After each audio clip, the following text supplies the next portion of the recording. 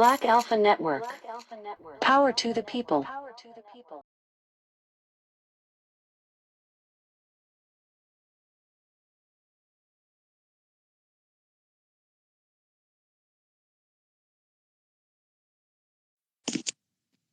All right. Peace and respect to everybody in the room. You guys could all do me a favor and share this room.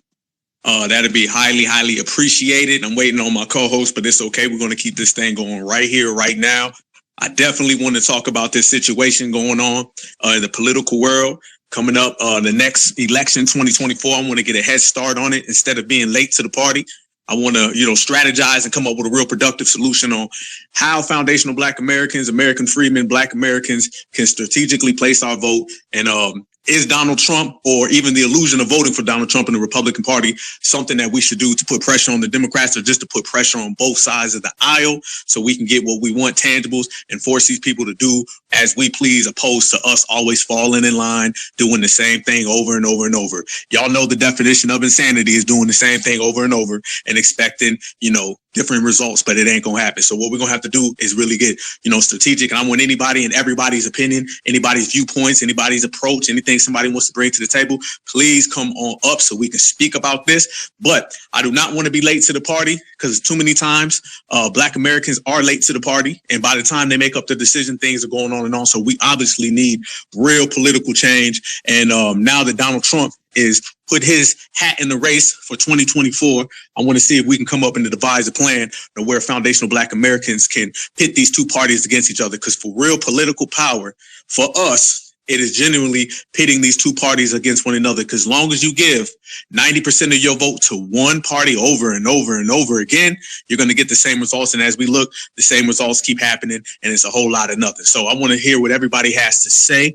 We're going to go ahead and keep this thing moving. We're going to keep it pushing, and I'm going to make everything nice and clear for everybody to understand. So if anybody's been watching the news lately, you see that Donald Trump said that he's running in 2024, and it's pretty much going to come down to Donald Trump and the Santos guy down in Florida. Is going to come down to those two individuals, basically, for the Republican Party. And then I'm hearing that, obviously Joe Biden is going to run again. And now Joe Biden is, 377 years old. So that's going to make things very, very interesting. But in terms of being a single issue voter, in terms of things that foundational Black Americans need, foundational Black Americans want, we got to look at this from an aspect of what is in our best interest. Is it in our best interest to sit back and just allow things to go on? Is it in our best interest to go to both sides of the aisle? Is it in our best interest to vote for one party over the other? Or is it just in our best interest, as we always say, to go policy over party? And that's really what I believe. But at the end of the day, I think we got a golden opportunity right now coming up in the next election. We have a golden opportunity to finally let everybody know that our vote is up for sale. Our vote isn't for free. Our vote isn't just going to go to the same people over and over that provide us with nothing. Our vote is actually going to have to be worked for. And the best way you do that is that you provide some type of actual bargaining chips. You got to really bring bargaining chips to the table and let people know you're going to have to work for it. And if you do not work for it, then we're going to go over here to the other side. And even if you vote for Trump, don't vote for Trump, or you give the illusion that you might vote for Trump, those are the type of things that end up helping. Those are the type of things that make people come to the table, force people to come to the table, and make everything happen. So that's what we're going to talk about right here today, and we're going to keep this thing going right now. I see we have already somebody on stage, Black Panther Party. I want to hear your opinion, your view, your approach, your outlook. Go ahead, the floor is yours. Well, yeah, I thought we had like one of our own candidates running. Her name is Ashaki, but I can see that, I can see that if since she is a Black woman and, she's a Black American, she probably wouldn't win the election anyways. But yeah, I just wanted to throw that out there. Like, we have her running, but as I've said, I can see if we didn't really have that much faith, because most of this country is white, so they're going to go for Trump instead of her. So that's all I wanted to say. I got a question. Where's she based out of? Huh? Where's she based from? Well, what state is she from? Let me see. She is, I don't see her, but can you look her up real quick, please? Yeah, what's her name? Say it again for me. Ashaki Nani Nichols for president. All right, I'm gonna have to type that in. I don't know how the hell to spell that, but I'll look. Here, wait. Let me spell it because I'm on her page right now. It's Right.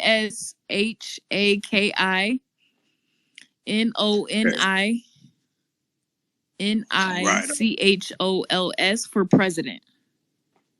Okay. I'll definitely look her up. How do you feel about Donald Trump? How do you feel about his candidates? Oh, put it this way. I put out a tweet earlier today. Everybody's seen it. Question is, would you vote for Donald Trump? Or even, like I said, not necessarily just vote for Trump, but even give the illusion to negotiate with Trump. Because, politics is all business. You feel me? Sometimes you got to just negotiate. Would you be even open to doing anything like that just so we can force the Democrats to do something for us? Or you just sit back and let it play out? And that's what I got to ask you. I don't like that Trump said he was going to arrest. He said something about he was going to arrest like drug dealers and give them the death penalty. So I don't like that, but I feel like I would have to do more research on his policies before I would make a choice, if that makes sense. That makes a lot of sense. But hey, do me one more favor. Spell that name out for me again for the lady that's running. ASHAKI. Then it's NONI. Then it's Nichols, NICHOLS for president. Here, can I send it to you? Yeah, matter of fact, I already found her. I found her. Okay. Yes, I did. Oh, you see her? Yes, I did. I'm gonna put her up in the. We'll go ahead and put her on up here in the jumbo. I'm glad you brought her up to me. I gotta see her. I gotta figure that out. Okay, thank you. Yeah, I was like confused because I'm like, we have one of our own candidates, but it would make sense, since this country is majority white, they'd probably choose like Donald Trump over her anyways, but I still think we should be supporting her as well. Absolutely. I appreciate that. That's what we got to do. We got to stay everything open. We got to treat this like a business. Anybody who goes to any type of negotiation table, you don't come and say, well, this is what I'm going to do. You say, hey, I'm open to anything. Anybody with the biggest bag, anybody with the most money, anybody with the most opportunity, we're going to take it. I'm going to send it now. So, and I appreciate that. So you can stay up if you like, but we're going to really break it down right now. My brother, DJC, then my brother, I think it's Mikey, then Sean, and I got my brother Marcel coming up. Go ahead, DGC. DJC. Hey, good morning, or good afternoon, everybody. As Black Panther Party was saying that, I actually put in the comments, I was like, I'm supporting Mrs. Shaki Nichols on this. We should codify and I guess go behind or go with her before Trump, before anybody. That's the one that's going for Congress. Oh, go ahead, Marcel. Oh no, I'm good. Oh, I'm sorry, I didn't know my microphone was on. Yeah, that's all I'm saying. Like, she has the all the stuff, some of the stuff that Trump was saying, closing the border, stuff like that, and then our actual agenda and stuff like that. So I would go with her. I would definitely push her out to the forefront. If we get 1 million of us to put some money down, I mean, hey, the sky's the limit for there. 1 million of us, $1, shit, we could push her out to the forefront. Yeah, so I'm gonna. Oh yeah, let me answer the top of the discussion. I'm sorry. Should FBA support Donald Trump? I mean, he got policies that I do want, but again, like I said, I was for the you know what, I'm gonna chime in a little bit later, but I would say just a hate vote, because Joe Biden ain't gonna do nothing. Cry Bill Joe 1.0 and 2.0. So I'm just gonna end it right there. Hey, I appreciate that, family. Matter of fact, I just pulled up that lady. She follows me. I didn't even know that. So I'm gonna look definitely into that. I'm gonna definitely look into that. Our brother Marcel. Hey, Marcel, it's all on you, family. You already know. Go ahead. Hey, Twitter really needs to come up with a way where you can type a tweet and still see the spaces, because you gotta type and start the tweet and come back. Let me be very clear. I ain't gonna lie. I mean, it's only a matter of time before Trump. We already know he's gonna say something that's crazy and off the wall that's going to cause a bunch of fake outrage from people. He may say something that's going to offend the hell out of us. But I am saying, let me think. I'm going back as far as I can remember. When I was born, Reagan was president. Anti-black bigot. Reagan, George Bush Jr., Senior, Clinton, Bush Jr., Obama, Trump, Crow. Okay, let's go back before Reagan. You had Carter. You had Nixon. Okay, then you get the Lyndon B. Johnson. Since the days of Lyndon B. Johnson, and Lyndon B. Johnson introduced affirmative action for us. And I think we forget, Lyndon B. Johnson was an anti-black bigot. He called the civil rights legislation, the voting rights and affirmative action, he called it the N-word bill. Okay, he literally said that. But anyway, though, the point is, I didn't need him to like us. I just need you to make sure you're doing policies specifically for us. And when he introduced affirmative action, that was supposed to specifically be for us. We know that's not what happened. My point is, I don't need a president to like us. I just need him to do things specifically for us. Since Lyndon B. Johnson, Trump is the only president that actually came up with policies for Black Americans. I put the Platinum Plan in my tweet last night, and I said, policy always, party never. And I'm actually going to see if I can find it, and I'm going to put it back in the Jumbotron. And because I think we need to look at it. Now, of course, the Platinum Plan is definitely not reparations, okay? Definitely not. And it will be an insult to say that it is. But in the Platinum Plan, he talks about how immigration, getting rid of illegal immigration to protect Black American workers. He talks about, he said he's going to hold himself to making sure that there are 500,000 new Black businesses. He said he's going to bring contracts back to Black businesses. He talks about healthcare disparities. He even mentioned sickle cell, but high blood pressure, which precipitates heart disease, which is the #1 killer of Black Americans. There were some good things in the Platinum Plan. It was definitely not far enough, and it definitely needs to be lineage specific, but it's definitely way more than any of these other presidents have done. So if we can leverage what's already been established, the fact that Ice Cube already sort of has a relationship with Trump, the fact that they sat down and came up with the Platinum Plan, we can easily possibly leverage that to get more lineage-based policies from him. It's a long shot, but that don't mean we shouldn't try. We could even try to get reparations, because what's going to happen when Trump did the Platinum Plan and he said this is specifically for Black Americans, he didn't get any backlash from anyone, not his MAGA base, not from the Republican Party, because he had that type of power. Whether he still has that type of power remains to be seen. People are bigging up DeSantis, but DeSantis is not polling well outside of Florida. He's popular in Florida, but outside of Florida, DeSantis is still not looking too good. So Trump still has a lot of sway and a lot of power, to the point where he can say, I'm going to do $500 billion specifically for the Black American community, and no one came screaming, unfair, how dare you? If he can do that, I bet you he can do reparations and not get any backlash. I feel that because he might have some competition, I'm not sure who is going to be yet, I feel they're going to be looking to edge out their competitors. They're going to be looking for a base to try to give them more support, to push them over the edge so they can win. We can be that base, but you have to earn it. But I do feel, and I'm a person who hated the man, and I let my emotions get the best of me. If I was the Greg Marcel Dixon then that I am now, I would have gone to some of those field offices that he put in Black neighborhoods or Black cities and towns, and I would have gone there and tried to talk policy. I'm no longer let my emotions dictate how I operate. I'm going to now let policy in the betterment of my people. So yeah, you're damn right. We should support Donald Trump if he comes to us with policies that's going to specifically address our needs. And the Platinum Plan is definitely not a perfect plan, but he does speak of policies specifically for us. If you don't mind, Black Alpha, Queen Alpha, I'm just going to read some of them. I'm not going to read the individual bullet points. 3 million new jobs for the Black community. Create 500,000 new Black-owned businesses. Increase access to capital communities in Black communities, by almost 500 billion. Safe urban neighborhoods with highest policing standards.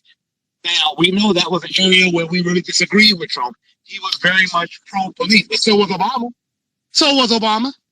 In fact, Obama's the one that signed, what was it called, the blue light or blue law bills to protect the police, who already are very protected. I ain't never heard somebody murdering a police all of a sudden getting away scot-free with it. They're already going to go to prison. We the ones that need protection. Anyway, access to better education and job training. Give Black churches the ability to compete for federal resources for their community. You know, I'm kind of side-eyeing that one. A lot of these preachers are nothing but Clyde Burns in the pulpit. Maybe that's the whole the story. Bring better and tailored health care to address historic disparities. He mentioned maternal health. He mentioned sickle cell disease. You know, you usually never hear them talking about diseases that disproportionately impact the Black American community besides AIDS, which is so stereotypical, it's disgusting. Immigration policy that protects American jobs. Advance home ownership, financial literacy in the Black community. Onshoring manufacturing to advance jobs and develop opportunities for Black-owned businesses. When the Platinum Plan first came out, I'm not gonna lie, y'all, I criticized it without reading it. I was like, it ain't reparations, whatever. But then I realized, I also said it had a lot of all lives matter language in there. But I was wrong to some extent, to a great extent. Most of he does specify the Black American community. It needs to specify the descendants of American slaves, but Trump is very anti-illegal immigration. I don't think it's going to be hard to convince him to make it specific to those of us who are actually of Black American lineage. But there's something he says that I like, even in the parts that are kind of all lives matter, like the minority. Damn it, I'm sorry, let me go back to it real quick. Like the part that says, I'm trying to find it. Minority. There's a department that he talks about. Oh, Minority Business Development Agency. I was like, okay, I don't like that. Let's put us in those damn minorities. He actually mentioned starting a sub-department specifically for African Americans. Now, I don't like the term African Americans, but we know they're not where we are yet. But he actually mentioned a department within that department to specifically focus on us. This is the most specific set of policies I've heard yet. Have we seen anything from Joe Crow like this? Who had the full House and the full Senate? Trump didn't campaign, well, he did, but we know he was just blowing hot air. Trump didn't get the Black vote. So really, expecting him to come and do policies for us, all of them should, but it was kind of unrealistic with the way that things work. But the fact of the matter is, Joe Crow got most of our votes, didn't say he would have our backs, and did nothing. Instead, told us to kiss the feet of legal immigrants. Trump did not get our votes. We hated him for the most part, and yet he still came with a package of policies that have spoken more to our needs than any president in recent history since Lyndon B. Johnson, who got all lives mattered our policy too. I feel he deserves credit, and I feel there's a possibility there. And I, for one, am not going to shy away from saying if the door is open to work with Donald Trump and his supporters, I'm going to take it. Anyone who doesn't like it, middle finger to you. Our people out here dying. I don't care about how you feel about it. I know how I feel if I see my people suffer and die. So middle finger to anyone who has a problem with it. And I mean that. Marcel, hey, family, can you tell everybody, we down here in the low country, can you tell people the difference it is to work with conservatives opposed to like liberals out there on the West Coast? I tell people all the time, you go way further down. I know the news and the mainstream tells a story that the conservatives is all the bad ones and liberals is all our friends. Tell people how different it is in terms of actually negotiating and working with the conservative opposed to a liberal. Down here at least, you will actually get way further with a white conservative than you will with a white liberal. Now, you have the establishment Republicans, like you have, generally speaking, who don't want to do nothing for no one, and they don't. And you got those here. But generally speaking, you will get far more anti-blackness from a white liberal. They're the ones that go in their gated communities, and the moment they see a black person there, they call the police on you. Usually with a white conservative, they for better or for worse, they live in closer quarters, usually with the Black American community, and usually you're more able to have open dialogue for them. I can tell you, for me running, I got much further in dialogue, at least, with some white conservatives than I did for some white liberals. The white liberals are not white Democrats always. The white liberal and the white Democrat are two different things. Not all white liberals are white Democrats. No, let me say it again. Not all white Democrats are white liberals. Well, white liberal is usually going to be a person who's white that votes for Democrat. And yeah, you usually get further in conversation and sometimes even in policy that you will with a white conservative. And the reason being, it's complicated.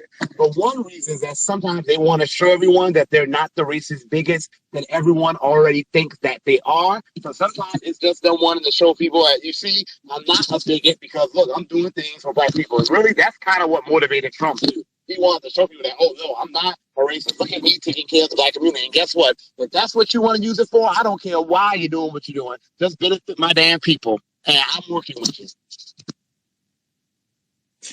Amen. Big facts. I tell everybody that when you look at Donald Trump's policies and anything that he's put forth for black folks, though it may not be perfect to the T, it may not have all the language that we want, let's just compare it to Joe Biden.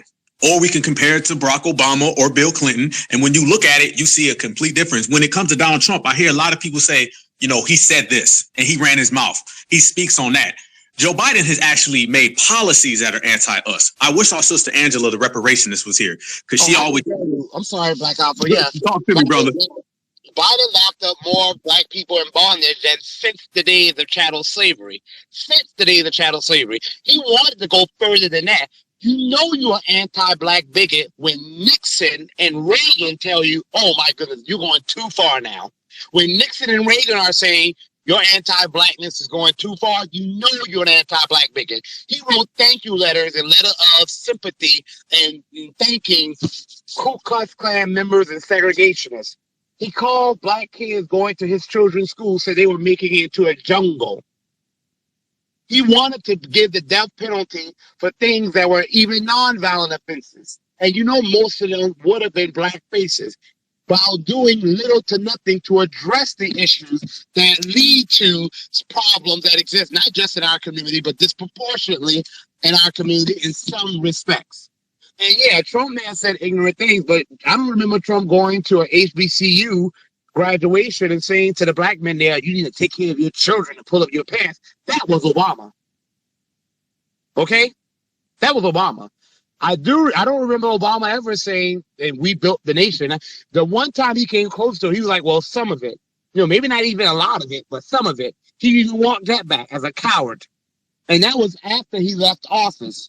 At least Trump had the balls to say, black Americans built this nation, but never got credit for it. And that's the low ball. That's a low ball to be happy that someone even had the balls to say that. But that's just how much we're neglected. Family, I was just about to play that audio. I can't think of any president in any time, any era that ever said that we built this country other than Donald Trump. Now, is that saying that Donald Trump is the greatest guy and he's our friend? He's going to go have RC Cola with us and go out on the town? No, but I've never seen anybody. As a matter of fact, the same time that Donald Trump was saying that, Joe Biden was saying that this is a nation of immigrants. We need to learn how to work with Latinos. And he also told us, if you don't vote for him, you ain't black. So you see the stark difference between two of them. I'm with Brother Marcel. We need to, at the end of the day, at the bare minimum, we need to negotiate with Donald Trump or the Republican Party because that's the only way you're going to get it. Everybody just seen the Democrats came out and openly told us that they're coming for replacements. They said they want to bring in 11 million. Family, and I'll tell this to everybody listening, people need to get this in their brains. You cannot be pro-black and be for immigration. You can't be for reparations and immigration. You can't. Either you're going to have to be for us or you're going to have to be for immigration because there's no fence to straddle. Being pro-immigration is being anti-foundational black American. Bottom line, I see my brother B. Zilla has made it, family. Tell me how it's going on the West Coast, brother, and go ahead. The floor is yours. Yes, sir. Yes, sir. I'm still out and about, but wanted to chime in real quick. Because I just talked about this last night on my live. And, one of the things that I'm looking at, I expect this to kind of be a political free-for-all for the black vote. Because now with Trump jumping in the mix, we'll see very fast how quick the Trump fear falls flat. And then once that falls flat, then we start exercising our leverage and power. And then again, we always talk about voting strategically. So then we'll also see who is really rocking with us and who is not. And I hope that most people understand that they are in the business of selling themselves to us, not the other way around. And right now I'm still out in motion, so I'm going to chime back in a minute. But Man, I'm glad we having this conversation. So I'm here. All day, every day. I think our brother Mikey dropped down. Sean, I cannot see your whole name, but it's on you, sister. Sean Renee. Hi. I just wanted to. Can you hear me? Yes, ma'am. Okay. Yeah, I just wanted to say that right now we all know that Biden is not doing anything for American free men. I mean, absolutely nothing. First thing he did when he got in office was do something for Asian Americans. And right now, I think they're even less than 5% of the population. But with Trump, I think the most urgent issue right now for us is immigration, and specifically illegal immigration. And we all know how Trump feels about illegal immigration. We know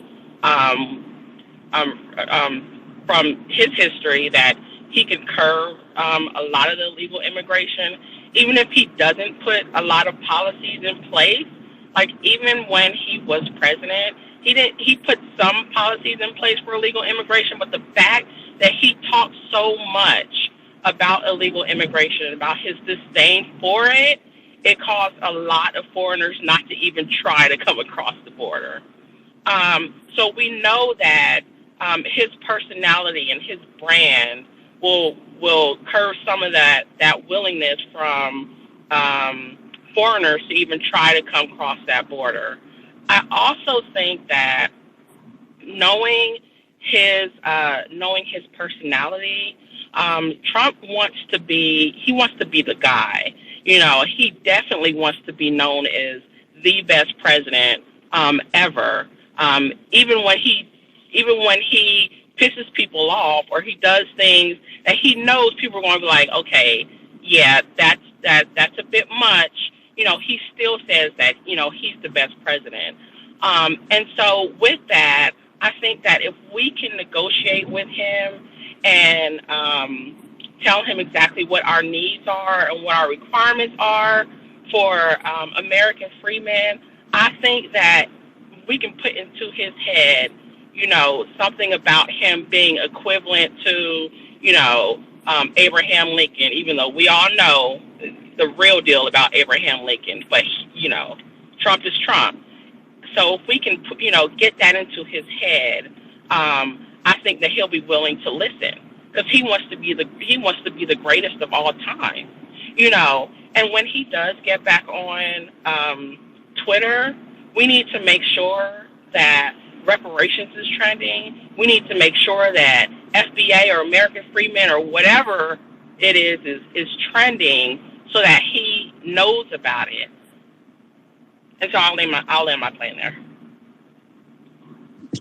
That's an absolutely great point. Actually, all the points you made are very, very intelligent because the last time that Trump was in office, a lot of black folks was just doing the liberal line and they were just saying, don't deal with them, don't negotiate. Anytime somebody's trying to strip your ability to negotiate in politics, that person is your enemy and they're working against you.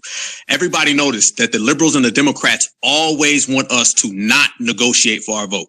They want us to just show up and go out and just play the game. That's not how it works. Politics is business. I don't care who you're dealing with. Whoever's sitting across that table from you, you better go and negotiate, and you better send your best negotiators to do that. So I actually appreciate what you're saying, sister, in terms of actually negotiating, putting our agenda on the table, and letting some real American freemen get to the meat and potatoes, to the details of the situation so we can really, really get something going.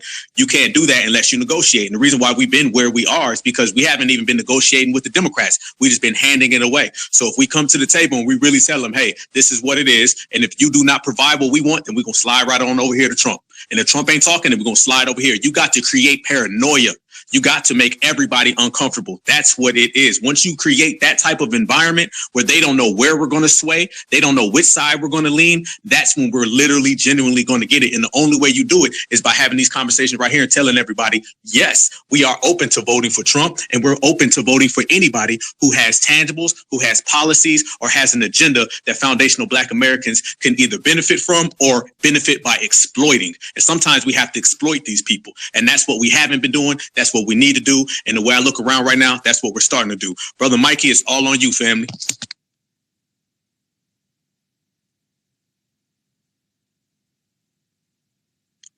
Brother Mikey, it's all on you, brother.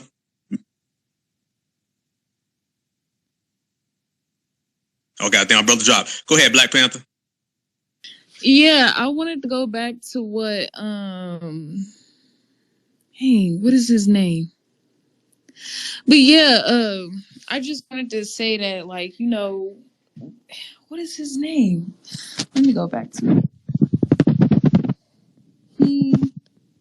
Anyways, but this guy, he was on stage and he said, you know, if we all supported and, you know, donated to, like, you know, Ashaki, you know, we could, you know, come out on top. And, you know, I wanted to conversate with him, but he's not on stage anymore. So Oh, you talking about a brother? I think it was DJC. yeah. Oh, you want to elaborate? Go ahead. It's all on you. No, I wanted to conversate with him because I agreed with a lot of his talking points, and that's really all I wanted to say. I just wanted to hear from him and stuff personally.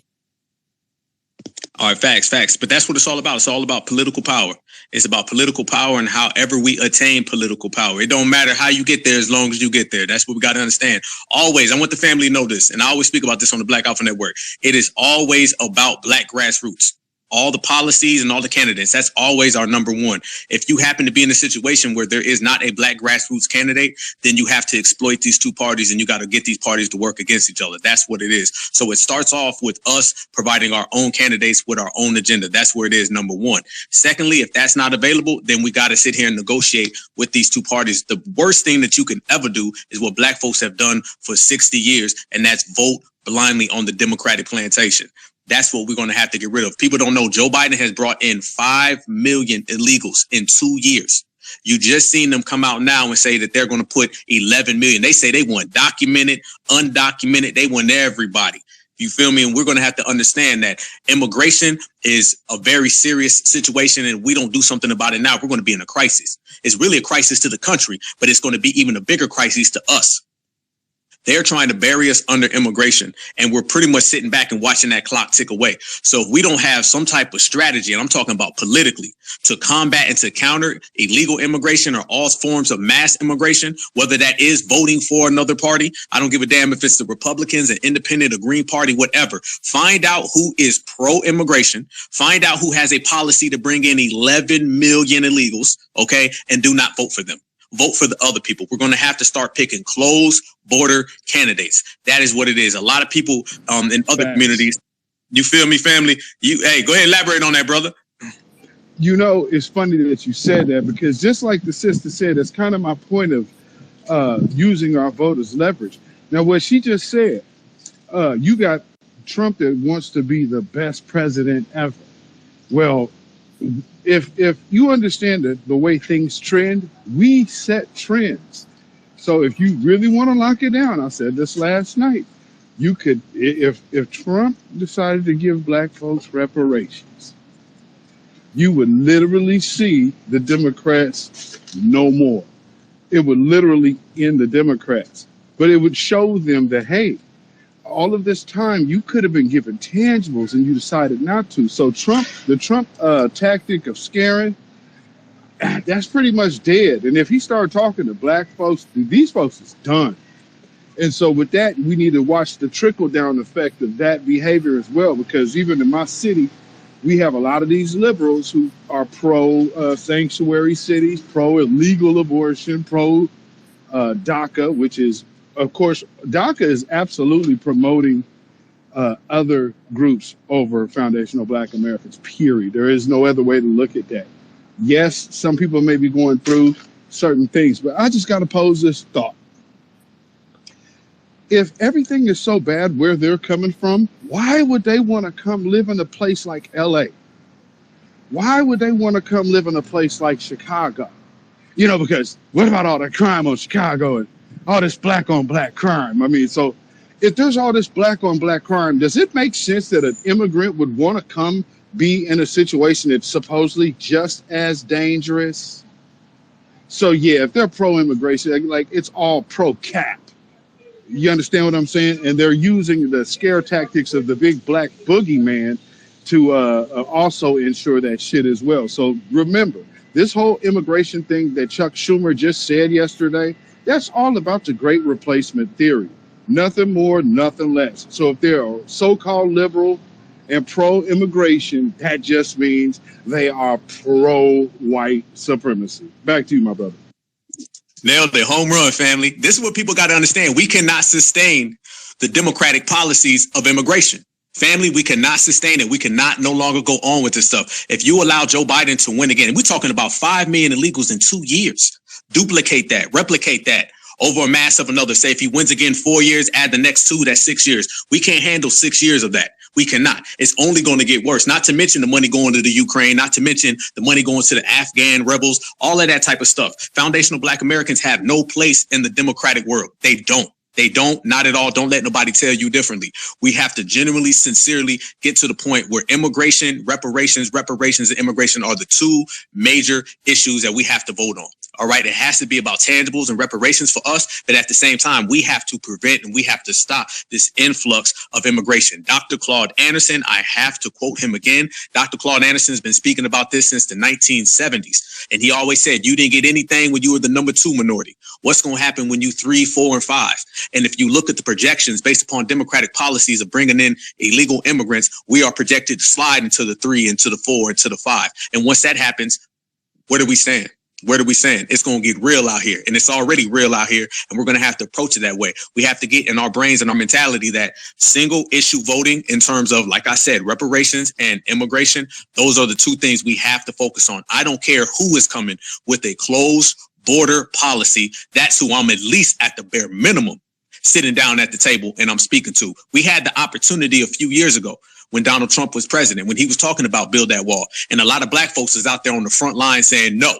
They were saying like these people coming in are our friends. We, as all certifieds right here in this space, and all of us who understand, and us folks who are very, very astute and everything, we know that these people are not coming over here with love for us. Y'all really think somebody's popping over the border from, Mexico or goddamn Nicaragua? You think they coming over here because they care about Harriet Tubman? You think they coming over here because they care about Huey Newton or Fred Hampton, Martin Luther King, Malcolm X? You think they care about any of that? Or you think they care about getting it how they live? And how they live in their countries is anti-Black. Somebody is not anti-Black across the street in their home country. Then they come over here to our country and all of a sudden they like us. There ain't that much shit going on as you cross the street. You're not having a metamorphosis and a transformation as you cross over the damn border from Mexico. You're anti-Black and you get here and then you love Black folks. No. That is not how it works. So what we're going to have to genuinely, sincerely, and truly do is focus on stopping immigration. People think it's a game. I'm in the deep South right now and you see them coming. You see them coming. They are on their way and you see them being handwritten. I mean, they got them holding their hands, walking them right in, just saying, come on. And you never saw this years ago. Now you're starting to see an influx. That's what Stacey Abrams' whole candidacy was based upon. Her whole candidacy was based upon doing what they do out on the West Coast and bringing it down south.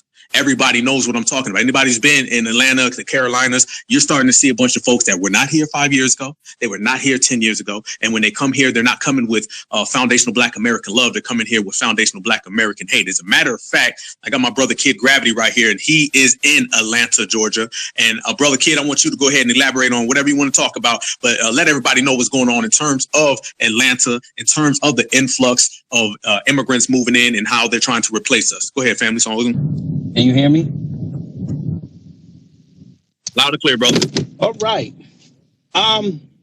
Like I said, the Asians got dealt a blow with Stacey losing because they wanted Atlanta. So this is good. We have about 4 years to make sure that once Kemp leaves, we got our own candidate ready to go. So it's time to get serious. Schumer, it would just be a New York real estate agent to say the part out loud that we all knew about 30 years ago. And like B. Dilla said, they just want to replace us. I saw Trump's speech on Tuesday. I was not impressed because I wanted him to basically reinvent MAGA, make it about the people again. But of course, he had his handpicked coons and white supremacists in the room. So I was like, all right, this is just going to be a redo of 2020. So I'm not impressed. Now, he was talking about family and mentioned Black folks. That's great. I need him to come talk to Black folks. He's got to come to the soil. We don't bite. He got to come down here. He got to go to these Black cities. Don't be going to states like Georgia and going down to Perry and Valdosta where it's safe. Come over and go to Atlanta, go to Centennial Olympic Park, talk to black folks. It's not that hard. Or send black folks out there. It's not that hard. But family, I don't know if anybody saw that the House Republicans are putting out a probe on Joe Biden and probably use that for impeachment proceedings. Fine, great. We need to get to them and say, make sure you do that. And above all else, make sure you have Obama testify. Because you do that, even the image of him going into Capitol Hill to talk will destroy the Democrat Party. We don't have to wait till 2024 to do it ourselves. They can do it there. So get to your representatives, write out a letter, email, whatever. Say, make sure when y'all do this, Obama has to testify. And last, before I get back to the plantation, I heard that there's this FBA expo that Tariq's trying to organize. I think that's the day you guys need to have your agenda ready and announce it to the world, because you saw how much press the rally got. Now, anything Tariq does is going to get even more press than before. This is the time where y'all got to strike and say, listen, this is what we want. No, we want our anti-hate legislation. We want the reparations. And we also want sanctuary cities ended. If y'all do that, I'm telling you, a lot of people will say, you know what? They're making sense. Let's get on board with this. And you guys will have a lot more visibility on what you need to get done. So by 2024, like I said, if nothing happens, we have the Black Grassroots candidates ready to go and say, this is what we're running on, these 3 agendas. Y'all don't like it, we're going to take those seats and we're going to do it ourselves. But let me get back to this plantation. Hey, salute to you, brother. Salute to you. Before I toss it to you real quick, B-Zilla, I'm loving what you just said there right there, kid. We got 2 years right now. We just had the midterm elections about a week and a half ago. Now we got 2 years coming up to the major. This is picture perfect timing, family. This is picture perfect timing. We got all the momentum on our side. We got the intelligence. We got the wherewithal. It's right now. What we do today and as we build, let's get it. And this is why I love these conversations and this dialogue, is because we can sharpen our blade and we can get laser focused leading up. Too many times election night pulls up and black folks ain't got no goddamn strategy. You know, when election night gets here and it's just, I'm going to go down to the goddamn church and I'm going to cast a vote for the blue and the Democratic Party. That's what's got us in the position now. That's what got the Democratic Party saying we bringing in 11 million illegals. And let me say this. Anybody who understands sociology, they know that 11 million illegals, that affects foundational black Americans most. Every single study has been proven that when you bring in these people, it affects us. Solely us, directly us. So anybody who gets on the panel, gets on television, has a fucking press conference, shows their teeth, they shinning and grinning, they smiling, and they talking about DACA or Dreamers and bringing in all these illegals, they know goddamn well that is hurting foundational black Americans. And here's the kicker. The Democratic Party are the main ones who do that, knowing that we are their number one voter bloc. We have to punish them. They have to pay. They have to pay for this shit. We can no longer sustain being on the Democratic plantation. It is real out here. You're going to blink, and the next thing you know, they're going to try to overwrite us. That's exactly what the game is. That's the plan. They've been having this plan in place since the 1970s, the 80s, the 90s, the 2000s, and it's pushing. We have to be the people who put it into it. I don't give a damn how you put it into it, but we have to put it into it. And it starts with these type of conversations, identifying the problem, and using these 2 years that we have leading up to the next election by strategizing, mobilizing, and galvanizing so we can come after the Democratic Party and we can put it in to immigration and get our reparations in the meantime. Black Native, it's on you, and it's to my brother, John Horse. Oh, hold on, before you go, B-Zilla to you, and then we'll pass to the hands.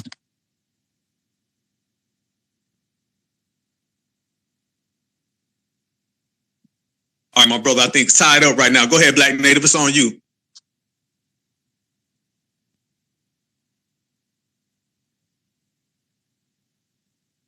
Black Native, it's on you, sister. All right, I think she dropped. John Horse, go ahead, family. Yo, what's good, everybody?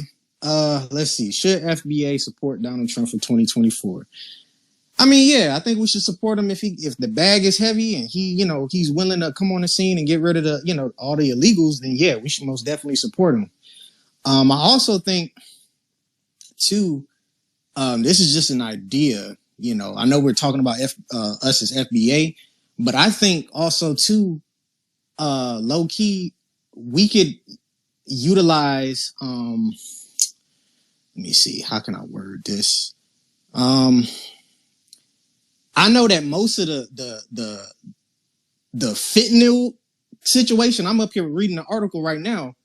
Most of the fentanyl that's coming into the United States, most of that's coming from across the border.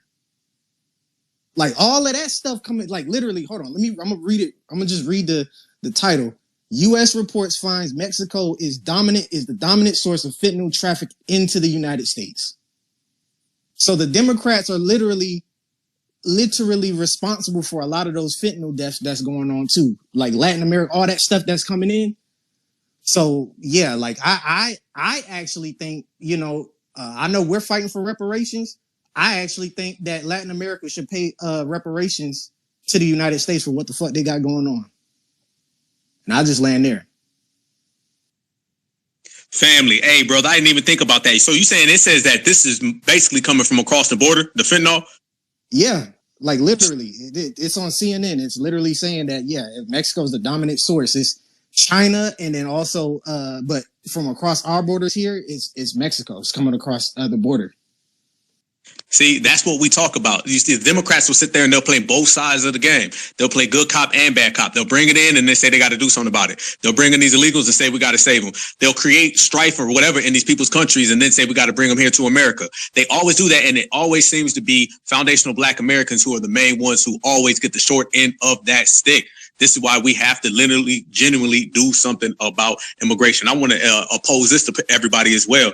When you start talking about Donald Trump, anybody remembers now, we're here to the point. We've seen Donald Trump's presidency for 4 years, and we've seen Joe Biden's for 2 years. And to me personally, either at the minimum, there's not a difference, or you could say that Joe Biden's has been worse. Joe Biden's has been worse. We're talking about he's sending out money every day. Every day. He just sent out more money to the Ukraine. I mean, how much is that at this point? I'm somebody look up the numbers for me. I lost count at a couple billion. You feel me? When you start talking about the people separated at the border, you're talking about $400,000 a piece. Come on. I was just in Washington, D.C. at the rally and went to the White House. All the homeless people I seen up there were foundational Black Americans, mostly. While you seen a bunch of non-FBAs walking through the streets, bumping us with their shoulders like this is their territory. So you're talking about 2 blocks up from the White House, you have foundational Black American homeless people, which a lot of them happen to be Army vets who served in this country. But you can go right over that damn wall to the White House and they're writing tangible policies that give money to everybody except for us. That is not sustainable. It is not. That has to be really conquered, and we are the people who genuinely have to do it. And as we speak about a lot of times, being a single issue voter, there's nothing wrong with that. There's nothing wrong with being a single issue voter. Hell, okay, not a single issue. Okay, 2 issues, reparations and immigration. And like I said, you cannot sit here and be pro-reparations and be pro-immigration, because the immigrants are the people getting all your reparations money. So it takes you nowhere. It doesn't do anything for you in the long haul. We got to genuinely get to the point where we, go around that. I'm going to ask you a question, though, Brother John Horst, in terms of dealing and negotiating. Like I said, ain't nobody got to go and just vote for Trump. You ain't got to walk down there and just hand them your vote. But in terms of negotiating, literally creating the illusion that you may vote, letting people know that the vote may go this way, it may go that way, creating a sense of paranoia, creating a sense of uncertainty amongst the politicians. What do you feel, brother, is the best way of doing that in terms of 2024? I mean, we could do it both ways. I know some people don't want to vote, which I totally understand. And then you have some people who still want to vote, but they're more so leaning towards, the Republicans. So I think, the white supremacists take both sides. I feel like we can do the same thing. So, you'll have some people who sit out and, just decide, I'm going to just take matters into my own hands and just do what I want. Since y'all not doing anything, if the government's not going to do anything for me, then I have a third option, and that's myself. I'll do what I need to do, how I want to do it, when I want to do it. You can do it that way. And then you're still going to have, the people who want to, vote, but they just all need to more so vote for any candidate that's against illegal immigration and that's for reparations. You know what I'm saying? We need, I believe that, I'm a whole proponent in bringing, our manufacturing jobs and stuff all back to the United States. You know what I'm saying? I'm a whole proponent of that. And, I feel like that sector we should have control over, construction and manufacturing, specifically for foundational Black Americans. That's an industry I feel like for us that we should take over when those industries do, open up for us. That's what I think that we should do.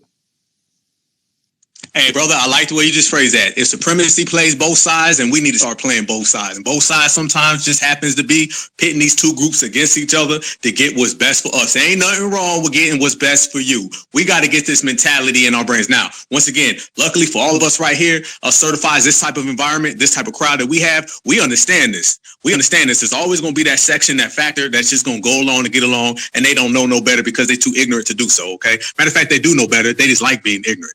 We don't. We're intelligent people, so we got, to cancel all these things. Terms minority, people of color, African American. These are terms that they put in place to make us think these people are our friends. So therefore, we vote for policies that benefit these people, and then these people come here and they take what rightfully belongs to us. So it's not just in terms of the voting and the ballot. It actually starts with the mentality. Everything starts with the mentality first. Once you cancel this, we all the world, we all buddies, we all friends, we all people of color. Once you cancel that type of thought process, then you quit voting for people who come over here who want what's best for them and not what's best for us. She Means Business. The floor is yours. Hey guys, I see you're back again with another fire room. Thank you so much. Shout out to you and Beatzilla and Queen Alpha as well. I just wanted to touch briefly on the immigration thing because there's a sister on this app named, I believe her name is Pamela Denise Long. She's been doing some really, really informative rooms about immigration, and she had one this week. I don't know if you want me to post the link in the Jumbotron or just put it in the chat thread for this room. But in that space, she had a guy who works for an organization where they specifically track everything that's happening with immigration when it comes to politics, any bills that they're trying to put together or pass at the last minute. And just he was explaining like all of the different ways that we are being impacted by legal immigration and illegal immigration, because a lot of people just think it's just people coming across the border. But, he was breaking down the visas, the different types of visas, the temporary status that people may be given, like if they have a natural disaster in their country, but then 10, 15 years later, they're still here in the U.S., and then they can sponsor other people to, other family members to come. And so what people are not also understanding is that we're not just helping the people that came here illegally. That one person can turn into like 20, 30 people because, for example, with the DACA, he was saying those children who they want to, protect with DACA, they can then sponsor their parent who was the one who came into the country illegally to begin with. And then some of these people, when they're coming in on different visas and stuff like that, they're able to sponsor not just their parents, their brothers, their sisters, like all types of situations are going on. So that room was very informative. One thing that I'm doing is sending the link to that I'm texting it to people to have them listen to it. They don't have to have Twitter to listen. They can copy and paste the link into any internet browser on their phone or the computer. And that way they can start to understand what is really happening with this immigration situation, because the media just paints this big old narrative. We're just helping people, these desperate people, but they are literally selling us out. He was talking about how even a lot of these companies, they continuously lie and say, they do jobs that Americans don't want to do, right? Well, they're even talking about jobs that American teenagers have always done, like some of their first jobs at, lifeguarding and different things like that, lying and saying that they need to bring people from other countries because Americans don't want to do these jobs, when the reality is they don't want to pay them what they're supposed to pay them. And they actually lie when they go to lobby for these things about how much they're paying these people. So they have some tools and stuff as well. So I just think it's really great for people to listen to that space to get more informed on just how this is really working on so many different angles and how they're literally just exploiting the whole thing. And the Democrats are the main ones that are allowing all this to happen. It's just undeniable. It's not saying that there aren't Republicans that are complicit, but the Democrats overwhelmingly are allowing this to happen and also pushing for this to happen. And I don't know, another thing I did is I started sending that Chuck Schumer video to people as well, say, like, some people that I've already been talking to about this situation, I'll add on extra stuff. Like, do you think I'm still overreacting about the attempted genocide on our people and the erasure? Other people who, I'm trying to pique their thoughts. I'm like, what do you think about this? So those are just different things that we can start doing to actively spread the word, because we have to combat this lying narrative that the media is presenting to our people. And, as Black people with our humanitarian nature, we love and want to help people, but we have to understand that this is literally supporting our genocide. And I think another thing is there is a very good video that explains the history of Latin America when it comes to Black people, their history of anti-Black racism, caste systems, and ethnic cleansing. That's another thing that I think is important to share with people, because a lot of our people don't know that history at all. So when they're promoting this Black and Brown coalition, they may be thinking about their individual relationships with, people that are Hispanic or whatever, but not understanding the culture. And like you said, those people are not coming over here with the mindset of adding to make America better and for everybody to, work together and achieve things here. That's not what they're coming here, not coming here with that mindset. And also this promotion that the media has done, they have made these people feel like they're entitled to come here and compete with us. And a lot of them, when they start talking, they act like they're the better American citizen. I mean, it's actually really sick. And I think that's another thing we need to expose people to, is the sick, entitled mentality that people are coming here with. But I will leave with that. So just let me know if you want me to post it in a Jumbotron or in the chat. I appreciate that. Hey, a lot of good points. I agree with pretty much everything you said. They come over here entitled. They think they're American. They try to make us second-class citizens the same way they make Black folks second-class citizens in their homeland. Go ahead, John Horst. It's on you, brother. Yeah. Yeah, man. I mean, it's crazy down there in Latin America. But, I was just thinking about it because, unfortunately, we do have a lot of Black people who still sleep. Some of our people gonna need that pain.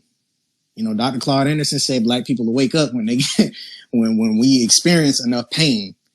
Some Black people, they just don't get it, and sometimes, I feel like in a certain sense we may have to go backwards in order for some of our people to really get it and understand. They gotta go through that those hardships and that pain that our ancestors went through. So in a certain sense, it's like it's a blessing and a curse at the same time. But sometimes, for us, we have to have our backs pushed up against the wall in order for us to really, really do what we got to do. And I just want to say too, man, if push come to shove, understand and always remember, it didn't take votes for us to get out of slavery. So we got a third option. If all else fails, we have a third option. So just understand that. The white supremacists, they have to try to exterminate us slowly. They can't do it fast. They got to try to do it slowly. So that way it doesn't look like a genocide is going on. Force the white supremacist hand. If it push comes to shove, sometimes you got to do it. You know what I'm saying? Have them do it fast. Because understand this, the 20 trillion is going to get paid one way or the other. It's either going to get paid doing it the right way, the civil way, or they'll pay it deleting us, but they'll fall in the process. And I'll end there. Big facts, big facts. I appreciate that, brother. That's a good point our brother just made right there. At the end of the day, when it gets to it and we get to that 11th hour, it's going to fall or it's going to stand. And we're going to be in the point where we got to make things happen for ourselves in real time, real genuine, true results right here today. That's why I love these conversations. And if everybody's noticed that we've been, upsetting the apple cart, we threw a wrench in the game. Once we got on code, and I'm talking about mentally, physically, spiritually, all across the board. Once we got on code, we started to really dictate things opposed to being dictated to. There's a difference between having someone tell you what it is opposed to you telling them where you stand. And this is what I like right now. That's why there's these $1 million campaigns to always get foundational Black American freedmen to support everybody other than foundational Black American freedmen. They want to keep us here. They're not changing. The Democrats are never going to change unless you force them to do something. Even when you force them to do it, it's not going to be because they wanted to do it. It's because, like our brother was just saying, they facing the end of their party. You feel me? And when we sat back and we watched a lot of things that occurred during this last election, the midterms, we seen it with the Stacey Abrams. We seen how she faltered. They spent billions of dollars. I'm talking about Stacey Abrams has been getting groomed literally since the Clinton administration. There's videos out here at the Clinton inauguration talking, and they were grooming her since day one. They put a lot of money behind her and she didn't get off the ground, and that's based on us. We could take responsibility for that. So we have political power. As I tell people, our political power does not look like everybody else's political power because we ain't everybody else. We different. Everybody knows American freedmen. We different. We walk different. We move different. We think different. So therefore, the way we attain power, the way we sustain power is going to look different than everybody else. The way we do it is getting on code, getting codified, and getting rid of all these myths. But I say this to the family. Aren't we always right here? Isn't it the same game? Aren't we always in this space where we're sitting here talking about the Democrats bringing in these people? We start talking about the disrespect from these people. When you see somebody who's a Latino Karen making phone calls talking about this black person is trying to hurt me and screaming, I know y'all seen the video. When you see these people attacking our sisters in stores, and I'm talking about all of them, I'm talking about the hair salons, the nail salons, all across the board, you don't see bunch of videos where these people are assisting us. We just had the reparations rally. Where were all those allies? In political season, 24/7, 365, everybody talks about they are allies, they got our backs. But when we start talking about real boss moves, nobody's around. You don't see anybody. I think it was the Iranian people. They showed up at our reparations gathering, and they showed up talking about something that's going on way in Iran. They did that strategically. They did that on purpose. That's exactly what they did. They didn't come to our reparations rally when we was talking about getting it, but they want to come and disrupt it to talk about their issues. No one's ever seen or saw when it comes to foundational Black American freedmen getting what belongs to us. They only come to mooch. That's why I say leeches of color. That's a Black Alpha Network exclusive. That's what I call it, leeches of color. And because that's what they do. They leech off of things that we create. And the Democratic Party facilitates that. So as I was saying earlier, terms like POC, terms like minority, terms like African American, those words, you have to view them as bridges. They're just bridges to where somebody can take the tangibles that belong to us and they can transfer them to tangibles that do not belong to people who are trying to claim them. That's why you hear Joe Biden say things like, this is a country built by immigrants. This is not a country built by immigrants. This is why they walk around here and they talk about we need to start working with these people, basically telling us we need to take a second to third class citizen stake in the country that we built. No longer are we going to allow that. The Edmund Pettus Bridge, the Yes We Can era, they were all for that. We're not. We're going to make sure that everything that gets done will be because of us, and the future of America will be written, but it will be written in American freedmen handwriting. She Means Business, back to you, and then back to our brother John Horst. Oh, yes. So as you were talking, I was just reminded of one other thing that was mentioned in that room.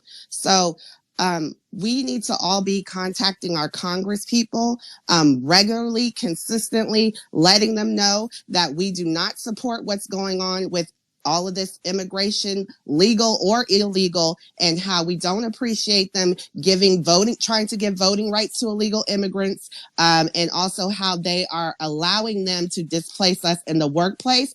And just be very clear that it's not these just low-end jobs that they keep promoting. The tech industry is having a huge issue right now with Indians coming in, trying to bring their caste system into the workplace, creating hostile work environments for Black people. There are literally Black tech people that have said when they do an interview on a Zoom and they see an Indian person as the person that they're going to be working for, they immediately exit the Zoom because that's how bad it is with the micromanaging and thinking that they can treat you like a slave.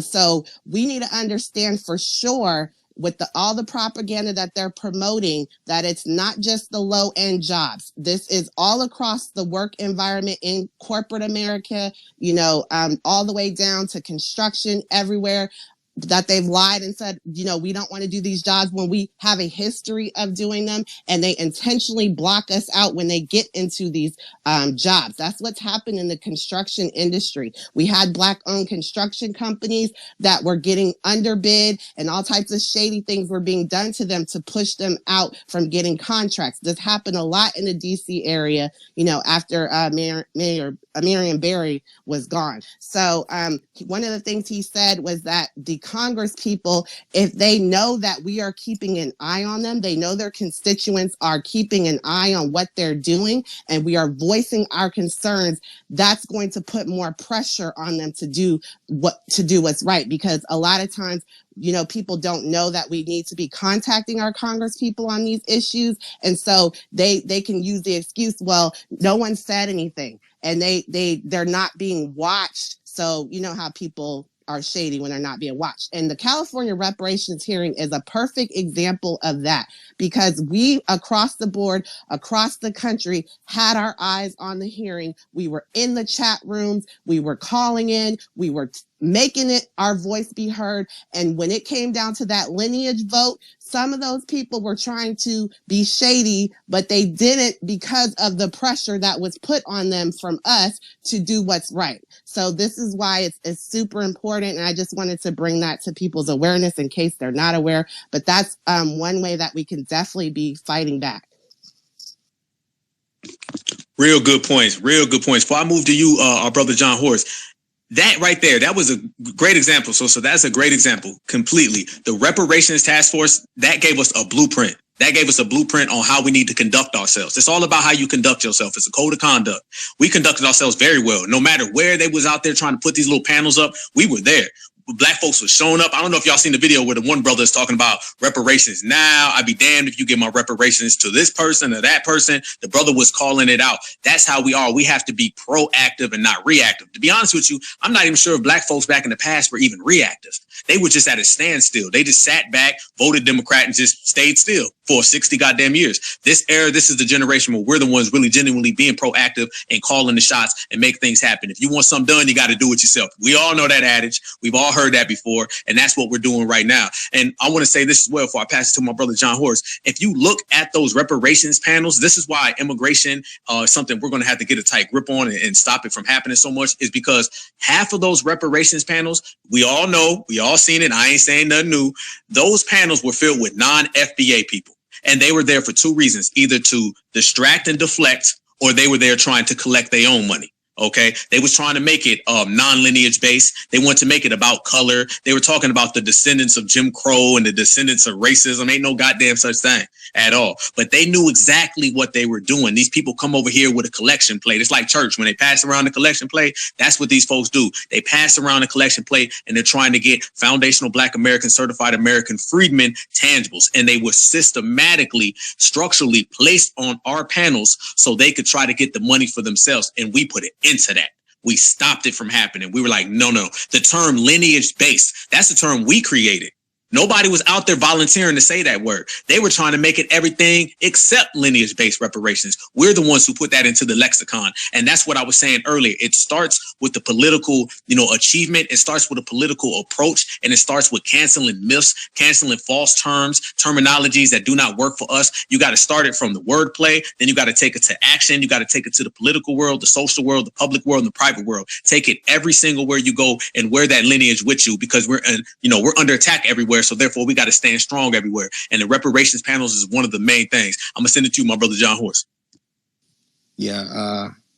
I just also wanted to say, too, always remember, the white supremacists have a glass floor that they stand on.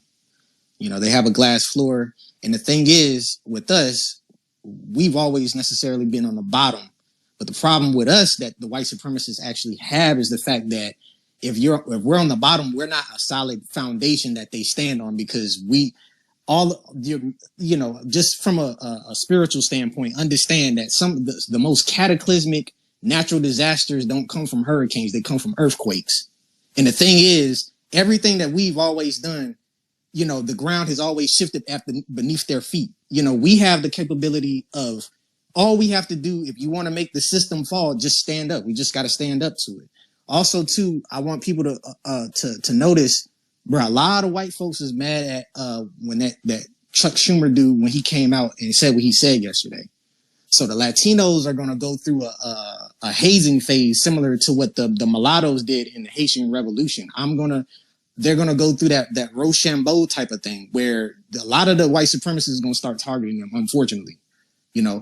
Of course, I don't want nobody to get hurt, but I foresee that happening. A lot of people is pissed off right now, and I just land there for now. Damn, brother. Hey, brother, you be having them good points, family. I didn't even think about that. Absolutely right. It's going to be that same go around. And that's the middle ground that I talk about. We have middle ground with a lot of conservatives. Does that mean that we got to be friends with them? Does that mean we got to hang out with them? Hell to the no. Because this is business. This ain't personal. This ain't personal. This is only business. Is there a middle ground? Yes. Down here where I'm at in the Deep South, I'm going to tell you right now, all these illegals coming in, Billy Bob, Jethro, they not going for that. So if I could sit down and formulate a plan and an agenda with Billy Bob and Jethro where my people get agendas because he's against immigration just for whatever reasons he's got, I'm not concerned with his reasons. It's his reasons because he's anti this or that. Fine. I don't give a damn. I know what I am. I'm foundational Black American. So if I can sit down at a table and negotiate a deal because this guy's got his approach, I got my approach, and that both gets us to the point where we stop immigration and that helps my people, then I'm all for it. I tell people like this all the time. I would rather negotiate with the Republican than to ever sell my soul to a Democrat. Now, with that said, I want to have our sister, Miss Nichols, on the stage. I appreciate you showing up, sister. I appreciate your time. You can have the floor for anything that you want to speak of to the topic or further. So the floor is yours, sister. Hey, can you guys hear me? Yes, ma'am. Just making sure. Okay, thank you so much. I'm at work right now and I wanted to listen in. So I do appreciate everybody being here. Thank you so much, Black Alpha, for welcoming me to the stage and having this discussion. I definitely hear the frustration. And that's one of the reasons why I'm running for president, is because I was frustrated and I didn't hear any other voices out there. I didn't see anybody standing up for what I believe in. You know, I definitely believe we have a country to save right now. And it definitely comes down to our vote. One thing that I definitely heard was the immigration issue, and it definitely is an issue. A part of my platform is, I call it the 10-year plan. It's 10 years of a closed border, to take 10 years to remove illegal citizens, and also 10 years to get those who've applied for citizenship. However, we also need to have a moratorium on HB1 visas, which causes chain migration, which is something I heard another sister talking about that was on, because what they'll do is they'll allow individuals to get citizenship by proxy for those who've already gotten here. And that's where it needs to stop. It's gotten to a point where, you know, even Chuck Schumer's like, we're not producing enough individuals. Well, unfortunately, you promote abortion so much that everybody thinks that that's what they need to do. So we're killing off our own. We're not growing as a country. And then you want replacement migration. And yes, replacement migration is a thing. It's on the UN website. They also talk about it in the World Economic Forum. It's in Agenda 2025 and Agenda 2030. This has been a systemic plan. We are living a plan. So I just want everybody here on this call to understand nothing's happening by accident. All of this is a part of a larger plan. And luckily, we're awake enough now to know what we need to ask for, to know how we need to coalesce and actually come together to get things done. So if you guys are ready to get things done, I'm ready to do the job. That's why I'm running. So I definitely need your support. I need your prayers. Please share with your family, with your friends. If there's any questions that you have, please don't hesitate to send me an email, drop me a line, give me a call, because I'm always looking to make sure that I'm representing our people well. You know, learning about freedmen, seeing that we're a part of the Constitution, it just gives me that pride every day to know, okay, I got something worth fighting for. You know, I've got children, I've got a grandson, so I want to make sure that I represent them well and I represent you guys well. And thanks again for allowing me to speak, and I'll land my plane there. Absolutely. I appreciate your time. I definitely appreciate it. We all right here. This is what we do. We all sit here and we strategize because it's going to take strategy. It's going to take us to all coalesce. It's going to take us all to be on the same page and move as one, not move, separately, but move as this family tree. Take this family tree and really bring it to the political world. So I do appreciate that, sister, wholeheartedly. And I'm going to DM you. I'm going to make sure I DM you so we can connect and, we can build something together, because I'm all about working with the people. It's all about everything we do is all about the people. Nobody comes to this as an individual. We all come collectively. So I'll definitely DM you so we can further, this movement that we got going on right now. This is about the Black grassroots. So I tell everybody that the thing that's going to shape the future is the Black grassroots. This is what it all is. The Black grassroots is here. Pretty much throughout American history, it's been the Black mainstream, the Black boule that's been in control of a lot of things. And this is why we were always going in the wrong direction, because we all understand that the Black boule is controlled. They're contrived. They don't work for us. They don't have our welfare or our best benefit in their minds. This is the first era that I can think of where the Black grassroots is in control. I mean, if you look, every terminology that is used, those are ours. They're still out here running around saying things from the 1960s and 70s. They're out here talking about people of color and minority. We don't say that. What happens if we sit in a room, and this is for everybody out there, what happens if you sit in a room with somebody and we having a real genuine discussion and they start saying things like as an African American or as a minority? Conversation over. Conversation over. We don't use those terms no more. When we start talking about American freedom, foundational Black American, we start talking about being on code. Those are all terminologies that we put. Those are terminologies that we built up just recently. Everything now is fresh. Everything is different. So they talk about a blue wave. They talk about a red wave. There's really going to be a Black grassroots wave, and it's really sweeping the whole country. Absolutely. And it's actually sweeping the whole planet. And everybody's just going to have to deal with that. They're going to have to understand that. When we just had this reparations rally, how powerful was that? That was the biggest, real, genuine Black rally. Somebody could say the March on Washington, but a lot of people who know the history know that the March on Washington was actually sold out.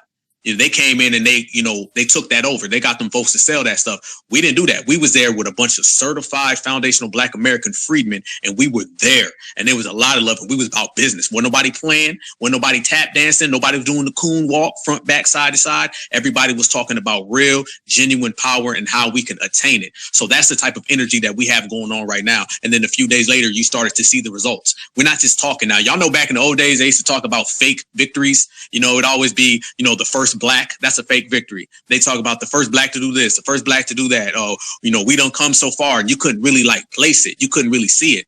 This is the tangible era. So when we say we're getting victories, you can sit back and watch it happen. We could sit here right now and say that foundational Black American freedmen are going to change the world. And you can look at the politics and you see our effect in those politics. The last election that just happened, the midterms, that was all based on us. Stacey Abrams lost because of us. Let's just put it on the table. Okay. She lost because of us. There's other factors, but if we weren't the ones out there pushing the line, it wouldn't have happened. So no matter what goes on, it's going to be about us, because like I said, this is the Black grassroots era. And for the first time, we're the ones, piloting. We're the ones, the pilots in this damn, this jet. It's us. Clyburn is not. Barack Obama is not. Stacey Abrams damn sure isn't. Any of these people. It's all about us. So whatever we do, whatever we put forth is going to actually be what happens. And we sitting back and we watching it play out day to day. So this is how we're going to continue to do it. And this is how we're going to make sure that everything goes forth and everything stays strong. And it's going to take a collective movement. It's going to take these conversations. But I'll be honest with you, I think we've been doing a damn good job. I think we've been doing a damn good job. And if you look around and you see the way everybody's acting like us, they talking like us, they're using our talking points, they're using our terminologies, that once again is a result that you could point to that shows you where we are right now. But we're going to keep this thing moving. We're going to keep breaking it down because, like I said, it's picture perfect timing, family. We got 2 years right now to build up to the next election so we can really make our impact. So we got all the time we need. We got all the soldiers we need. We got the Black grassroots that we need. We got all the smart, intelligent minds, the brothers and sisters, the kings and queens, the goddess and gods. We got it all. So let's make it happen. I'm going to pass it on to our brother, Sir. I see it says, Sir. I can't see the rest, but the floor is yours, my brother. We ain't together at all. What you mean, brother?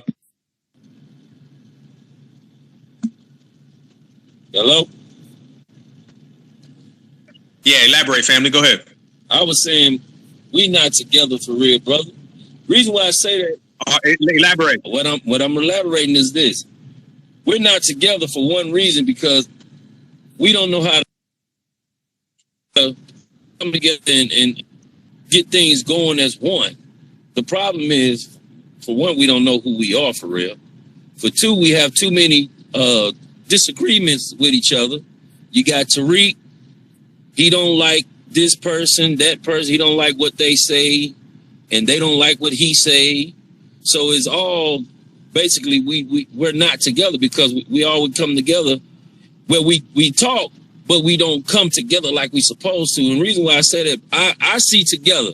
And what I mean by I see together is because I work with Jews. And when I say they together, they are together for real. That's what I mean by we're not together, because with Tariq Nasheed, he raised $1.some million for the FBA museum. But then all of a sudden he don't talk about it no more. Then he turned around brother, family. Hold on before you go further. Can I finish? Can I finish? I'm gonna let you. I'm the host, brother. I'm gonna let you finish, but let me chime in real quick. Brother Tariq just talked about the museum last night, family, and putting together $1 million Black Grassroots during this type of economy. Ain't that a sign of Black folks being on the same page, or is that just something you look over? But what I'm saying is the people donated him, but then he did the rally. That's a beautiful thing. I was at the rally. It was beautiful. Give it its proper etiquette, family. It was historic. That's what I said. It was beautiful. I don't hold nothing against the rally, but the thing is this: how many rallies and marching and talking we gonna do? We do too much of that. As many as it takes to get us where we need to go. Listen, it been taken since the 40s. Before that, the 60s, it didn't nothing happen. We still struggling. Struggling. Family, here's the thing. We're going to always struggle because there's something called anti-Blackness. All right. So if you think that we're going to wake up all tomorrow at 12 o'clock in the afternoon and the struggle's going to go away, nah, to live is to struggle. OK. All right. And to survive is define meaning in the struggle. Quote the DMX. So we're going to always struggle, family. Listen, brother. We're going to always struggle. I was at the Reparations rally, and that was beautiful. That was historic. And that was something wonderful. And our brother Tariq Nasheed, as well as everybody else who put that together, that was a defining moment for us. So I'm not going to compare that to Black folks out there getting their ass whooped on Edmund Pettus Bridge and thanking the police officers. And if you combine those two and you look at that as the same, brother, then you got to get your eyes checked, family. You got to go get some new glasses or whatnot, brother, or your first pair. And no disrespect, brother, but you keep saying we ain't. You got to understand the difference between we and you. And the reason why I say we is because we as supposed to be in a what they call a so-called. I'm not saying we're an army, but we are an army of people. And the problem is we argue with each other for once. We don't. Brother, everybody argues, family. Brother, listen. Hold up, listen. That's what I'm saying. Brother. No. I'm trying to talk. I'm trying to talk. And I'm the host, brother. And you keep cutting. I got to do the Tariq on you, brother. Hold on, family. This is me, right? This is Black Alpha Network, brother. Listen, this is what I'm talking about. You talking about we argue. Okay, so does everybody. Shit, my parents argue. I argue with my brother. Does that mean you gonna run up on my brother? Black family, everybody in this room right now. Don't we all got a brother, a sister, a cousin that we gonna argue with, but somebody else better not? Well, I can argue with my brother right now. I can say whatever I want to say about my brother. Somebody else better not, or it's gonna get real ugly. So the fact that you're sitting here basing this on you talking about we argue. This is your definition of us not getting along because we argue? That's all you can come up with. We argue. Brother, foundational Black Americans built this country through oppression, and you talking about we argue. Brother, you're going to have to do better than that. Matter of fact, where are you from, family? Let me ask you a question. Where are you from? Are you FBA, brother? Go ahead. Unmute yourself, family. Where are you from?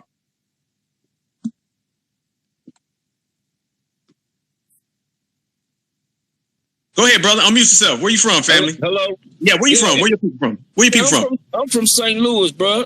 I'm from St. Louis.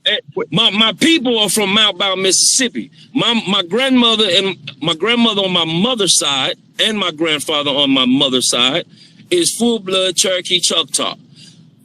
I'm foundational. Okay. Let me ask you this, brother. Were they on Edmund Pettus Bridge? Who, my grandparents? Somebody in your family, because you got a lot of Edmund Pettus Bridge energy, family. No, brother, my family was in Mississippi, man. That happened in Alabama. Hey, people traveled back in the day, brother. They didn't stay in one place. There was a bus back then. My grandmother and my great-grandmother, not my grandmother, my great-grandmother and my great-grandfather was not on no bridge marching and talking about some we shall overcome and all that shit. The problem is this: we've been doing that since then. Why are Brother, we but at still the same doing time, it? family, we do that, and we out here in the business world innovating, and Black Americans are out here graduating, and Black Americans are out here fighting race soldiers, and Black Americans are out here starting businesses. You got little Black kids who are out here starting their own businesses at the highest rates in modern history. Get into the money, get into the bag, brother. You got listen. If you're going to sit here and you're going to point out the negative issues, you got to start focusing on the positive issues. You have a defeated mentality. I say Black Alpha Network, not Black Beta Network. Okay, you got to stick your chest out and put your chin up in the sky, brother. Look like you talk with your head down. We don't do that around here. Foundational Black. Matter of fact, I could go as far to say, as you're criticizing us about not accomplishing things, it's really based on the energy that you have. That type of energy is really what you should have an issue with. Because when I look at my brothers and sisters right here, I see Black folks who are building, who are striving and persevering and catching hell in the process and still standing strong. The energy that you're talking about, that we need to do better and what's wrong with us, we curse at each other, we yell at each other, that's the defeated mentality that we are here to get rid of. If you was listening to this space the whole time, we've been talking about standing strong, building. I was just talking about the Black grassroots making things happen, talking about the effect we have in the world, talking about how we making change in the world. And you come here talking about what we need to do and what Tariq needs to do. Brother, Tariq is doing a damn good job, brother. I'm not just talking about Tariq. I'm talking I know, about... but no, you said we. Okay, look, brother, you said we. Right, I said we. So, listen. Okay, then that ain't just Tariq, brother. I'm talking about everybody. A lot of us.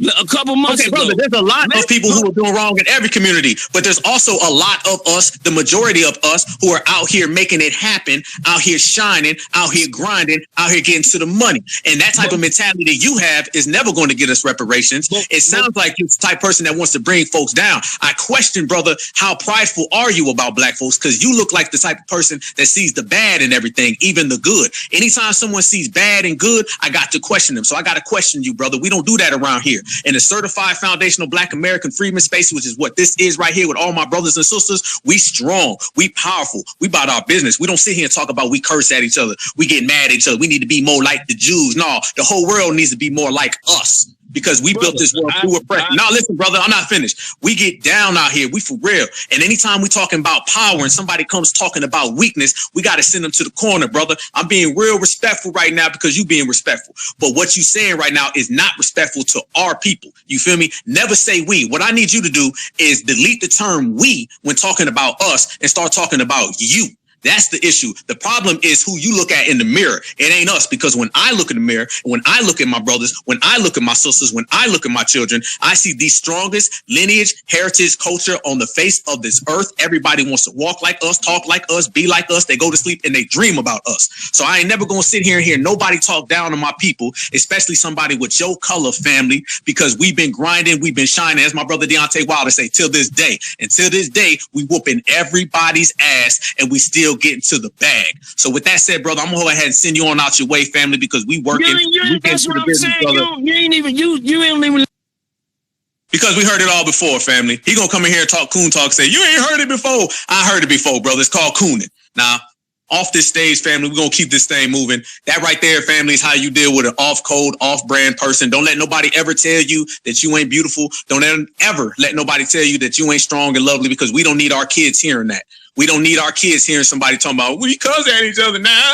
We need to be more like the Jews. And why can't we all get along? We are getting along. The good ones, the real ones, the solid ones get along, and the coons get along over there in goddamn coon land. And we ain't about none of that. Certified Black society. Let's keep this thing pushing. Let's talk about how we gonna get the bag, and we let coons coon on the part-time.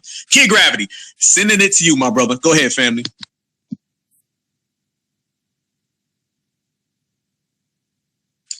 John Horse, sending it to you, my brother. Go ahead. Let's keep the real energy going. Yeah, just to piggyback off you, bro. Like, yeah, bro, we don't all have to get along, bro. It's all about having a code of conduct. That's really what it's all about. You know what I'm saying? There's a lot of people that Tariq don't get along with, but when it comes down to us getting reparations, we can all agree on that. We all need reparations, and that's what it's all about. You know what I'm saying? So that's how we moving. You know what I'm saying? We can argue, yeah, that's a part of the game, bro. Like, you know what I'm saying? Yeah, we cleaning house too.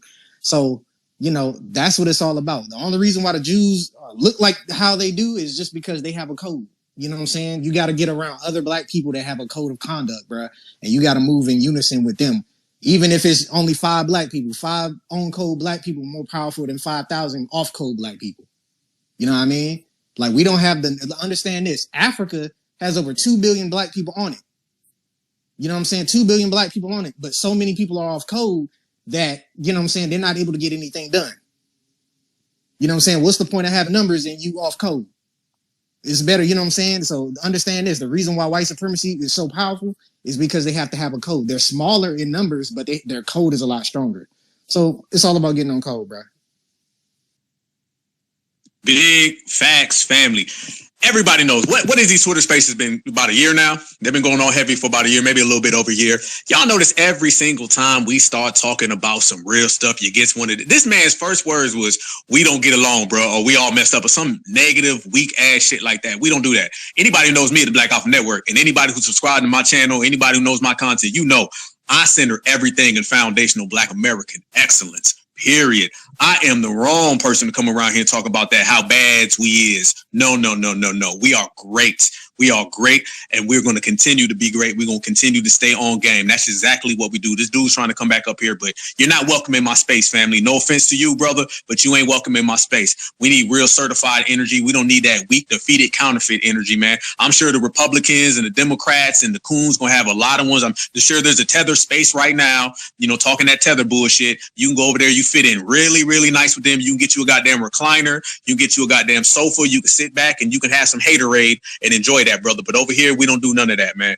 So much salute, much respect to all my family. Let's keep this thing pushing. Kid Gravity, are you back, my brother? Kid got his hand up and kid is dropping. That's all good. You know what I'm saying? But no, we don't do that, family. This is what I want everybody to understand is that, you know, we are focused. We are laser focused, and being laser focused means navigating around that type of shit right there. That is not what we have. We have young folks listening. Understand, I don't think anybody right now in this space, anybody who's out here putting in work, anybody who's out here grinding, we're not just doing this for us. We're not doing this for us. We're doing it for the next generation. We're not going to do to the next generation what the previous generation did to us. They're not going to sit here and be like, we're not going to pass them the baton. We're not going to say it's because of y'all why racism is here. We're not going to do that. We're doing everything right now while we are in the primes of our lives so the kids don't have to deal with it. Gone are the it's going to be better tomorrow. No, it's going to be better today. All right. Because we are today, we are tomorrow, and we are the future. And we got to make sure the future stays strong. And that even comes down to keeping that type of energy away from folks. Every time we start speaking about anything sincere, y'all know somebody going to pop up hating on my brother Tariq, and that ain't going down. That ain't going down. Salute to my brother Tariq. We ain't playing no Tariq slander over here. You're not going to slander anybody who's a certified. That ain't happening. You feel me? We're going to continue to build. We're going to continue to make everything happen off top, off rip, and don't stop for nobody. Nobody's bigger than this movement. Nobody's bigger than this lineage. This is a family tree. And anytime you have a family tree, you got to make sure it is watered. You got to make sure it gets the proper sun. You got to make sure that it grows. You got to make sure that it stays strong. And once we do all those things, then we're going to get to the bag. Then we're going to get to the money, then we're going to get to the tangibles, and then we're going to get every single thing that we deserve and every single thing that belongs to us. So let's keep the energy real. And you know, if we got to G-check and pull a couple motherfuckers paperworks in the process in the meantime, that's fine. But at the end of the day, where we start and where we finish is going to be all about us. So we're going to keep this thing moving and keep it right back, you know, on topic. For the record, my brother B Zilla, they acting janky. They won't let my brother in right now. So if y'all see Zilla, you know what I'm saying, trying to get in this, they messing with him, whatever. But I want to ask you a question, brother John Horst, while I got you on the stage, brother, because you be dropping some real facts, family. You talk about how we got to play both sides. How do they play both sides? And we got to play both sides, family. Give me an example, the first one that you could think of, family, about playing both sides in terms of actually getting our tangibles met. Let's see a way.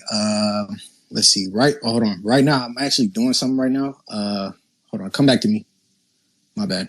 I got you, brother. All day, family. Yes, indeed. Me and my brother earlier was speaking about how we got to play both sides and we got to basically make sure everything is on the same page. Because the problem is that everybody has about 5-6 different ways where they can eat off of foundational Black Americans. But just sitting here doing the same thing over and over, we pretty much have put ourselves in a position where we only got one thing. You feel me? What we got to do and what we have to start doing, and which we are. This is another thing I'm going to say this before I get to that point. We are doing everything we say we're going to do. That's about us right now. This is the certified era, the reparations era, the foundational era, the Freedman era, whatever you want to call it. We are to the point now when we make our mind up, we go. We think about it, we go. No longer is it going to be better tomorrow. We're going to struggle today so the kids can live better. We understand that the better we live now, the better our kids are going to live. You feel me? The better the next generation is going to. So we can pass the baton and they can have a head start. That's where we are, and that's what we got to continue to do. So in terms of that and making everything happen and making everything, go through with the top, the proper process, it all starts with these type of conversations. I don't care if you on the Twitter space. I don't care if you walking down the block. I don't care if you at your house. Whatever you do, keep foundational Black American lineage, heritage, and culture in your mind. Think about what's best for us, and any negative energy like that guy who just came here, make sure you get that energy out the space. It's hard enough out here being us and being great without having to deal with these type of people. So we cut them off and we keep it going. As I always say on the Black Alpha Network, we going to the bank to get our reparations check. Like Martin Luther King said, we coming to get our check, we gonna get our check. And if we got to G-check a couple people in the process, we gonna G-check them in the process, but we are going to get that check. My brother T-Way, it's all on you, family. All right. I might be a little far-fetched, but what y'all think? Looking back at Trump's rallies, he's always up there on stage, getting the crowds all riled up, talking to his base, giving them all the talking points, even though he didn't deliver so many of his talking points on his last campaign trail. But since Trump is the only one to actually commit to giving us anything, when we have no allegiance to the Democrat Party, why don't we get him before we jump off the bridge and just go all out for him, get him on record, see what he gonna give to us? Let's throw him a rally so he can go up on stage and give us all those talking points, so we can go ahead and nail him down. Since these politicians only answer to their donors, why not throw a fucking donor party to raise funds for the man? And then at that time, we can have him on record saying what exactly he's gonna do for us. I don't know, it's an idea. It might be far fetched. Everybody might not go for it. But since he's the only one gonna give us some tangibles, we can go ahead and spur his base with the Black coalition, because ain't nobody else, none of these talking heads is going to go for it. None of the NAACPs, none of the talking, besides the new Black media, nobody else is going to go for it. But if we get them on record, get them a rally, I don't know. It's an idea. What y'all think? Man, I'll take that one, family. Brother, what I hear is a strategy. I hear strategy, and I see that you're thinking about different means on how we can better ourselves, family. Hey, there's nothing wrong with coming up with different ideas. You put it all on the table, and we'll shuffle it all out. That's why I wanted to have this space as well as others. When we have our content, we sit down and discuss things. It's all about, if we got to put 15 items on the table and then we break it down and we're left with 2 or 3, that's good. You got to do things like that, family. As a matter of fact, when Donald Trump went in front of those people and he talked about how we built America and all that, that's documented. And if you notice, the Democrats keep that hush hush. They don't never talk about that. It's really only the Black grassroots who even speaks about when he said that. But that's something to point to. So basically what you're saying, brother, is basically getting to the point where you put these people out there, you got them on camera and you got them stuck. And therefore, in the process of that, you can hold it to them. You can hold them to the fire. It's really what lobbyists do. And money talking, what walk. You feel me? So yeah, I appreciate that, brother. I think that's a great idea. Let me ask you a question though, family. I'll throw another question right back at you. And that's a good idea, brother. And I appreciate, coming up with different ideas. Let me ask you, in terms of the Democrats and the Republicans, do you see a future where we as foundational Black American freemen, do you see a future where we can pit these two parties against each other? I don't, because you need somebody to pit. Somebody else has to play ball, and the Democrats are not playing ball. Neither party's playing ball. But Trump has at least sent an olive branch saying he might play ball, and nobody else is trying to play ball. So I don't see. They're not offering anything. They never have, never will. Benign neglect, So you gotta have somebody to play spades with. If they're not playing, so I don't know how we gonna pit them against each other. Their position is benign neglect, and Trump is the only one I've seen on that high of a stage to even offer an olive branch. It might be small, might be pins, but he's the only one to even come to the table. So hey, I don't see how I don't see it until they really offer something, maybe. Big deal, brother. Big deal. Rebel Yell, it's all on you. Yeah, man, you can call me Rebel Yell, man. I'm yelling from the Rebel War up here. You know what I'm saying? Goddamn. My brother, here we go. You about to get that co-host, family. It's coming. Yes, sir. Man, let me listen.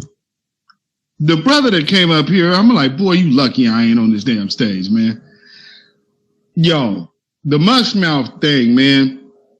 That kills me, because I literally got on somebody's top last night on my live about that. Man, we've got to do better.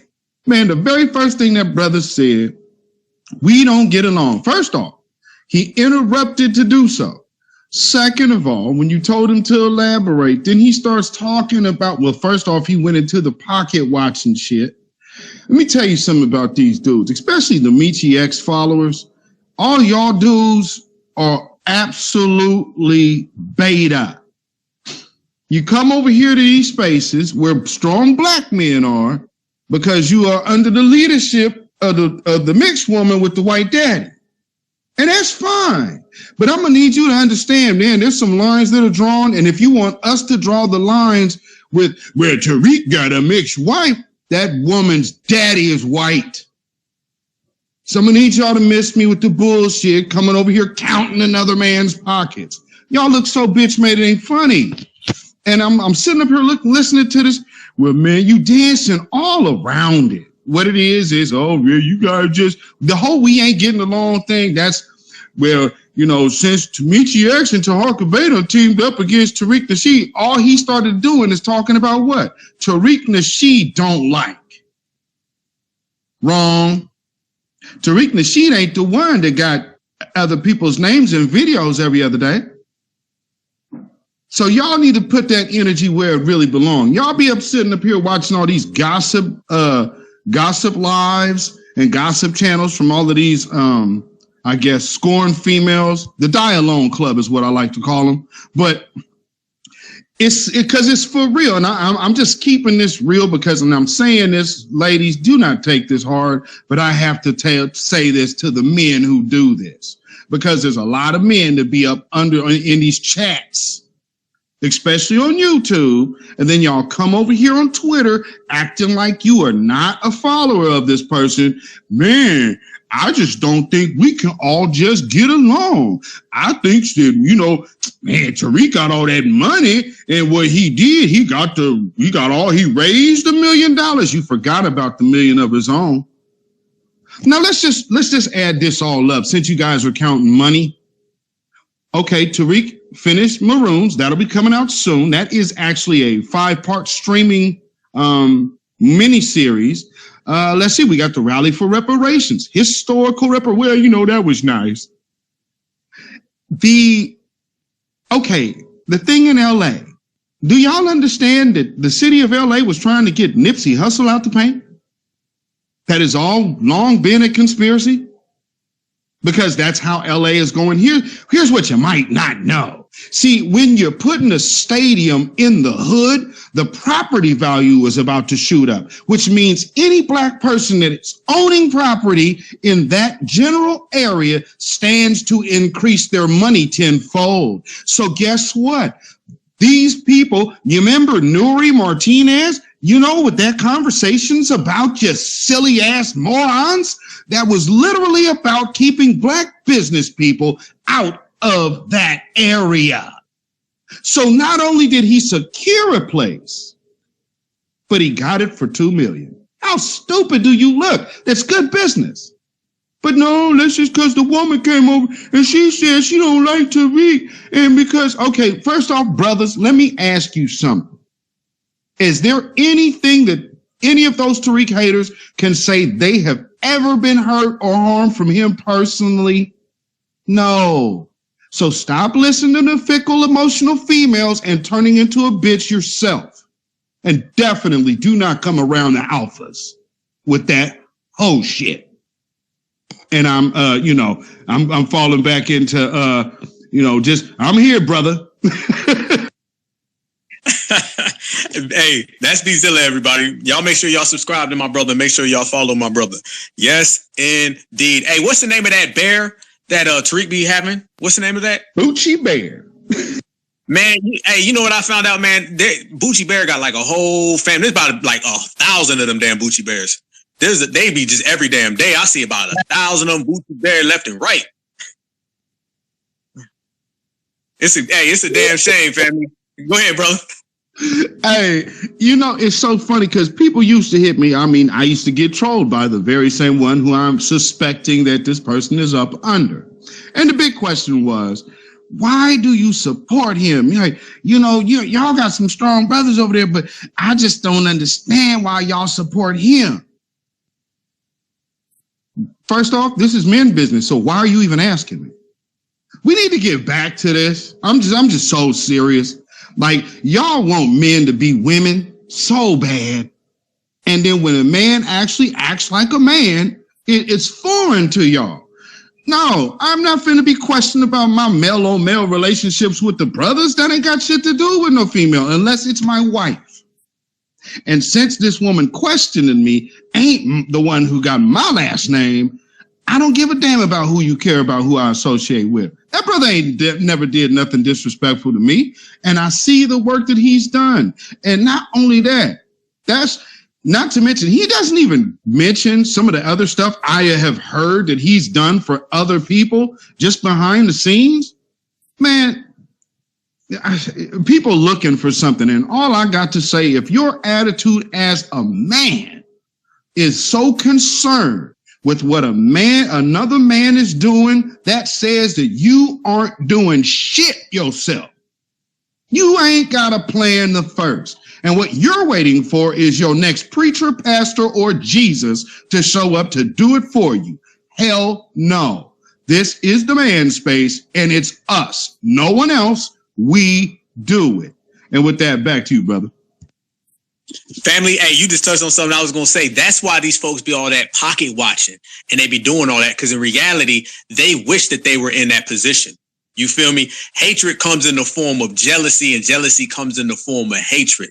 They sit back and they see all the great things that our brother does, and then now they wish that they were him. And then they get jealous. And when you start getting jealous, you start talking crazy things, calling up spaces, talking about we need to do this, that, and the other thing. These are folks who have never done nothing. These are folks that ain't got a pot to piss in and a window to throw it out. And the only thing they can do is make a space, call in a space, and hate on people who are actually genuinely putting real tangibles on the table. So like I said, salute to our brother Tariq Nasheed, salute to Jason Black, Professor Black, salute to everybody in the room, salute to everybody who's out here really genuinely doing real things for the community and putting it down. And all these folks who are going to come around, they're always going to have some hatred. But remember, hate goes up. And if you weren't doing your thing, they wouldn't be saying nothing. So to put this back on track and to get that energy, hey, Zilla, because I knew you wanted to get in on touch on that, brother. I knew you did, family. So I'm glad we got a chance to touch on that. I know I was sitting there thinking, man, this boy Lucky Zilla ain't on the damn panel right now. But I got you back now, brother. So let me ask you this question in terms of politics. I know you did a great live last night. By the way, everybody in the room, I got 160 people, something like that. Y'all swing over to YouTube and make sure you subscribe to the Black Alpha Network. Please do. Make sure you do not, skip over it. Make sure you subscribe to the Black Alpha Network and subscribe to my brother Beatzilla and my brother Kid Gravity and my brother Afro Elite. And make sure you guys subscribe to my brother Torian Range. Make sure you guys slide over to my brother Sage and listen to his music. It's hot fire. Make sure you check that out and support anything that is either new black media or is being done. Because that guy was saying that we don't do this and we ain't doing that. That's wrong. I know some little kids, black kids who got lemonade stands and they making money. I know black kids who are out here selling shirts and got their own clothing companies and they making money. So we're out here really doing it, and we're out here supporting each other because we are all we got. So you guys make sure you subscribe to the Black Alpha Network as well as my brothers. But still, I want to ask you back on track, to what we're speaking about. And you did a live last night. That was great. And you touched on these things. What do you see in terms of the forecast coming up? Because we got 2 years. We got 2 years right now to formulate a strategy, and we're doing it. And we're making it happen. It starts with these type of conversations and this type of dialogue.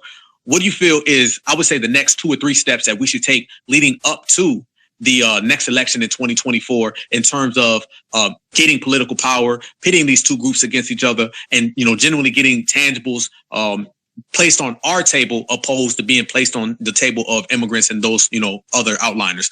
Floor is yours, family. Well, and I'll keep this short and quick. Really, the simplest thing that we need to do is make sure that we keep ourselves as the priority. Our issues are the only issues of conversation for us. So don't let people start roping us in. Well, what about this group? Who knows? Well, I don't know. That's not us. We have our own issues, and we are only addressing our issues.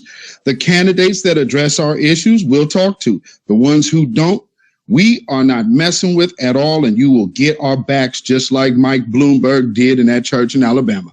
So with that being said, I would just advise everybody to stand on your square and understand the mission, and we never deviate from the plan. Feel me, brother? Absolutely. John Horst, what about you, brother? So I actually think, so I'm going to take a different approach. I actually think, because remember, Nellie Fuller always says that white supremacy takes both sides of the argument to ensure that they win, that white supremacy wins. I actually think we need to do it a different way. I remember Jason Black saying, if the white supremacists usually take both sides to ensure that they win, how we ensure that we win, black empowerment wins and white supremacy loses, we're actually going to have to force the Democrats on, we're going to have to force them all on one side, both Democrats and Republicans. We're going to have to force both parties to pick a side. That's just what I think, in a certain sense. Okay, Gravity, floor is yours, brother. I got one shot, but if y'all really want to be serious and show people you're serious, y'all got to vote Lori Lightfoot out and take back control of Chicago.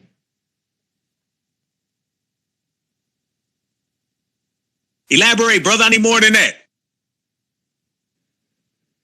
I'm saying Lori Lightfoot got to go because she's the gatekeeper of the Midwest.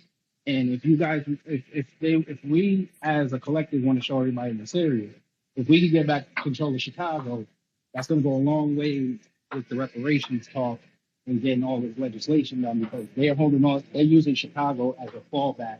If now that the Southeast is kind of safe right now, the Northeast is lost and the West Coast is kind of lost, Chicago is really their last avenue to get, I guess, probably like half control of the country. So if we can get Chicago under our wing, they can't really move except the West Coast and Northeast. And they're either going to deal with earthquakes or blizzard. So that would be one avenue because she's up next year. So you guys have 1 year. The Midwest got to get together and say, boy, look, Lightfoot got to go. Even if it's another Democrat or an independent, you got to go. Hey, brother, ain't Chicago a sanctuary city? Yes, sir. Yes, sir. I heard they flooding over there like crazy, bro. Oh, yeah. And the funny thing is, a lot of the developers, a lot of people aren't saying this, a lot of the Jewish developers are starting to go over there now because of the casinos that they're building. So they're going to bring a lot of legal workforces in there. So y'all got about a year. You know, see, this is the thing that gets me. And if anybody has any stories about immigration, illegal immigration, wherever you're from, please hit that request to speak because that's what I like doing in these spaces. I like talking to everybody and seeing kind of like the different plays and what's kind of going on in different areas. Like our brother Kid was just talking about how you can have it in the East Coast, the West, you know, down South. You can have it all over the country, in the Midwest. I like hearing this, the different aspects. And that's what allows us nowadays. Nowadays, we get the chance to share notes because of adaptation of technology. So I can talk to my brother on the West Coast and he could tell me the way immigration looks over there. Then I could tell him what it's looking like down South. And then my brother on the East Coast and, you know, in the Midwest, we can all formulate an idea. So how we can strategize around that. That's what they do not want us to do. They do not want us freemen in the same place at the same time having these discussions. That's why they always send somebody in to disrupt us and to, derail us because we're on the same page. So if anybody's got any stories, because I done heard crazy stories. Just in these spaces alone and some of the traveling I've done, I've heard crazy stories about what's going on the West Coast, and it's worse than motherfuckers think. I heard crazy stories about the East Coast. It's worse than what people think. I've heard crazy stories about the Midwest. I'm seeing what's going on down South. Let me tell you something. When you're in the deep South and you're going to places where everybody's speaking a foreign language, you know immigration done got thick. And that's what's happening. So I appreciate hearing different stories. And anybody who wants to come on up. This is a family affair. This is a family gathering. One thing about me and my brother Beatzilla, Queen Alpha, our spaces, we do not waste too much time on trolls. I might have to G-check one like real quick, but guarantee you I'm going to send their ass packing and get them up out of here. So this one thing we like to do. We like to keep it productive. We like to keep it laser focused and just focus on the issues and make sure it's like, sitting at the table. It's like sitting at the table with all your family, man. Everybody talks. Everybody gets a chance to speak so we can all be much, much more stronger. But we're going to keep it moving. Our brother, Mikal, it's on you, family. Great one, great family, great queens, great kings. How art thou? Just to quickly respond.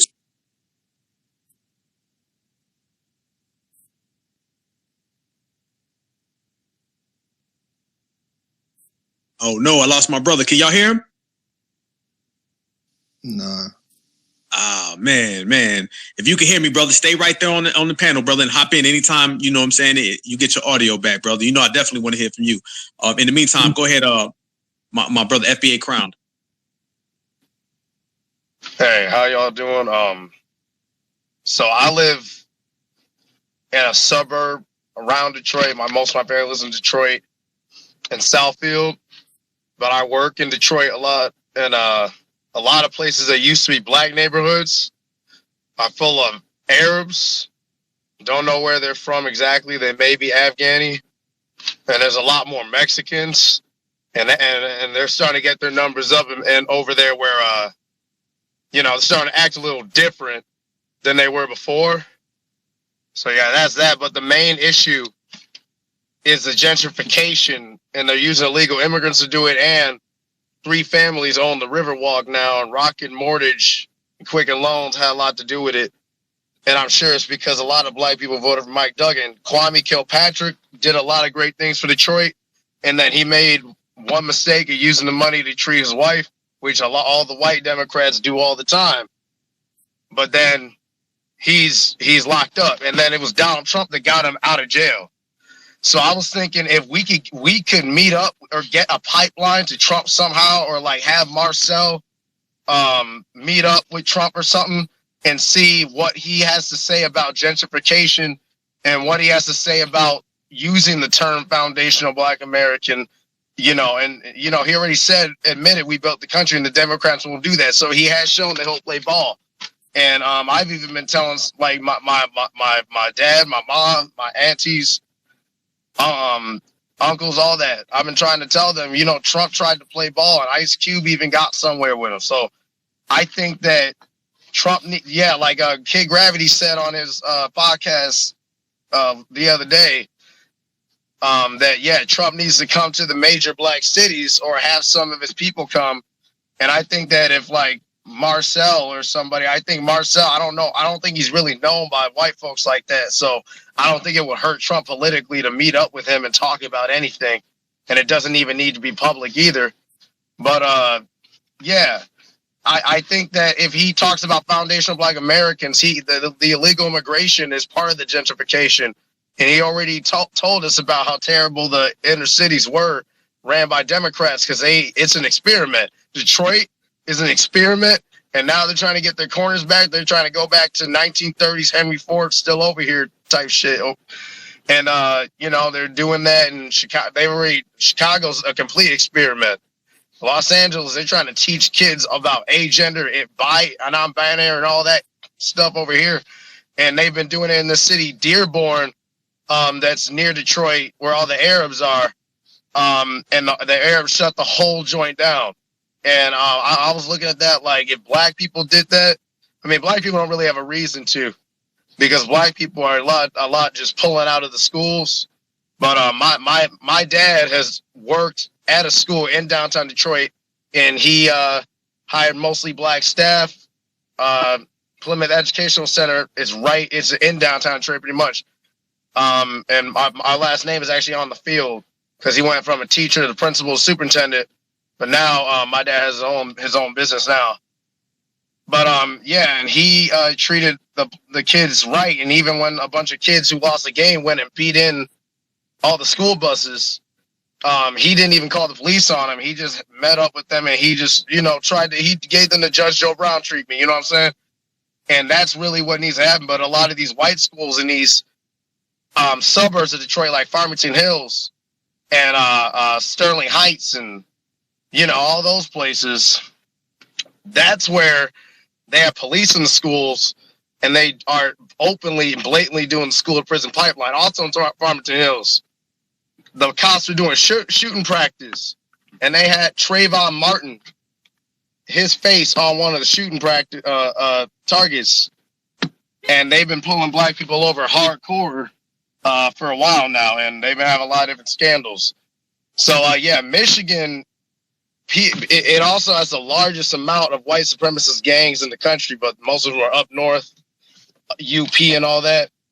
And there's some in the city, but But yeah, so Detroit's fully gentrified, and I think that if Donald Trump is anti-illegal immigration, that would at least get us a little bit farther with at least restoring the places where black people are, and really in detail telling these black people in Detroit, for example, or Chicago or wherever, New York, that you're voting for gentrification, you're voting for police to shoot you, you're voting for a corrupt police force with white supremacist gangs on it. Like Lori Lightfoot, my father lives in Chicago. Lori Lightfoot found out about Proud Boys and the police and literally made excuses for them. So it's like, what more do people need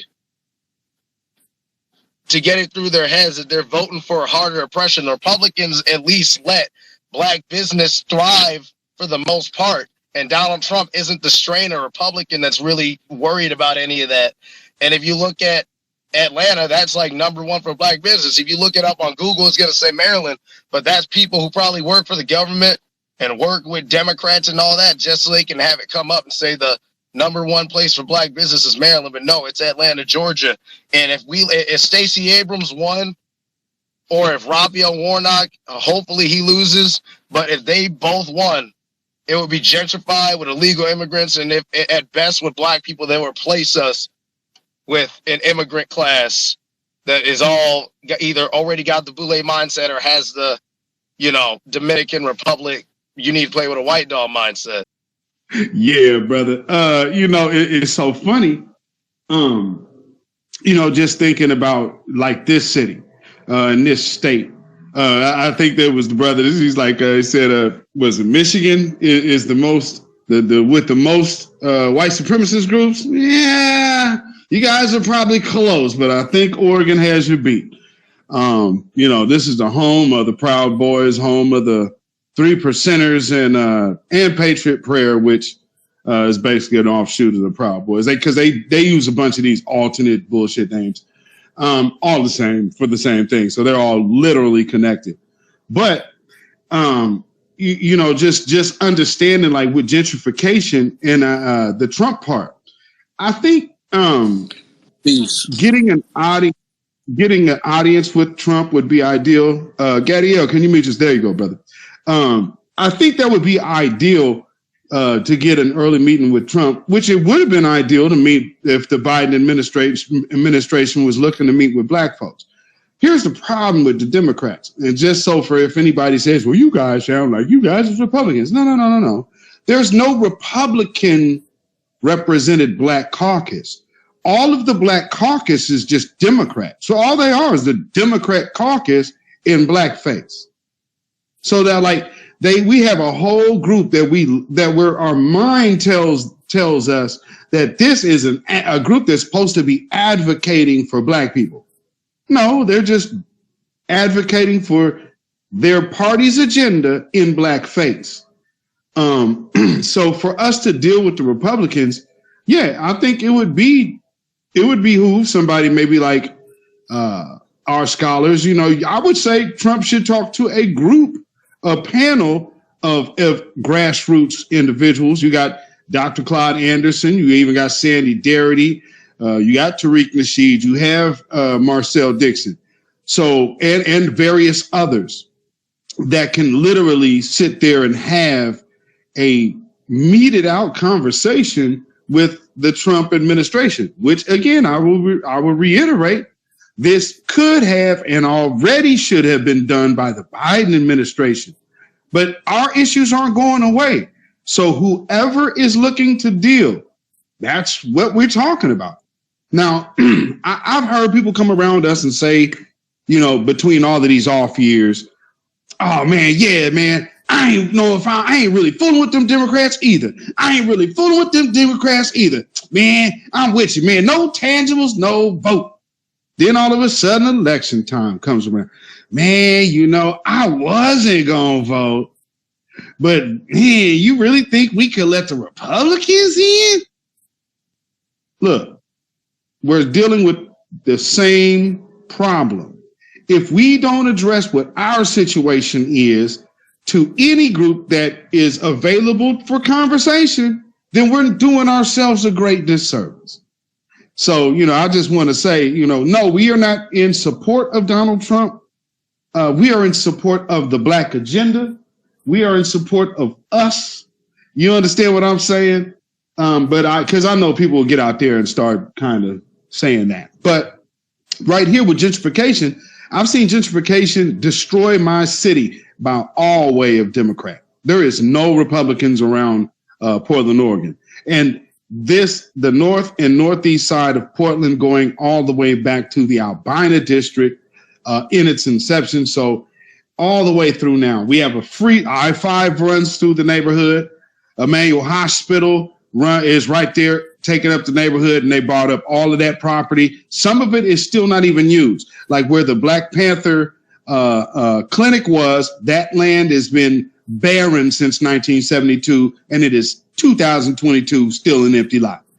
Let's see. Oh, our Rose Garden and Coliseum and Convention Center. That used to be also a striving Black neighborhood as well. So what you have watched, I'm telling you, I totally forgot the most major one. Vanport.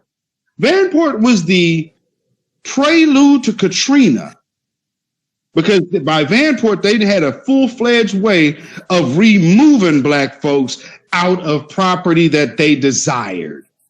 Because you remember, when Katrina happened, they had that old stadium. New Orleans got a brand new football stadium right now. See how that works? So what we are talking about dismantling gentrification, and we have to address those who have promoted it. And I think if you look close enough, you'll see some familiar faces and agendas tied into one another. And all of those agendas seem to intersect against foundational Black Americans. Back to you, my brother. Facts all the way across the board. This is what we be talking about in terms of immigration. This is a plan. I think our sister earlier, she mentioned how people think this is just like a coincidence and it just so happened. No, they have strategically, systematically, structurally put this in place a long time ago. These things don't happen, by coincidence. Everything that we started to see over here on the East Coast, in terms, particularly in the South, that's the play that they were doing out on the West Coast. And this is why they're using the Raphael Warnocks, and this is why they're using the Stacey Abrams, so they can duplicate that same play. Really, to be honest with everybody, as our brother Zilla was just saying, the West Coast is basically like a dry run. You feel me? It's like they was casing the joint, and then they came up with this play that they tried to slowly move across the country. That's why we have to generally have a counteract to it. Put it this way: if they have a strategy to replace foundational Black Americans, then we have to have a strategy to prevent that. Everything that they do that is negative towards us, we have to have something that's positive for us.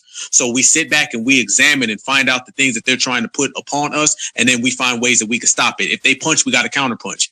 That's what we do here in these type of spaces. This is the type of intellect that we have to share and spread, because if not, we're going to blink and it's going to happen. Put it this way: everything that Dr. Claude Anderson predicted, 30, 40 years ago has happened. So what, basically put it this way: if everything he said was going to happen has happened now, what do you think we're predicting is going to happen in the future? Exactly. Unless we do something about it. It's cool to understand what's going to happen next. It's cool to understand they play. It's cool to understand what they about to do. But if you don't have some type of measure to prevent it, then you ain't doing nothing. You stuck at analysis. You know what I'm saying? An analysis stage doesn't get you anywhere. You got to actually turn analysis into action. And that's what you got to do when it comes to immigration. And therefore, building a type of bridge politically is what happens. First thing you do when you start talking about negotiating or, having some type of open field in terms of politically, they say, oh, you're a Republican. Now, last time I checked, being a businessman or businesswoman and being a shrewd businessman or businesswoman, you open to everybody. Imagine if you were a free agent and you had a bunch of just job opportunities available to you. And then you said that I'm going to go and take my business somewhere else, and someone tried to demean you for it. That person is literally contradicting the way business works. Business works by having a table full of options. The best thing you could ever do in your life is have options, especially politically, because politics is business. So the very fact that someone uses it as a cut down, the fact that we would be open to somebody outside of the Democrats, that's basically them admitting that they feel they own us. So we got to put a prevent to that. We got to stop that type of thing. We got to always operate with the aspect of we do business with everybody. Okay, we do business with everybody, because the worst thing you could ever do politically or in any business is just keep giving your vote to one person can't do it. Let's get to the hands. Our brother, I cannot pronounce your name. Goodell. It's all on you, family. Salute. Right, cool. It was a lot of things that was spoken, man, and I ate a lot. As far as I wanted to touch on a few things, but I wanted to touch on the Donald Trump thing first. As far as Donald Trump, man, someone was speaking about, throwing a dinner for him. As far as when it comes down to politically, as far as Democrat, Republican, I'm not right wing, I'm not left wing, because both wings make the bird fly and put his claws and his pressure on the black folks' neck, period. You know what I'm saying? I think when it comes down to political move and maneuvers and things like that, we need to put our own people in office locally first. That's the way. You know what I'm saying? Us as a community, I don't think the popular vote ever put anyone in the office. As far as I heard a brother was saying about, he know kids that's doing lemonade stands and things of that nature. And that's a beautiful thing. You know what I'm saying? As far as with the black business, I challenge everyone on here. If you eat out once a week, 2 times a week, before you go to Denny's or before you go to Long John Silver's or wherever you go to eat, you look for the black business that's serving food, and you go there first. If we can't physically obtain Black Wall Street, then mentally we definitely have to obtain it and act on it. That's the only way. As far as this immigration shit, I'm from Pennsylvania. My family, well, my mom's side of the family is from Yazoo, Mississippi. My dad's side is from North Carolina. I live down Virginia right now. And one thing I do see is a lot of, I want to say Indians or fucking shit, something like that. You know what I'm saying? However, when it comes down to that mindset, as far as like the foreigners, as long as we get on code, as far as making sure that before a foreigner get my dollar bill, I'm gonna make sure a brother or a sister get my dollar bill, then we gonna do something. We already bring in the money. We already know the numbers. So all we have to do is change our mindset. That's it. As far as I heard somebody say something about a man dealing with a white woman or some shit like that. I'm not even sure. You know what I'm saying? But it was somewhere along the lines of that. I always took the note in if a black man with a white woman or whatever the case may be, vice versa, black woman with a white man or whatever the case may be. You know what I mean? You can't trust them. You know what I'm saying? Because you can't preach black and sleep white, period. That's just what it is.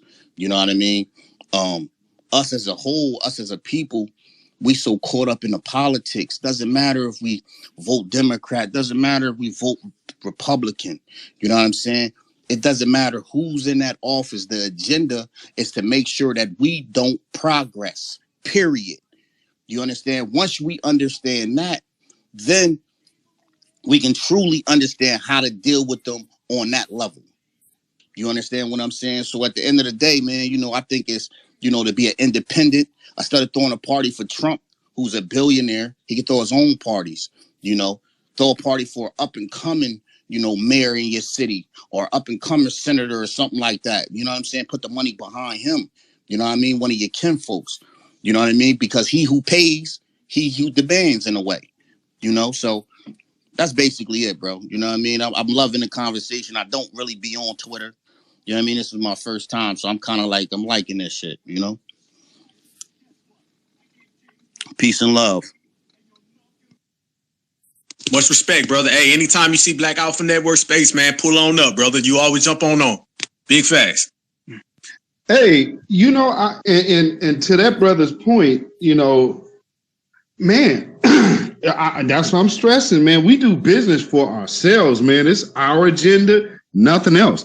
If you can't figure out, like, hey, man, these people are 2 wings of the same bird, well, yeah, you kind of behind the 8 ball. And I would just say, hey, man, let us hold this. But yeah, like the brother had brought up, when I mentioned how people be counting Tariq's money, it's like y'all be following certain people, that got white daddies. And so if you're going, and if that's cool, I'm not saying there's a problem being mixed. What I am saying, if you're going to tell anybody that, hey, this black man's wife is mixed, but this woman over here with the white father is my friend and cool, and she's calling shots over here in the black car, well, then that don't sound right to me, and I just wasn't simply raised that way. You know what I'm saying? Yeah, what I was touching on was, for example, we got Kamala Harris as a vice president or whatever the case may be. You understand what I'm saying? And everybody say that's auntie, this, that, and the third. And I'm watching our people. We know how it is. It's a black person in office, and we gonna, But at the end of the day, her husband white, and didn't she say out of her own mouth that she wasn't going to do nothing for black folks, but then push everything for the Asian community? When you understand that at the end of the day, just like in slavery, you know what I'm saying? In the house nigga, a lot of our people is in slavery right now. You know what I mean? That's a whole nother conversation. You feel me? But at the end of the day, I cannot trust. I don't care what you saying. You know what I'm saying? Oh, you want to do this for us, this, that, and the third for us. But you go home and kiss, the white man or whoever. You know what I'm saying? Obviously, you don't love your people that much to think, to pre-create, to whatever. You understand what I'm saying? So I just, at the end of the day, I know, like he said, basically he repeated what I said as far as the two wings making a bird fly. You know what I mean? It ain't meant for us. But for real, we need to pull away from the system. And the only way we deal with the system, if it's a tool or if it's a person that we put in the system for us to speak for us. The Black Caucus, the brother said earlier, is nothing but Democrats with black faces pushing the same agenda. You know what I mean? They're not thinking of their people because they're thinking of self-gain. They're not thinking of their people as a whole. You know what I mean? A lot of us sell each other out, and I say us because I'm a part of this. I'm a part of, my people, you feel me? But a lot of us, sell each other out for a bag, for the money. But shit, look at Kanye West. He just lost $2 billion in 2 days. So they can do what they want to do with their money. You know what I mean? It has to get back. We have to get back to that, it takes a village. You know what I'm saying? We got to get back to that Martin Luther King when they was boycotting and things of that nature. Not the part when he's talking about inclusion. We have to take Malcolm X and the Farrakhan and those thought pattern when it comes to separation. You know what I mean? Bring back that, like I said, the Black Wall Street mentality. You know what I'm saying? So, that's all. I'll get off, let somebody else talk. Peace and love. Appreciate that, family. Hey, basically saying they got the whole United Nations out there trying to get what's ours. Basically. Yep. I feel you. Hey, yeah, all the way live, bro. I see the same thing. Aspiring Mogul, you got your hand up. It's all on you. Peace, God. Man, this is my first time here, bro. I think you're awesome. Your message is awesome. I wanted to speak real quick to the political side. Back in 2015, man, I wrote a song. It was called Black Republican for Ben Carson's campaign, man, just on the motivation of my father told me to watch the spook that sat by the door. And I don't even know how many black folks saw the spook that sat by the door.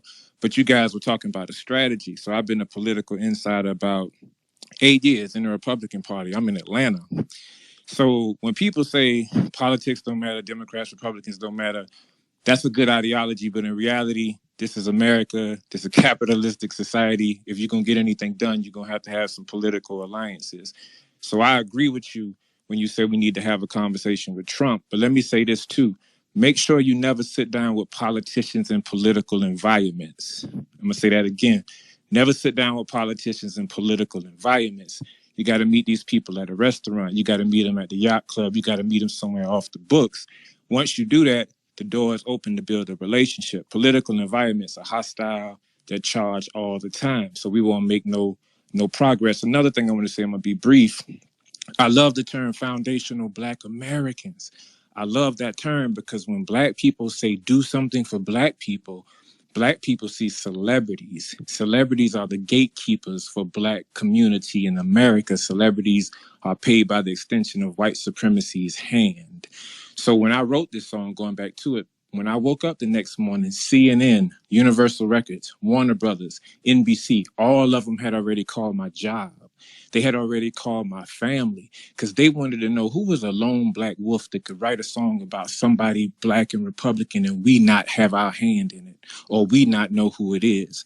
So as an insider, I just want to reiterate the fact, if you're going to make some moves, you got to do it kind of like the spook that sat by the door. The black guy in the 70s joined the CIA, learned all the CIA tactics, went back into his hood and started training the brothers on what he learned. So I'm just saying that to say a lot of times we say Republicans this, Democrats that, but in reality, if you want true power, you need a seat at every table, whether you're independent, Republican or not. I follow Tamika Mallory. I follow Candace Owens. I follow 19 Keys. I follow the brother Tariq. I love Tariq. So if this one-dimensional tunnel vision ideology that black people sometimes have, we only want to listen to our favorite. We only want to listen to who we like. We only want to be around who agree with us. I think we got to kind of reverse that. Sit in a room with 100 people who hate you. Sit in a room with 1,000 people who don't want you there. That's where the power is at. If we preaching to the choir only, that's solidified power for your foundational base. But if you're trying to branch out and build allies, you got to go sit in some rooms with some people you don't know. You got to sit in some rooms with some people you don't like. That's just my position being a political insider. And I know one more thing I'm going to say. We got to meet Republicans and Democrats personally. We can't use the national narrative on television to tell us how Democrats and Republicans act. I'm saying if you don't know no Republican elected officials personally, I don't know how much you can speak on it. Because if you're looking at the news, the liberal media control that. Those narratives are going to be negative all the time to influence black voting patterns, just like they have since the New Deal in the late 60s. So I don't want to take up too much time. Love the platform, love the speakers, love everything y'all said. I just want to give you some insider political strategy, so if we really going to make some alliances, you're going to have to go some places you don't want to be, and you're going to have to sit around some people you don't like.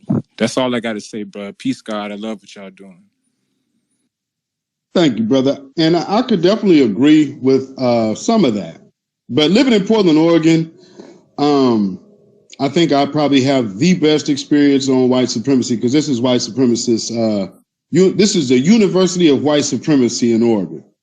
So to that, I would agree. It would definitely benefit a lot of our folks to have a broader experience with the dominant society.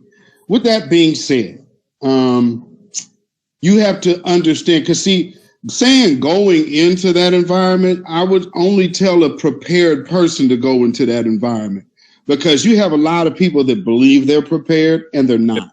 They're not ever ready to go into those environments without wavering and cracking and bending.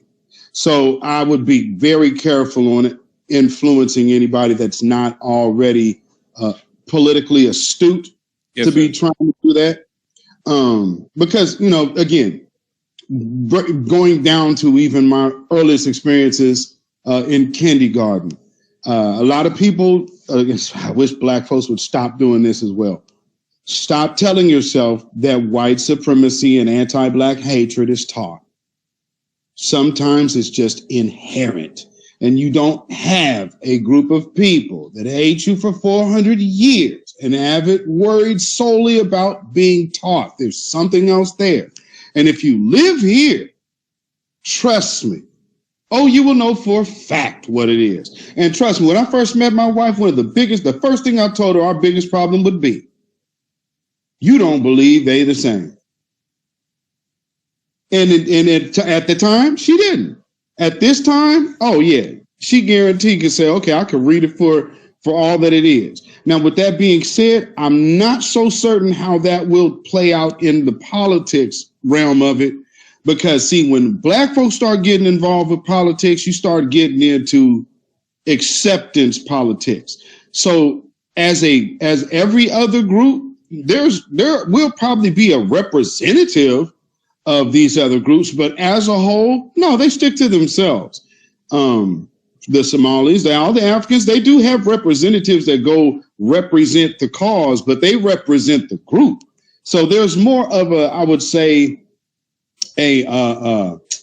what's the lobbyist? There's a lobbyist for these different ethnic groups that goes into these rooms and that's not the average Joe watching Love and Hip Hop. So I'm just saying, I just want to be responsible with what we're saying, because this is Twitter space, and somebody right now that ain't never put feet to ground and ain't never put no voice to microphone will start going out there willy-nilly fucking shit up, and we can't have that.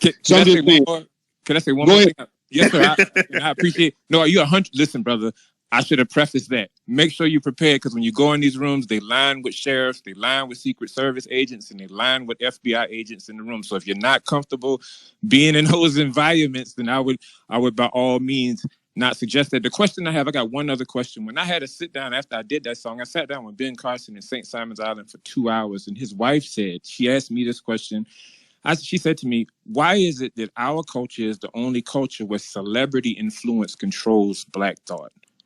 Our culture is the only culture where celebrity influence, particularly Black celebrity, controls Black thought. I'm proposing that question to the panel to see, because I feel like if we don't circumvent that one issue, then everything else is going to be hindered. So why does Black celebrity control Black thought, and when did that begin? I'll take that real quick. For me and my take on it, I would say when capitalism found its way into show business. So as soon as show business got there, because understand, Black music has always been a vehicle for us, and anything Black. So just look, like right now, they're watching all of this Grassroots. They're watching all of this new Black media stuff. What they don't have is a way in to monetize it for themselves, so they ignore it. At the end of the day, they understand this is a trend. So when you see stuff like that, you got to understand, they know how to gain control, and they'll gain it for monetary value, but not just monetary value, but also for mind control. So if they can keep people sheep and sleep, then they'll use entertainment. So now what do? You take all of the poor folks, all the people from the hood, because here's a prime example. Where are most of the rich rappers from? Someplace poor and destitute. So now they're coming from rags to riches. I'm from the gutter. So now the only thing you're aspiring to is a basketball player or an artist. Now we have artists saying, well, hell, you could be a drill rapper, so you could be a drug dealer, pimp, killer, and an artist. You could do it all and get rich, and they'll still pay you. So I think for how I see it, the vanity slave narrative pushed on 1,000 by the establishment because they make trillions off of it. So always follow the money. Who's making money? Them people you can't talk about that promote drill rap, because it's not our community. Because always remember, Black people do not dictate the market. We are the market, but white folks control it. If you don't believe me, just ask Kanye and Kyrie. You want to chime in on that, Alpha? Yeah, facts.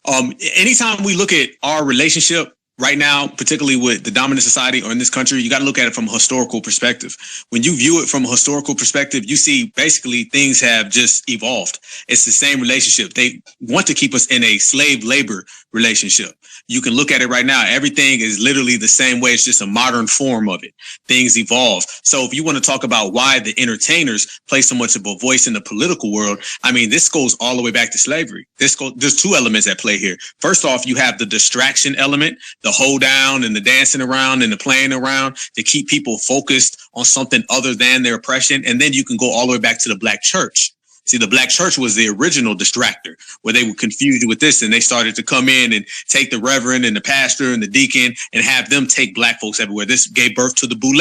And if you go back to the 30s and the 40s and the 50s, there used to be a time where when my grandfather was a young man who's, my age, he used to have to go through the same back door that Muhammad Ali had to go through the back, because it was all y'all is getting treated like dirt. Muhammad Ali won a gold medal, and he sat down to have a damn hamburger, and they told him they wouldn't welcome him. But somewhere around the time where the dominant society, they changed up their supremacy and became more tactical. This is what Neely Fuller talks about when he says a showcase Black. This is when they started to develop a Showcase Black. The Showcase Black back in the day used to just be basically the house Negro and said, hey, if you listen to Master, you can come on in. And then they started to apply this to celebrities and say, hey, we'll tell you what, you make money, you can come in through a different door.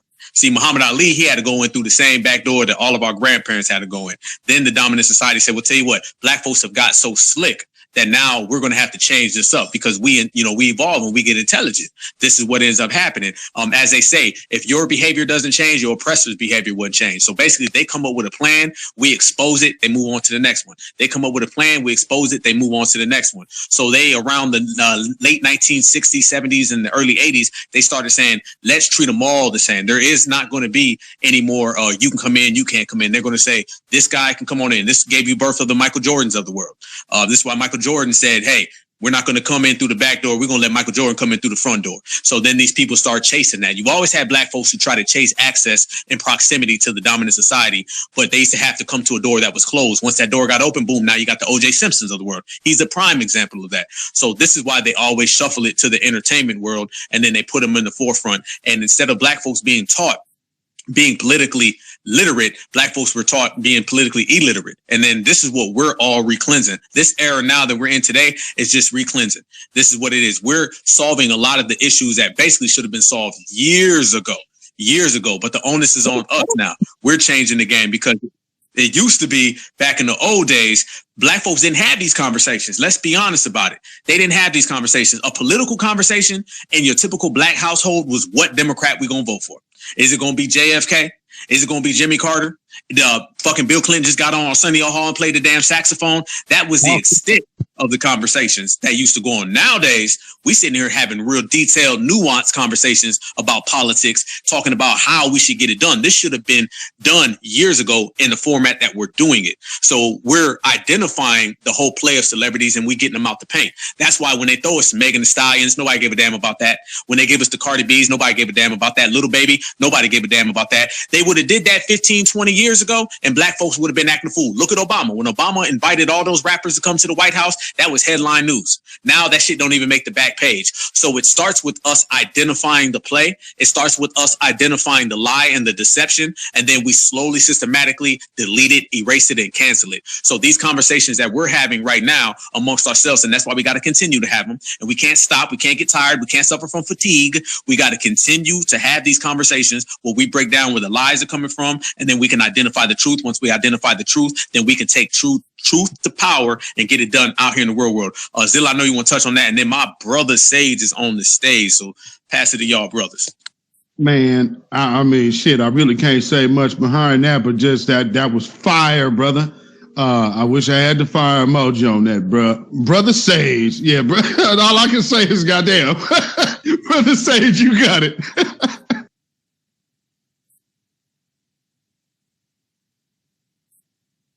Peace. Uh-oh, you there you are. They got me good? Yes, sir. I got on the headset, so currently out shopping with the family right now, food shopping. I did wanted to say this because there's a lot. I've been in the room just listening. There's a lot I wanted to add. I hate to follow up what Brother Alfred just said. First of all, that was a masterpiece that you just put together. I think that when you guys listen to the playback of this, you really need to record that specific maybe 2 to 3 minutes that my brother was just breaking down the game and just play that back and play that forward and rewind it until you absolutely soak in the game with that one. I would say that, and I hate to follow up with that, but I do want to say this because I'm going to make this very simple. I don't think that our celebrity class, when it comes to blacks, I don't think that our celebrity class actually controls our politics because a lot of celebrities went for Stacey Abrams and she got blown out of the water. So that shows you right there. They did all types of dances, all types of songs, trying to big her up. So that tells you right there, that our celebrity class doesn't necessarily control our political views. If LeBron James came out tomorrow and said, hey, let's vote for Hillary Clinton, which LeBron has done. Hillary didn't win the office. She didn't win the White House. Jay-Z has said, let's vote for Hillary Clinton. I can produce a picture and put on the Jumbotron of Jay-Z with his arm around Hillary Clinton, and Beyonce was up there also. She didn't win. So I don't want us to miss that fact. We don't necessarily today. I don't know about the baby boomers. I don't know about the, the people that walked across the Edmund Pettus Bridge. I don't know about them, but today we don't necessarily look towards our celebrities, basketball players, entertainers, anything, for political guidance. We don't necessarily do that. We don't even get our, views from them. If you notice with Brother Kyrie, they're now coming around to our talking points. Kyrie calls himself a native Black American. He said that on numerous stages. He's got that specifically from Dr. Claude Anderson.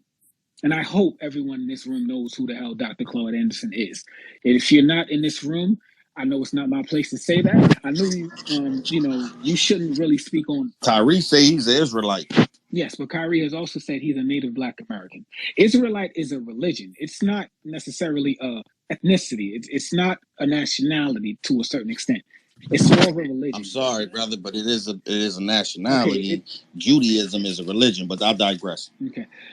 An Israelite, sir, is not something that can clinch on to a specific nation because, again, as Black people, I live in New York, and the people that live on 125th Street, they call themselves Israelite all day, every day. But as long as Israel is the litmus test to if you're an Israelite or not. So you can call yourself a Black Israelite, but as long you don't have the right to go to Israel and claim that this is your homeland. As a Black man, you don't have that right. That's being an Israelite, brother. Jesus Christ. The difference is, I don't want to side. Hey, brother. Hey, let my brother say his finish, family. Let my brother say his finish. What I'm saying is it's like this. Like when how you have Hispanics that say that they are white and they are not. The white man is the litmus test to a Hispanic if he or she is white or not.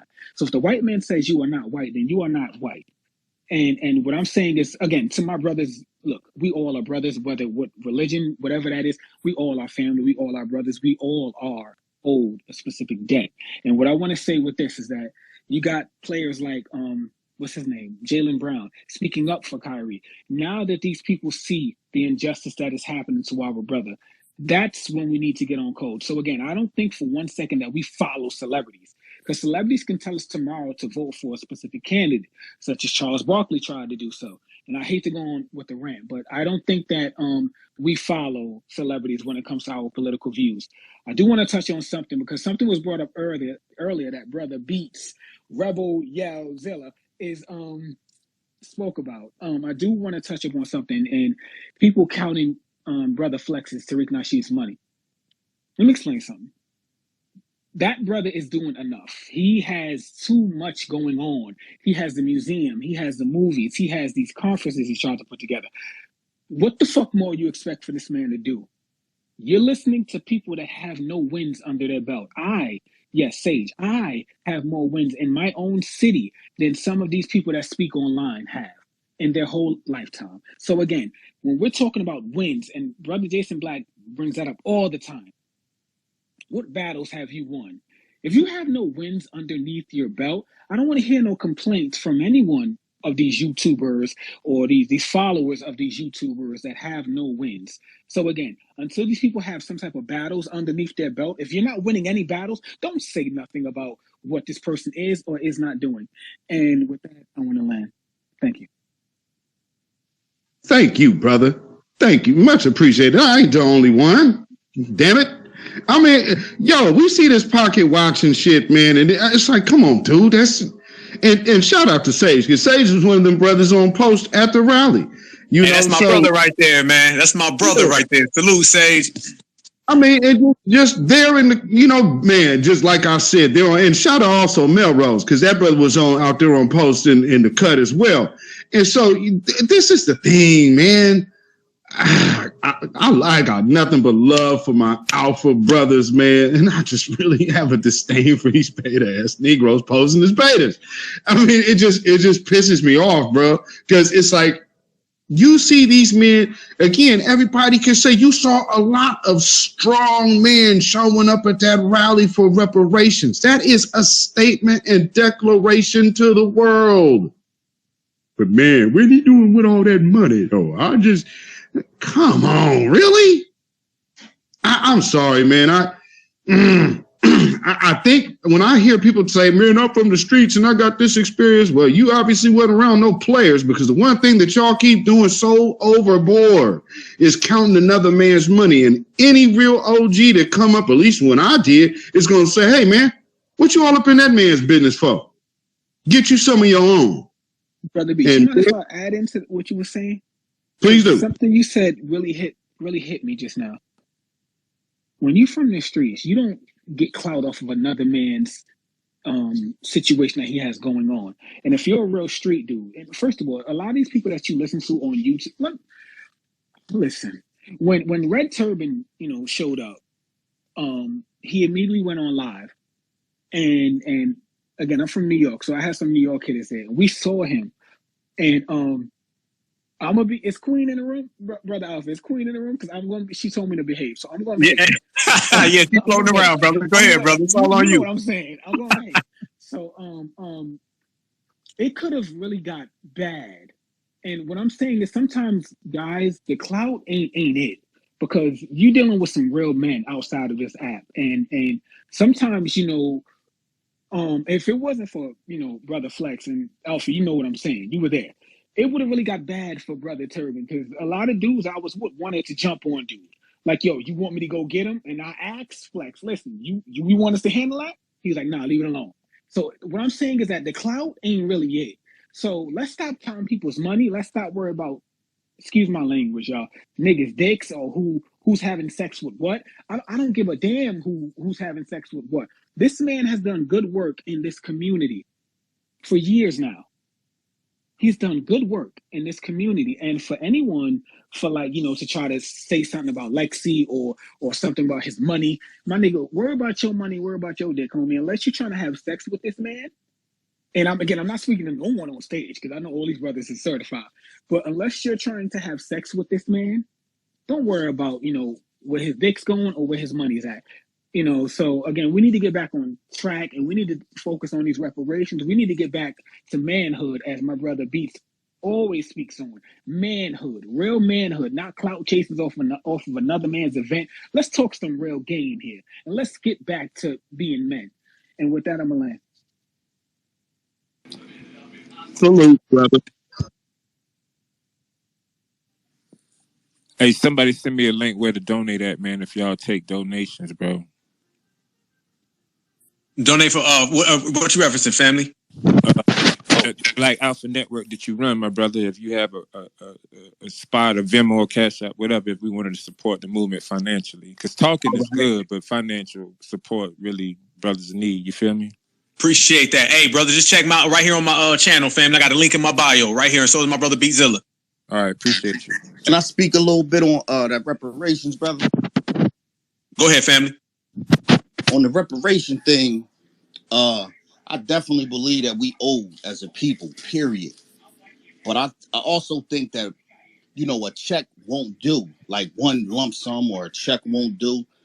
A lot of our ancestors picked cotton, picked tobacco, a number of other things. I feel like at the end of the day, reparations should come in the form of any cotton sold in America, period. We get percentages off of it. Things of that nature, like any cotton, any tobacco sold in America, a percentage, just like they tax us when we go to the store and buy a bottle of water or whatever. That tax on that cotton should go to the people, period. And I just wanted to touch on, I'm not sure about the guy y'all was talking about, Korea or whatever his name is. I'm not familiar with the brother, so I don't know basically, who he is or what he does for the community, but I will say this, I'm really pro-black, and I say that with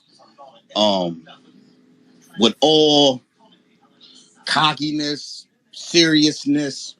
I really put my life on the line when I say that.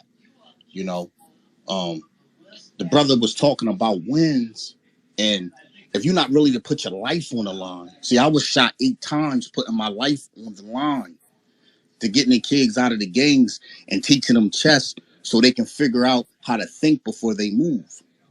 You understand what I'm saying? So I really put my life on the line. You know, that's just one thing. That's a win. I count that as a win because I'm still here, you know. But at the end of the day, us as a people, we got to get our mindset off of the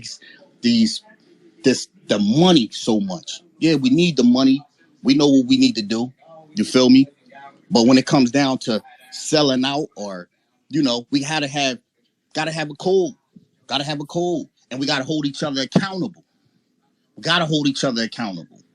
You know, I'm really about Black power, Black family, Black love.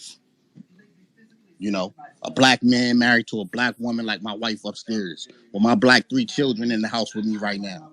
So I'm really about what I'm talking about, you know, and we have to pull each other's coat, and we got to be man enough to take criticism, you know. So I think, you know, what y'all doing here is a beautiful thing.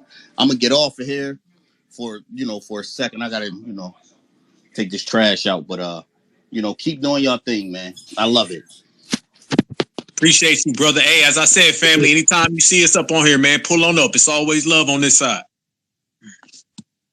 Real talk. And I mean, with the because you know, both me and this brother, of course, we are married to sisters.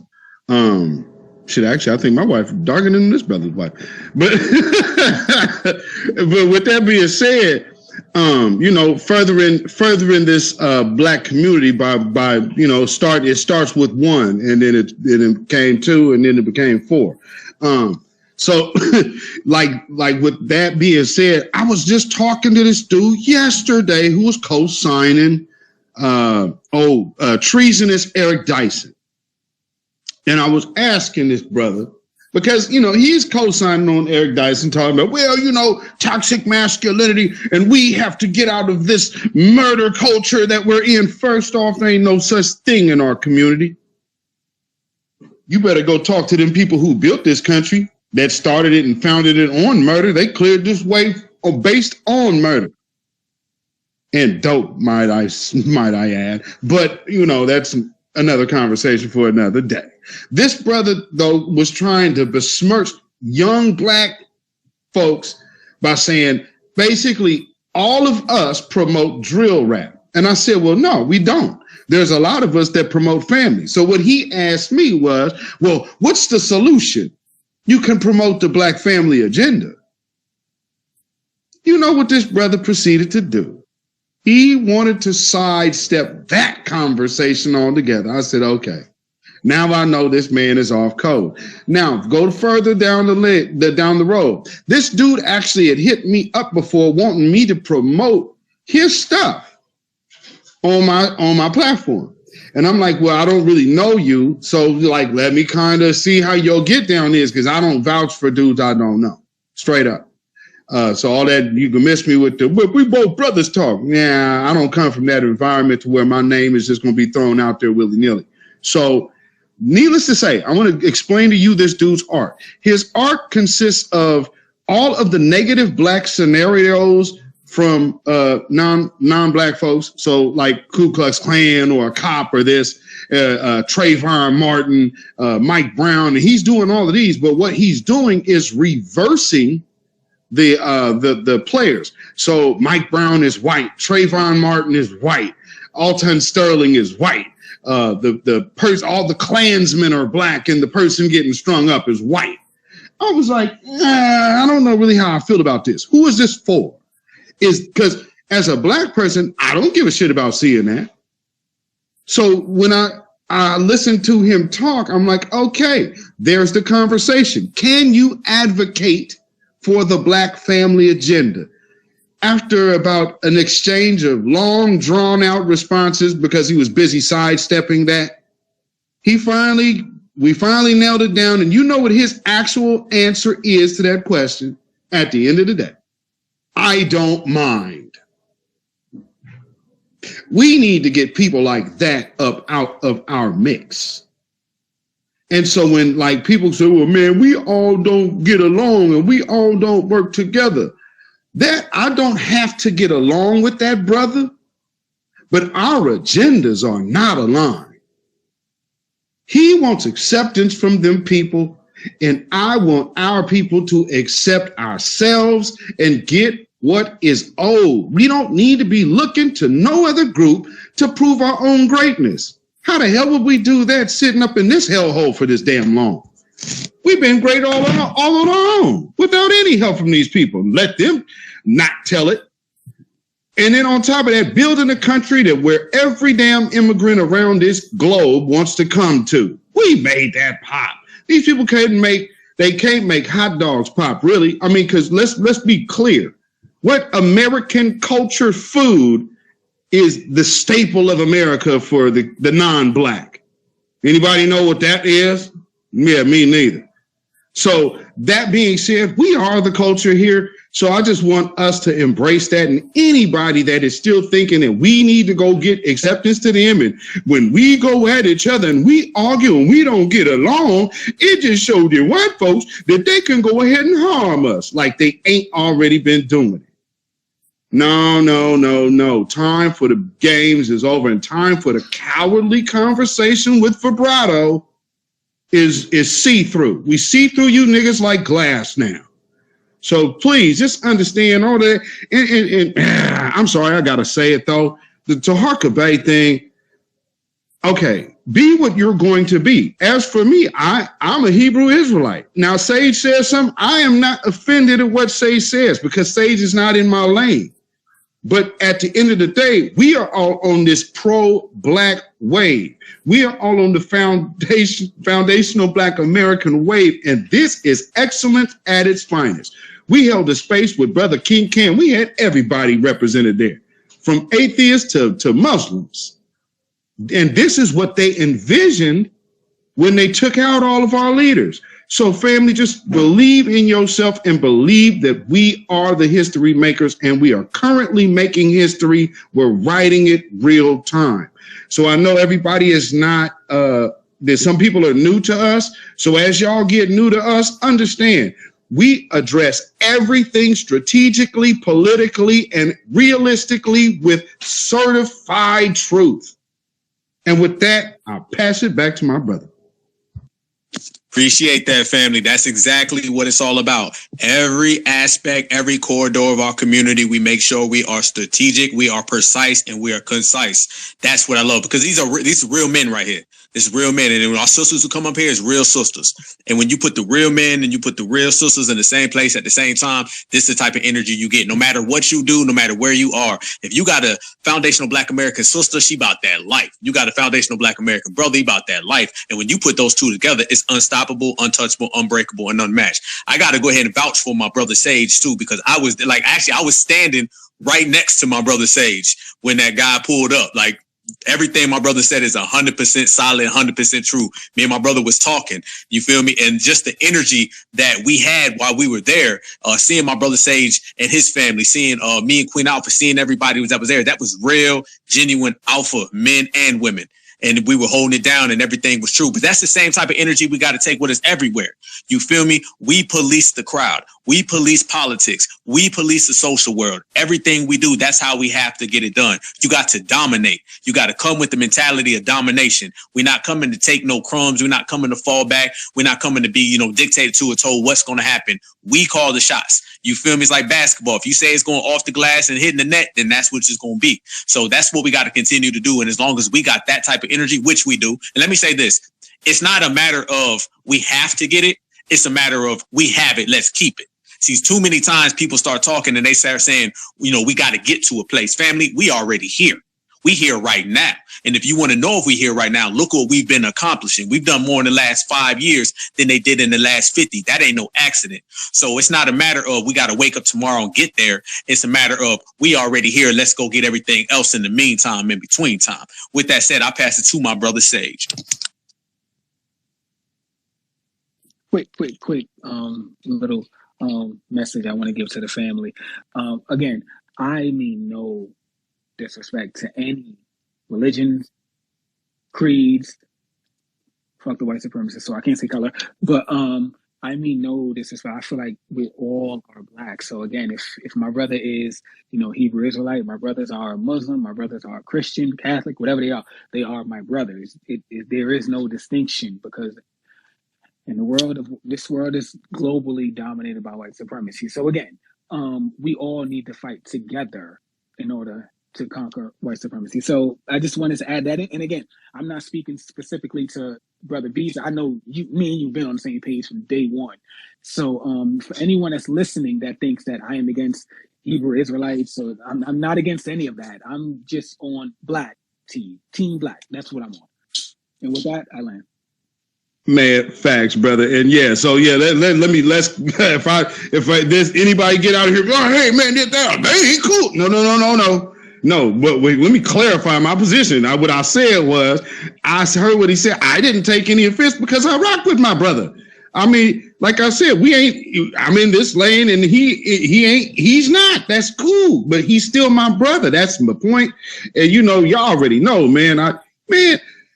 Man, my brother Black Star TV was over there. I was watching here. I was jumping between him and Sister ZZ's lives, man, and just watching all of y'all at the rally, man. I'm feeling, me and my wife over here feeling the energy vibrating high over here.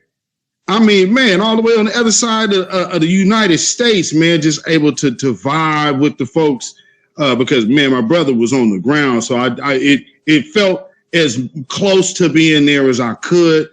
And man, I'm telling you, man, just being able to see all of y'all in one place, man, that was so dope. That was really, really, really majorly dope for me to see. And I mean, I felt, man, I went to the store later on while I was walking down the street like, damn, my adrenaline is up. Like, damn, I wasn't even out there. My adrenaline was up. See, so yeah, man, we gonna keep rocking. And this is what it is over here, man. Foundational Black American excellence all day. Hey, it's funny though, because every time we have one of our spaces, we literally encompass pretty much the whole country. You feel me? I'm right now in the South, my brother Sage on the East Coast, Zilla, you out there on the West Coast. We got Midwesterners who call. We got people of all different backgrounds. The beauty in our people is versatility and diversity. And y'all see the way that we all talk as men and our sisters as well, the way we talk as men and women. This is what it's all about. That's what separates us from everybody else. Trust and believe these other communities, they be at each other.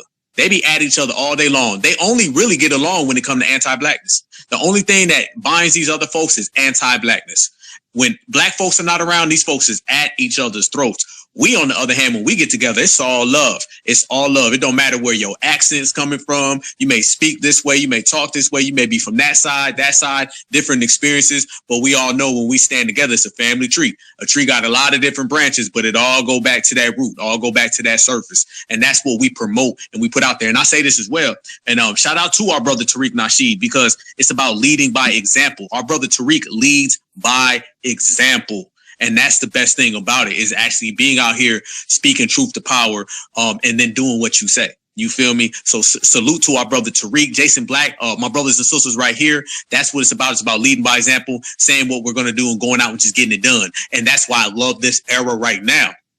We are getting it done. Y'all remember growing up, everything about black folks was always tomorrow.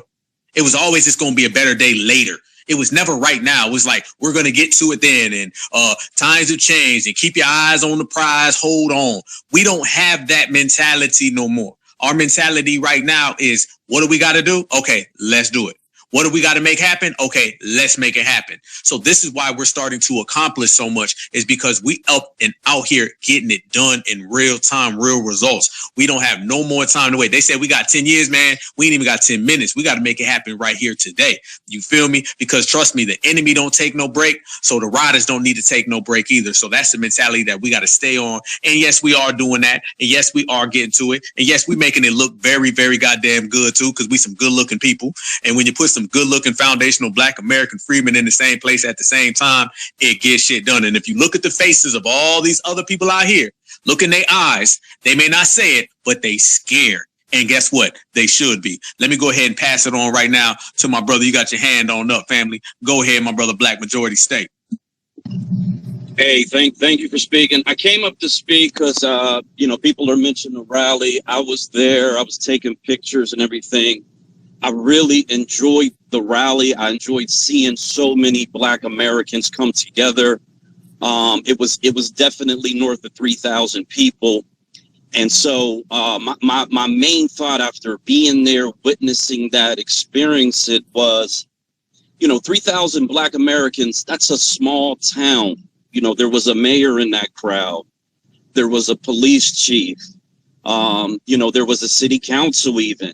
If we can take that same energy of us coming together and you multiply that times 10, you get 30,000. And that to me is the size of a fairly mid-sized city.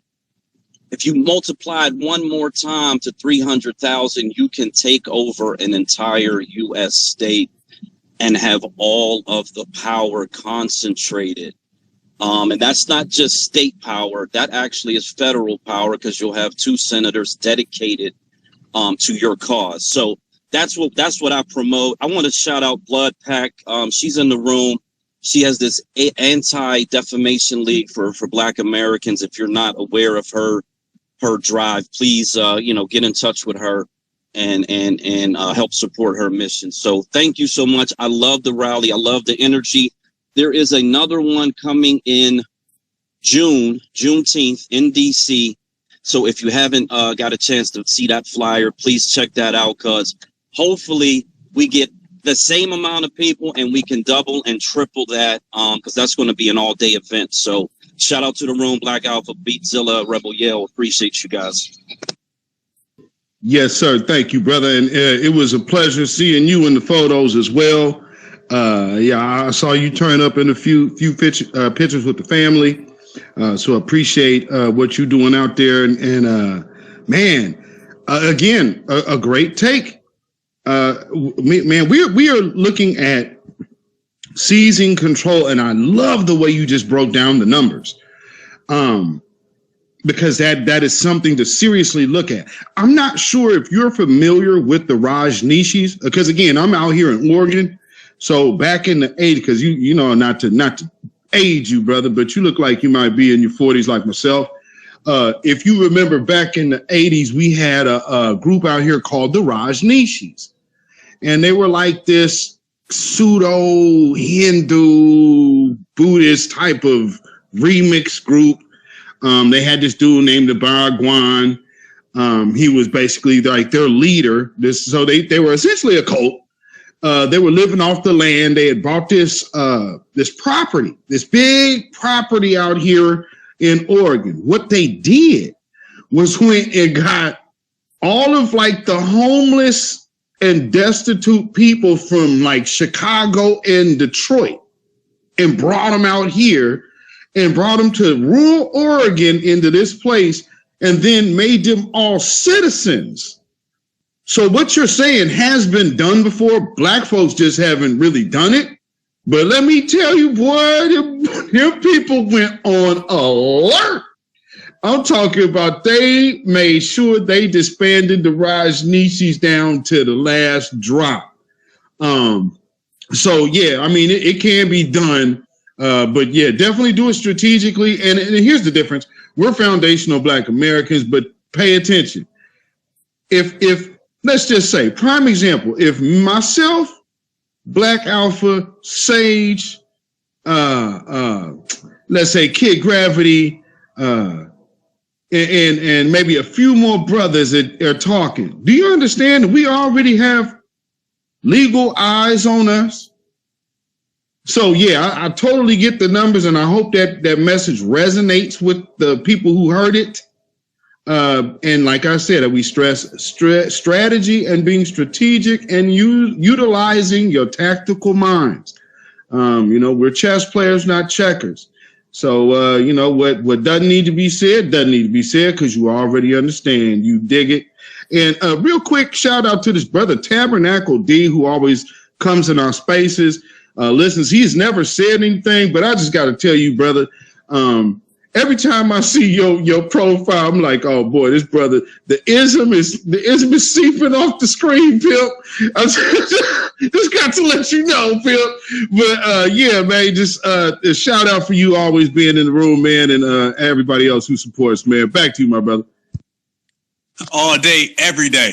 All right, fam. So, hey, so what I want to do, I want to break down. Okay, since before we get up out of here, we got some time. No, we still rocking. Everything is good. I want to bring it back to what we're talking about in terms of strategy. And I love how y'all brothers just spoke on everything from the rally to, like we said, the social world, every aspect of our community and just being strategic. That's one thing, Zilla, brother, that's what we always harp on. Everything is being strategic, doing things with a purpose. That's the one thing that has plagued the community, is not being purposeful with what you do. That is the worst thing you can do in life. Your life has to have purpose. Therefore, your actions have to have purpose. And if your actions do not have purpose, then your life doesn't have purpose. And a lot of Black folks haven't done things with a purpose in terms of being political. And this is why we always, speak on, we always preach being very strategic with what you do, no matter what it is, no matter where you go, no matter who you with, make sure you're doing it with some type of, understanding and wherewithal. But in terms politically, like we said, we got 2 years, family. We got 2 good years coming up, and the route that we're moving and the speed that we're pushing is showing everybody right now that we can get things done in real time. I put it this way. This era, you give us 2 years leading up to the next election, everybody's in trouble. Everybody's in trouble because we move so fast and so quick.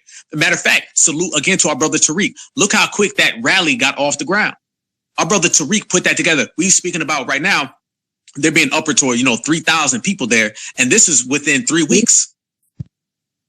Go ahead, brother. No, I was just going to say 3 weeks. 3 weeks in like 2 days.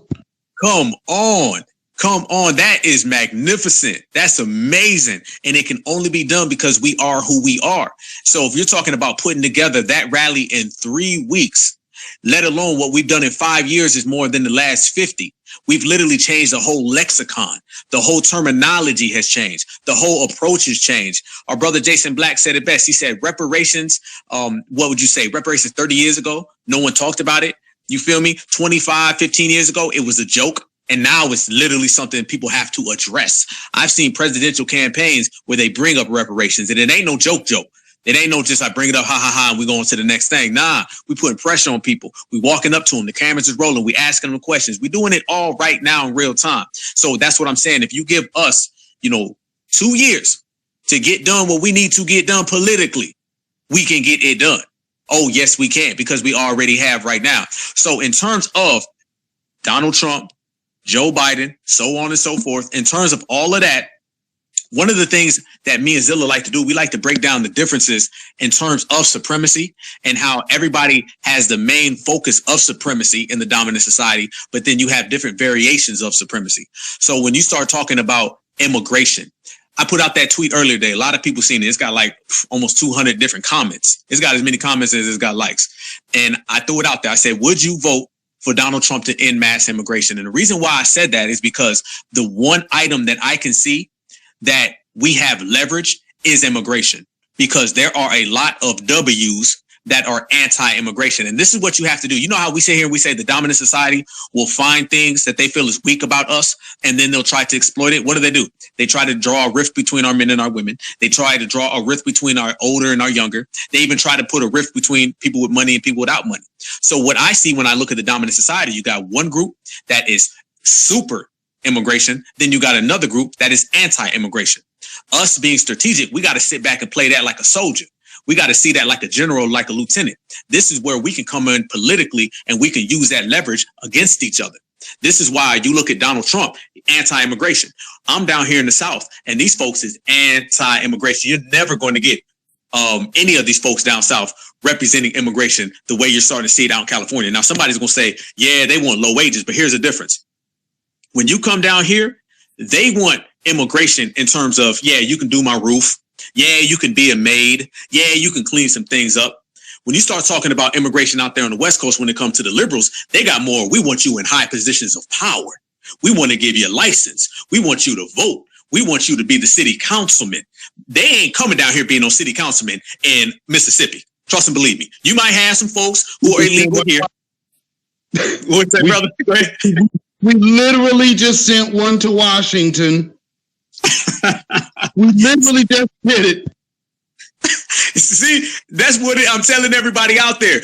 You got to be able to see the forest through the trees. You got to be able to see the nuances and the details of every situation and scenario that you in. And once you identify the scenarios and the situations, then you can exploit them. It is all about exploitation. The same way they try to exploit us, we can exploit them. And then we can do it politically. So when you start talking about dealing with Republicans or dealing with Donald Trump, that ain't because it's anybody's friend. Like I said, this ain't personal. It's only business. This is foundational Black American business. And if that means we got to take the Democratic Party and the Republican Party and find out the issues where they have a rift and then pit them against each other, well, goddamn right, that's what we're going to do. That's called bargaining chips. We out here playing chess, and it's a high stakes game of chess. So what I tell everybody is identify the differences on how they view immigration and then slide in. When I put in that tweet earlier this morning, look, shit, it's out there. Go look at it right now. Go look at the comments, and you can literally see W's arguing with each other.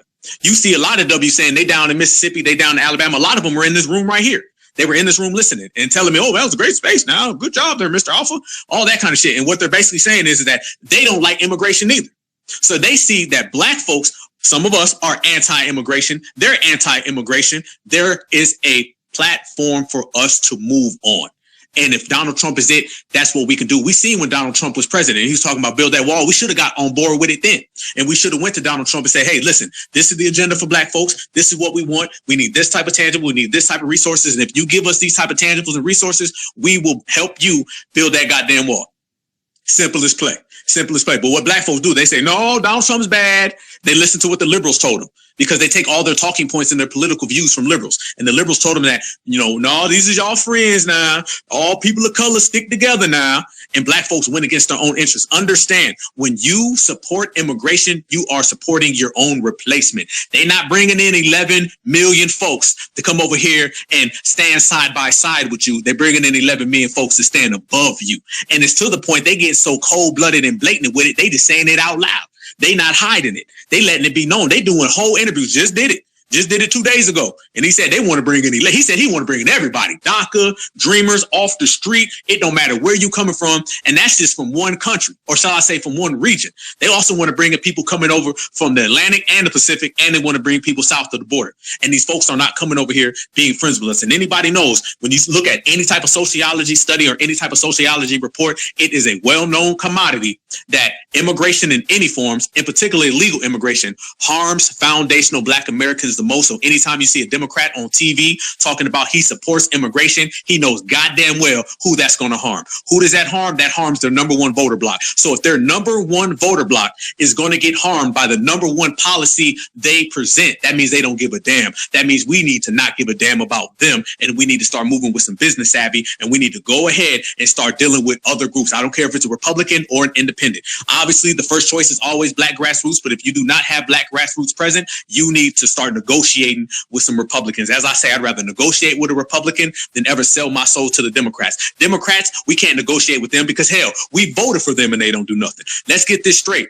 The Democrats had the Senate, the House, and the White House and didn't do a goddamn thing for Black folks. You're going to hear all this talk right now. Everybody's sitting here talking about the House. They're going to talk about the Senate, the midterms, and all that. The Democrats had all three of those for 2 years, and Black folks got zero. So now we're in a position where they're going to use that for the next few years as another excuse not to give us anything. They're going to say, well, the Republicans got the House now. We can't do nothing for y'all. Okay, well, what about 3 weeks ago when y'all had it? Nothing. So what we're going to have to do is generally start negotiating with people. When I seen Donald Trump say he's running for president, I seen a golden opportunity. Once again, it's all business. It's all business, never personal. And if my business is personal to you, then that's a personal problem. That's what we need to do. We need to focus on this. We need to go to Donald Trump. We need to go to the Republicans, tell them, I may not agree with this, this, and this, but I agree with the anti-immigration. So what do we need to do? Let's talk business. You pull out your goddamn bank. I'm going to pull out my goddamn vote, and you're going to have to pay for something, but you're going to run it. That's how we got to do it. That's how we can do it. And that's how we got to focus on. So I send it to you, Brother Zilla. And with that platform I just laid out, tell the people on some ways, man, we can exploit that situation. We can benefit from that situation, and we can gain from that type of situation. Well, one thing first, let me start by saying you can play chess. And if you don't play the board, you better manipulate the board that is in front of you. Prime example. We just had an election, right? And Stacey Abrams lost noticeably. And Raphael Warnock is in a runoff with a certifiable idiot. So that tells you that Raphael Warnock is a bad candidate, because we already know Herschel Walker's an idiot, and he's just a puppet, but he's an honest idiot. And so that tells you again, Raphael Warnock is a bad candidate. With that being said, I am just curious, like I said, chess. Has anybody seen a whole bunch of FBAs, a hate group, since this election? Have you seen a whole bunch of movement on that front here lately? Or did it just all suddenly die last Tuesday? See, this is what I'm saying about strategy, and we got to understand our friends and understand our enemies. And so how these people came up and tried to basically just look at all the different elements that have happened in spaces over the course of the last few months. We can go through and sift through all of the different muck and mire that we've seen that just ended. Please mute yourself, Muppet. We can go through all the muck and mire that we have seen from all before up until this election. We get to Tuesday, literally everything stops. So one thing we do have to understand is how important we are to everything around us. And so we can no longer allow ourselves to sit up here and say, well, hey, we're maybe next time. No, we are the Get It Now crew. That's what we're here for. We're here to get it now. So, when they were always saying, oh, y'all get it later, y'all get it later. Yeah, that's what today is. So what I see for us doing this in the future is understanding how we solidify our interest by always leveraging our powers politically, like every other group. We also need to start learning how to leverage our our political power financially as well, whether that be getting behind certain candidates. We also need to, we get black PACs, think tanks, and just like all of these other things we need to start coming out with that. With that being said, that will be the uncomfortable part for some.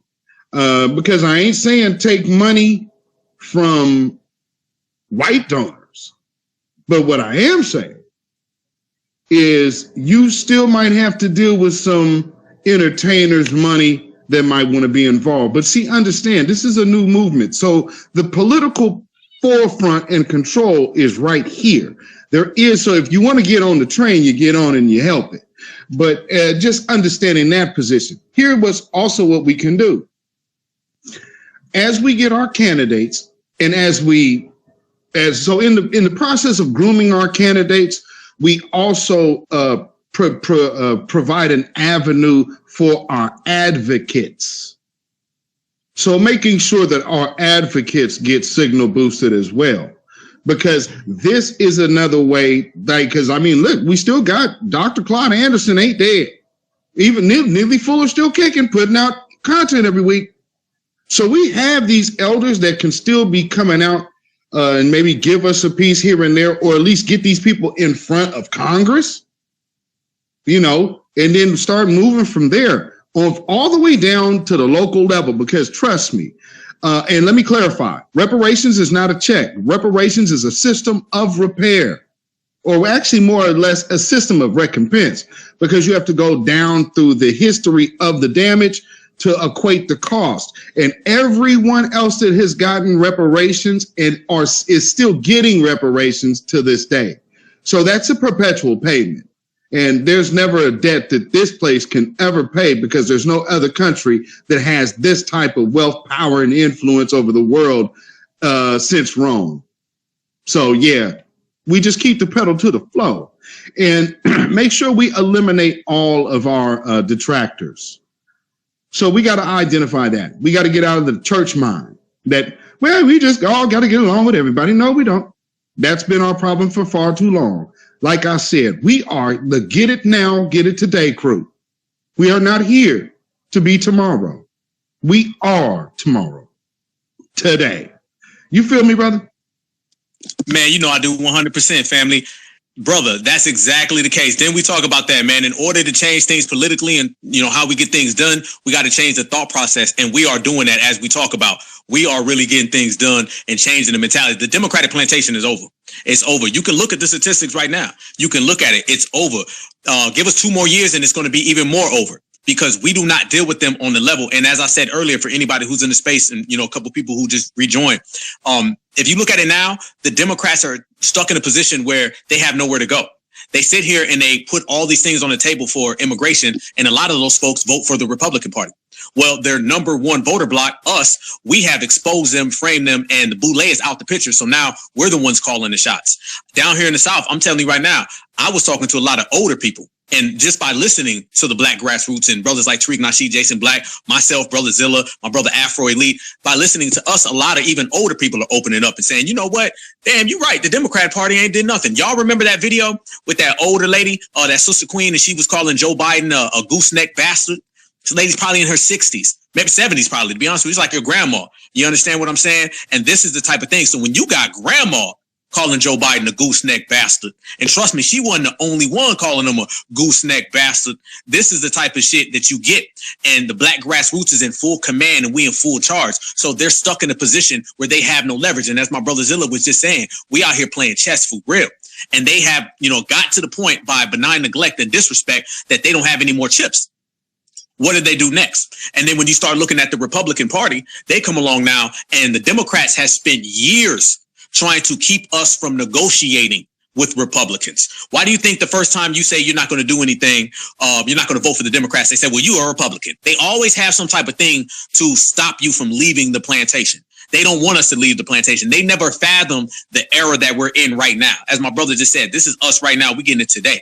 The Democrats never fathomed that they would ever be in a position where we would leave and we'd say, you know what, we ain't fucking with y'all no more, because they got so used and so comfortable basically getting things for free from us. So now we're telling them, no, we're going to charge you for that. You're going to go in your pockets. You're going to go into your child's goddamn tuition. You're going to put up your house to get the black vote. Now, what do? And if you see them, they shook right now. They losing jobs. Roland Martin is sweating goddamn chicken grease on fucking camera every goddamn day.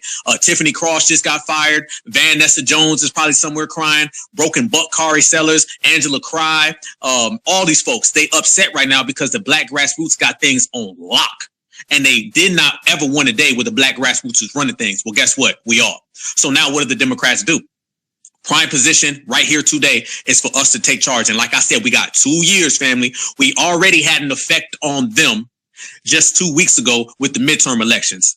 Ask Stacey Abrams. Ask Raphael Warnock. Raphael Warnock should have walked away with a victory over Herschel Walker. The very fact that the Black Grassroots have influenced people so much that he did not do that, that's got him shook and that's got him afraid. And they're sitting here thinking right now, well, what's going to happen in 2022? What's going to happen in 2023? What's going to happen in 2024? Guess what? It's going to be the same exact thing. It's going to be foundational Black Americans changing the game politically. And when we change the game politically, this is what happened. We had a little troll guy in here earlier talking about we needs to do better and we needs to do this. Let me tell you something, brother. We's doing goddamn good. Matter of fact, we doing great. How do you know we doing great? It's because we're changing the political status in America. And let me tell you, if you changing the political status in America, that means you changing the political status in the world, because America is the strongest country in the world. If we have the United States government sweating bricks because they don't know what we're going to do next, what does that tell you about our accomplishments? What does that tell you about our power? What does that tell you about our lineage? That tells you that we are untouchable, we're unbreakable, we're unmatched, and we're stronger than ever. You feel me, Brother Zilla? Absolutely, my brother. Absolutely. And man, I just got to say, hey, we got our brother Mike Cal in here. Because I know he got that ooh, boy, they got that horrible internet over there. So while you on here, man, I'm gonna let you go. Go ahead, brother. Great family, great kings, great queens, generals.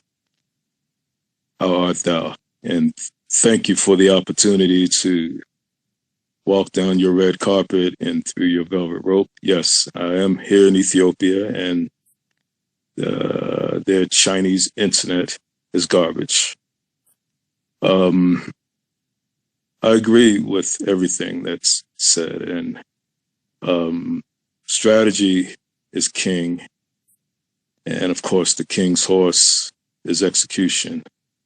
I don't believe in chess. That's the medieval white man's board. I don't believe in the game of Wei or Go. That's the Chinese man's board. But I do believe in the original board game, which is Senat. That's our board game. And for us to play and win, we have to use strategies, models, and paradigms based on our board. So from a strategic perspective, if we're looking at the Republicans or looking at the Democrats for the win, we're not optimizing our power. We're not leveraging because we're in the system. I see in terms of, let's say, a FBA 3.0 strategy moving forward, more of a decentralized, let's say a 2-year decentralized campaign for foundational Black Americans. And you brothers are right, 2022 was historic. It was a big win, and that includes all the pull-ups, the so-called pull-ups. That include the little rally that the brother had, Rashad, right? Those are wins which built the momentum, for this historic DC rally. These conversations on social media, the films that our brother Tariq are rolling out, the museum. These are huge wins. So, we have to build that momentum, which we are, of course, based on this movement. So right now we're in movement building. We're in this pre-paradigm shift, and we are controlling the narrative. We are controlling the zeitgeist. So less politics, more people. Politics is just activism upside down, right? So let's just say with a 3.0 strategy that's planned over the next 2 years, of course, with another reparations, big reparations rally planned for November, we're signaling to both parties, that we're doing our thing. And then if you want to play, then you play on our board. We're not going to play chess. We're not going to play Way or Go. We're not Chinese. You're going to play our game. You're going to come into our space. And if reparations is the end game, if anti-Black hate crime bill, whatever our end games or our goals are, those are the things that you need to bring to our table. Don't go to their table. Have them come to yours. So just focus on this machine, building machine that consists of attorneys and tech folks and activists, et cetera, et cetera, et cetera. This decentralized machine that's focused on 2024. And you'll see how the so-called Republicans and the Democrats, how they lose power because of our focus, because of our collective discipline, because of our collective willpower. So we focus on building a machine, right? Not a political party or not playing inside anyone's political party, but our own movement building machine that focuses on what we're looking at. And that's victory in each of our, in each of our perspective goals. Like I said, whether it's reparation, pushing back on immigration, we have to focus on us, not on those parties. You don't have to go to them. We have the power now, and they know it, you see. So I'll land with that and just keep that jab in their face. Don't bend, and, you don't have to kiss ass before you kick ass. Just focus on what we're doing. Stay in this lane. We have the power. They don't have any power. You understand? We have it now. So I'll land with that and love your family and be strong. Yes, sir. Yes, sir. Thank you, brother Michael. And I would have to totally agree. And I love the analogy that you gave as well. Man, all the way from the motherland, brother Michael, dropping hot fire. Did you want to chime in on that, Alpha, before Muffet? Before we get to Muffet? No, hey, I'm just enjoying hearing from the family, man. That was hot fire, and I enjoyed it like everybody else. We keep it on moving. Good Lord. Muffet, you got it. Go ahead and unmute yourself.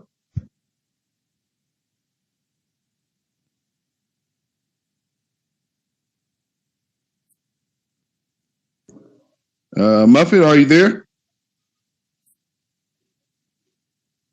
You got your hand up to speak. Can you come off your mic?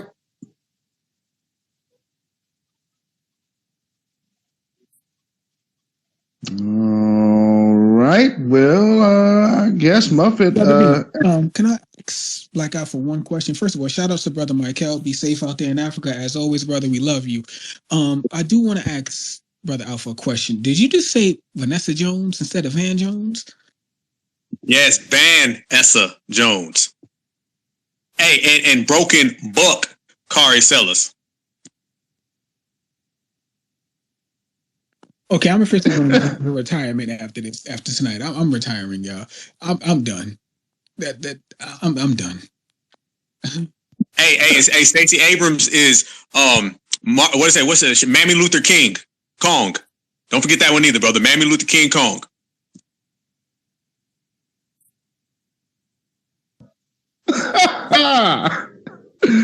Oh man. Oh, Muffet Nellen. Y'all see the hand up, but I don't see nothing happening. Maybe you might want to drop down or come back in. But we're gonna help you out though and give you a shot. Just go ahead and try to come back in. I don't know what's going on with you. We get those from time to time. Because we've had the one that came up here. What she said? Oh, I'm just up here to listen. Why did you request to speak? Like, I don't understand it. You're going to request to speak, get on stage, and then they ain't got nothing to say. Oh, can I hold my mic? Well, I just want to figure out what organization this is. Show fat ass up out here. Okay, I forgot about that one. Yeah, if y'all ever see that one in there, she knew what time it was. But yeah, man, just like the brother was saying, for those who, because I totally agree what he's saying, because we often stress that we are not a political party of one Democrat or a Republican. We are literally looking to ourselves for ourselves, and literally like what he was saying, bringing all of these different strong suits to the table for us. And, we've heard this kind of conversation before, but, now it's really being enacted. Like I said, real time. Okay, we got Muffet back. Go ahead and unmute yourself, Muffet.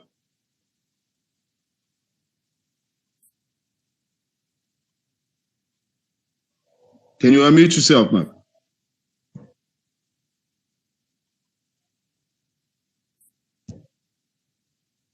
Okay, I'm not sure what's going on with Muffet because you got on stage and had to mute yourself. There we go. Okay, now your mic is off. Go ahead and speak.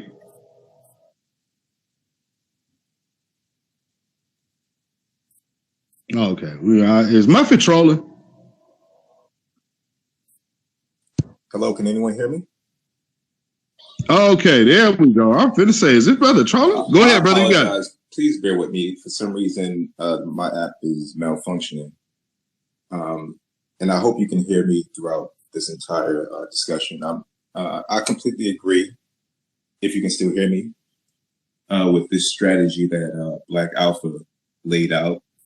I just believe that we should understand how we got here and understand that.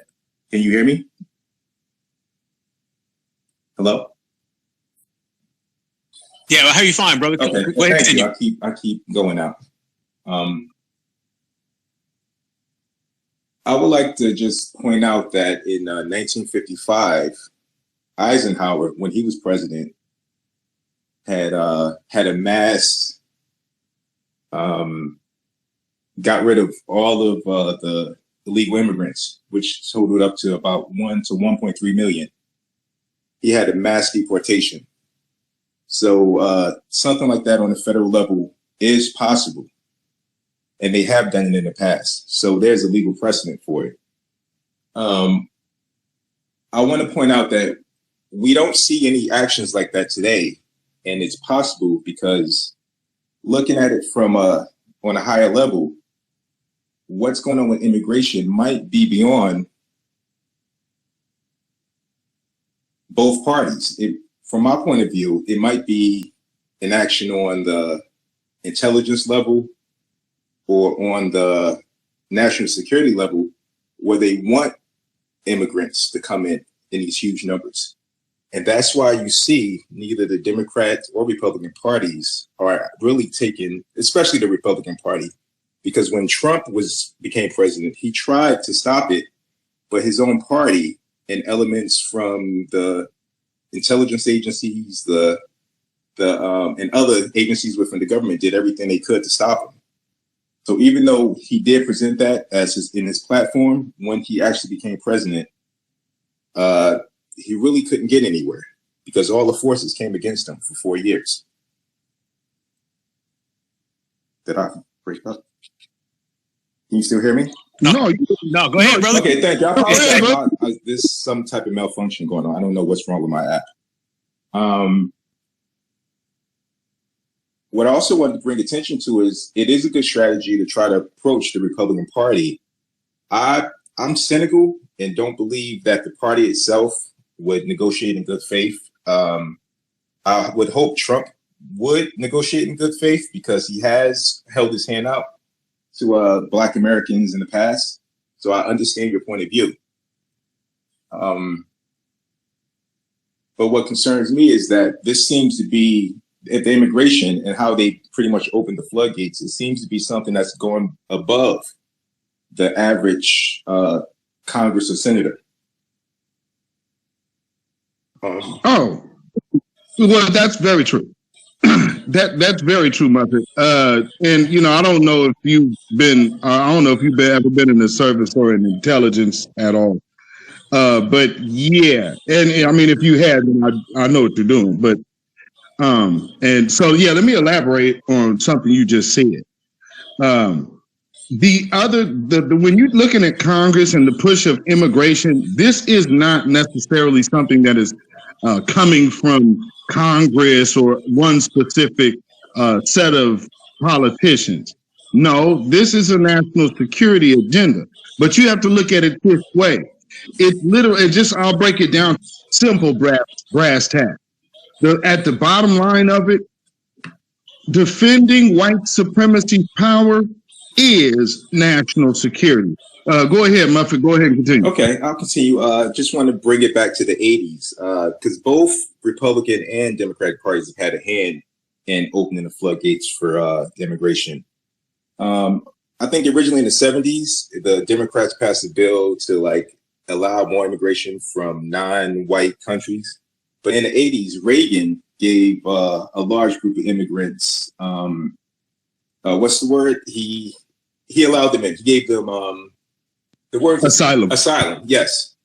And since then, Clinton, when he enacted NAFTA, which I believe George Bush passed, it destabilized Mexico to such a point, along with what the CIA was doing, picking winners and losers in the cartel fight, in the cartel wars, which destabilized their country and caused more of them to want to come up to the U.S. for safety reasons or to seek a better life, economically. So both parties have had a hand leading up to what's happening now. And neither one of them, when it really comes down to it, seems to want to stop it. They have no issue giving 91 to 100 billion to Ukraine. And the Black Alpha mentioned that even now there's a whole bunch of white people, a whole bunch of black people, a whole bunch of every American that don't want immigration to happen, but it's still happening. Why is that? Congress doesn't care because this is something beyond them. It seems like it's coming from another source that want immigration to happen. It's the policy of the federal government. And if you pay attention, most Americans don't want money to go to Israel. Most Americans don't want money to go to Ukraine, but it still happens. because the people in the federal government aren't accountable to anyone. I would hope someone like Trump could stop that, but it didn't seem to happen his first 4 years. And that's what concerns me. So what I'm getting to is, it would be good to be hopeful about what we believe someone could do for us on a federal level. I hate to look at it as like a great white savior, and because that's a joke in the back of my head. We're looking for Trump to save us. But I understand that you would want to negotiate with whoever is pursuing your interests. That's just the facts of it. But in the back of my mind, I'm always looking at what can we do for ourselves. And if you look at my page and everything, I'm always talking about, just like the guy Gary that's always talking about creating our own black state power. I really believe that's the ultimate goal that we should have, that we can't rely on others the way we can rely on ourselves. And ultimately, I don't know if it'll take 2 election cycles, 3 election cycles before we see that we're not getting, I don't want to be pessimistic, but if we don't get what we want by trying to negotiate with Trump or the Republicans, my point of view is, how long will it take before we begin to say, this isn't working, the legal immigration is overtaking us, it is pushing us out of all of our states, what do we do next? Our final solution is, we have to rely on each other, we have to take a last stand in the state or states where our population is largest, and we have to form a political unity or cohesiveness and try to stake our flag where we can. I don't know if I broke up because it seemed to have stopped. No, that's the government fucking with your shit because they don't want you telling good shit. Man, you keep rolling, I hope brother. that wasn't I hope that was coherent. How I, put my thoughts. I just want to give let me fill everybody in on the room. The brother is sharing a lot and I don't know, he can't really be too direct with what he's saying. So I hope you guys are kind of reading between the lines of everything he's getting to. So one thing I do want to point out, as Trump as the candidate, Trump might not necessarily, this is one reason why even the Republicans were trying to stop what he was doing, because he was the wild card. He's the one that's not necessarily, truth be told, he's probably legitimately the last president truly voted in by the people in a long time, if that's even a possibility. But so just saying that he might do something out of the ordinary that a Barack Obama or a Hillary Clinton or a Joe Biden are never gonna buck up against. But with that being said, Muffet, you back on, bro. I'll land my plane there. I just wanted to point out how we got here, and it was both parties played a role in creating this immigration disaster through their policies. Whether intentional or unintentional, I believe it was more so intentional with what everybody did, beginning with Reagan, leading through Clinton, Bush, and Obama. But also how, hello? Yeah, you go on. I apologize. Okay. I would like to try anything, and I'm always willing to work together with everyone, because I do appreciate that we can all get together on this platform and talk about ideas and push things forward. But the issue to me is, how long will it take, or how long before we realize if things don't go our way, or if we don't see any progress? What is the contingency plan? What's our plan B, our plan C? What can we do for ourselves? Got it. And that's that's kind of piggybacking on what the brother Michael said. So I don't want to have you say too much, get yourself in trouble. But yeah, the way you tied in going back to Reagan, I just want y'all to peep who was always present. There's a certain family name that was present since Ronald Reagan was in office. The Bushes. There you go. And so you have all of that walking right on through, and you see all of these pictures with all of these people dangling with each other. Now I'm just so as the brother, I'm just hoping y'all are catching the relationships that he's just tied in, that's just played out in front of your face, and all of it has been against us. Did you have anything else to say, Muffet, or was that it? No, I'm finished. Thank you for having me. And hey, man, thank you so much, man. For those who want to go back, replay this, I'm telling you, just go start doing your research. Just listen to this, listen to what he just said, do your research and see what you find. That's all I'll say. Black Alpha, back to you, brother. Appreciate that. Yeah, man, that was a lot of good information right there, brother. Let me go ahead and unpack, because you said a lot of good points, man. You put it real eloquent as well. I would say this: I don't believe in contingency plans. You feel me? I believe in simultaneous plans. Contingency plans means we're going to wait to the end after this failed, and this is like our backup plan. No, we do everything simultaneously at the same time. Anything that's within our reach, within our power, within our grasp, we do it now. So in terms of, we negotiate, and if that fails, what do? We got to have everything option available right now at the same exact time. So what I mean by that is, when we start talking about negotiating politically, we understand that negotiating politically isn't something that we should try. That is literally the definition of politics. All right. Nobody else, no other community sits there and has conversations based upon should we negotiate.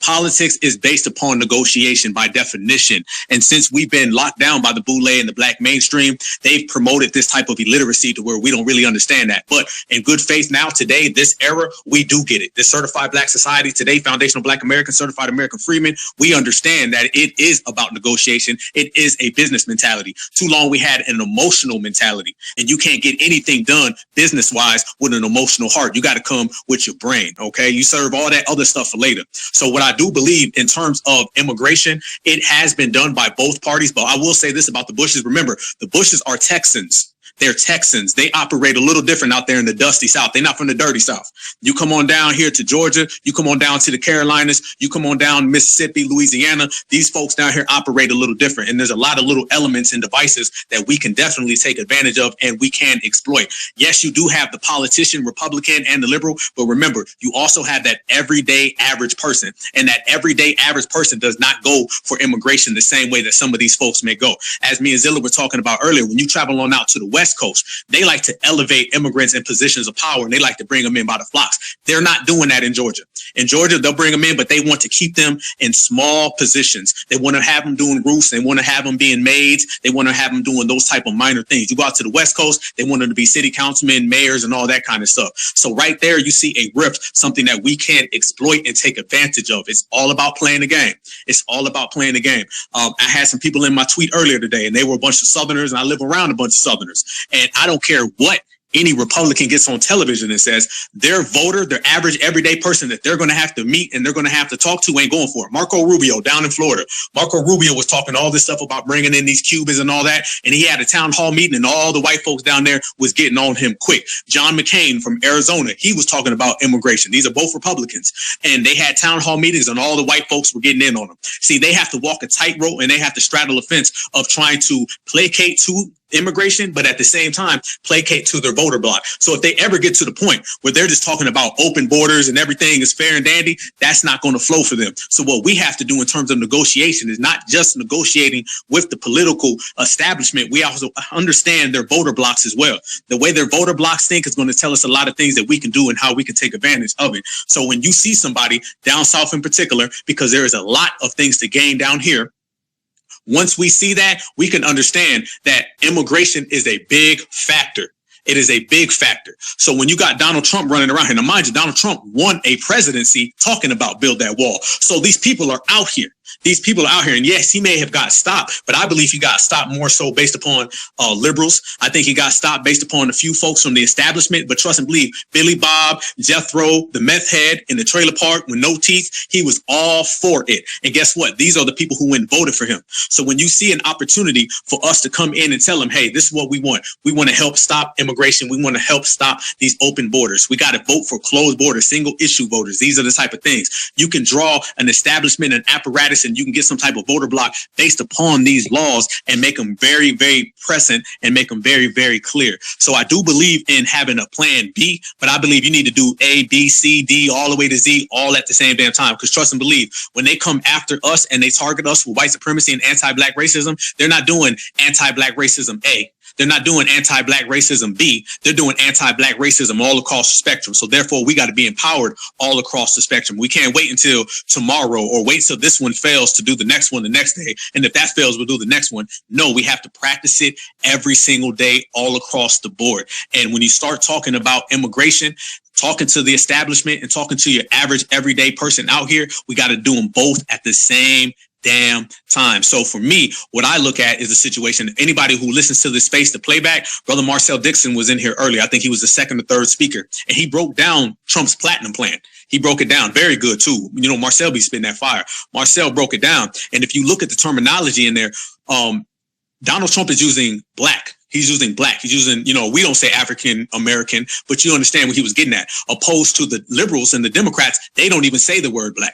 Okay, they'll say POC and everything. Everybody knows Stacey Abrams and Brian Kemp just had a debate, and Brian Kemp said African American and black more than she did. She refused to say that word. So you see a lot of room here with the Republicans that we can take advantage of. And remember, negotiating is the root of politics. This thing where we're going to go into the political world and not negotiate, what kind of sense does that make? That's like trying to play basketball with no basketball. You're trying to play soccer with no soccer ball. And what are you doing? You don't go to the football field with boxing gloves on. All right. You don't go into the boxing ring with a football. This is backwards. This is hustling backwards. We need to hustle directly. And directly, we need to go to the Republicans. We need to go to the Green Party. We need to go to the Independent Party and tell them this is our agenda. This is what we want for our agenda. If you do not give it to us, we will go over to the next person and we will negotiate with them. And then when you get black folks who have genuine, sincere influence that can affect the voter base, that can affect the voter block, trust and believe they're going to want your attention. Mind you, the Democrats do not come out here with these billion-dollar campaigns to stop us from going to the Republicans, to stop us from going independent. Why do you think Roland Martin's always telling us to keep on voting? He's doing that because he understands there is power in our vote. The problem is the power has not been on our vote because we've been voting blindly. There's no power in voting blindly, but there is power in voting strategically. Once we start to strategically vote or strategically remove our vote, either which way, that gets you real prowess, that gets you real game, that gets you real excellence and execution. So therefore, what I believe is coming up, and we have 2 years to do so. And you've seen the fingerprints in this last midterm election 2 weeks ago. What we need to do is tell everybody that we are political free agents. We do not work on the left side of the aisle. We do not work on the right side of the aisle. We're right in the center, which means everything's got to come through us. And we gotta let them know. We got to let them know that we are out here. We ain't just a couple motherfuckers on the internet. No. There are a lot of brilliant brothers and sisters out here with real influence. And this is why the Democrats are afraid, is because we have more influence right now than the boule. I said earlier today that the black grassroots is pushing the line. It is not the black mainstream. This is the first time in years that the black mainstream doesn't call the shots. Nobody identifies with Van Nessa Jones. Nobody identifies with Buck-Kari Sellers. Nobody identifies with Roland Martin. And they understand this. So they know when someone like our brother Tariq Nasheed, Jason Black, so on and so forth, when they start speaking, people listen because it's a real message that is really genuinely reaching the people. Down here in the South, I'm telling you, I'm seeing black folks that are literally in their 60s and 70s. Okay. And they are questioning their relationship with the Democratic Party based upon the influence that we have. The black grassroots is speaking and people are listening. So if the mainstream thinks that they're going to keep us on the Democratic plantation and keep us away from negotiation, it ain't going to happen. We have to exploit that. The same way the dominant society exploits us in all different factors and all different corridors, we have to exploit them in all different factors and all different corridors. And we have it. I hear the mentality. I hear the minds. I hear the ideas. I hear their approaches. You hear them in every single space that we have. But it all starts with reparations and anti-immigration. Trust and believe, as I said earlier, you cannot be pro-black and be pro-immigration. That is a contradiction. You cannot be for reparations and be for immigration because they take our reparations money and they give it to the damn immigrants. So therefore, we have to come up with a strategic plan, which we're doing. We have to come up with a real, concise and precise motive, which we're doing. And therefore, we can get it done. And the number one thing is black grassroots. If you cannot get a black grassroots, you better get your negotiation going. You better get your briefcase. You better get your business game up. You better go to the table and let them know that the black vote is for sale, and you better put up your house. You better put up your kids' tuition. You better put up your savings. You better put up the goddamn money because it ain't coming for free. Send it back to you, Zilla. Facts. It definitely ain't coming for free. And and like I always say, reparations is a system. And with that being said, I want to shout out my sister in the house. I see Lioness Crown in the house. I seen Juicy Genius and Nikki the God earlier. They held a space shedding light to our fallen sister. I want to pronounce her right, Shanquela Robinson. And this story, like I just literally heard this story like 48 hours ago. And I guess everybody else is. I'm assuming it's this new. And so if you guys get a chance after this space is over, I'm pretty sure they recorded that space. So go follow Juicy Genius, or if you following Lioness Crown or Nikki the God, you'll be able to catch that space over there. So make sure you catch that space because they also are shedding light onto that. So make sure you retweet that as well as retweeting this. If you are listening to the playback, especially because, if you're listening to the playback, hey, your day is just now beginning because you have phase 2 to go listen to. So just with that, just wanted to shout y'all out. Thank y'all for shedding light to that because that situation is absolutely insane. And it sounds like unfortunately, a lot of black folks going to have to go to prison. But it's well deserved in this situation because this was absolutely hood rat, gutter snipe type of behavior, no class whatsoever. But we see our brother Eastsiders has entered up onto the stage. So, man, you got it, brother. Go ahead and unmute yourself. Oh, man. First of all, peace to the chat, peace to the family. I was just looking at this, the title here. Should FBA support Donald Trump for 2024? Hell the fuck no. Let everybody burn. Like the brother said at the end of all his broadcast, let Babylon fall, goddammit. Let it fall. Because it ain't like any one of them came to our aid. Anything that happened for us throughout, the Orange Man's regime or President Cheeto's regime, it was all coincidental. It ain't like he tried to, goddammit. That's just where it landed. That's why they fought like tooth and nail to get Jim Crow in there, because they knew he was gonna fuck it up for us, and that's definitely what happened. We got to get these plantation Negroes up out of here, straight like that. I'm gonna laugh for now. Big facts, Eastside. Big facts, and we absolutely need to get. Hey man, the plantation. These like I said, treason, Eric Dyson. The fact that, okay, we were a hate group last week. This week we're murder lovers. And it's a black man. Again, that's why I wanted to show. If y'all did not see my live last night, go treat yourself to some information. Because we over here we like putting the pieces together. And sometimes it's got to piece it together like a puzzle. Yes, sir. Brother. I see. By the way, that was a great show last night. Y'all make sure y'all subscribe to my brother Zilla.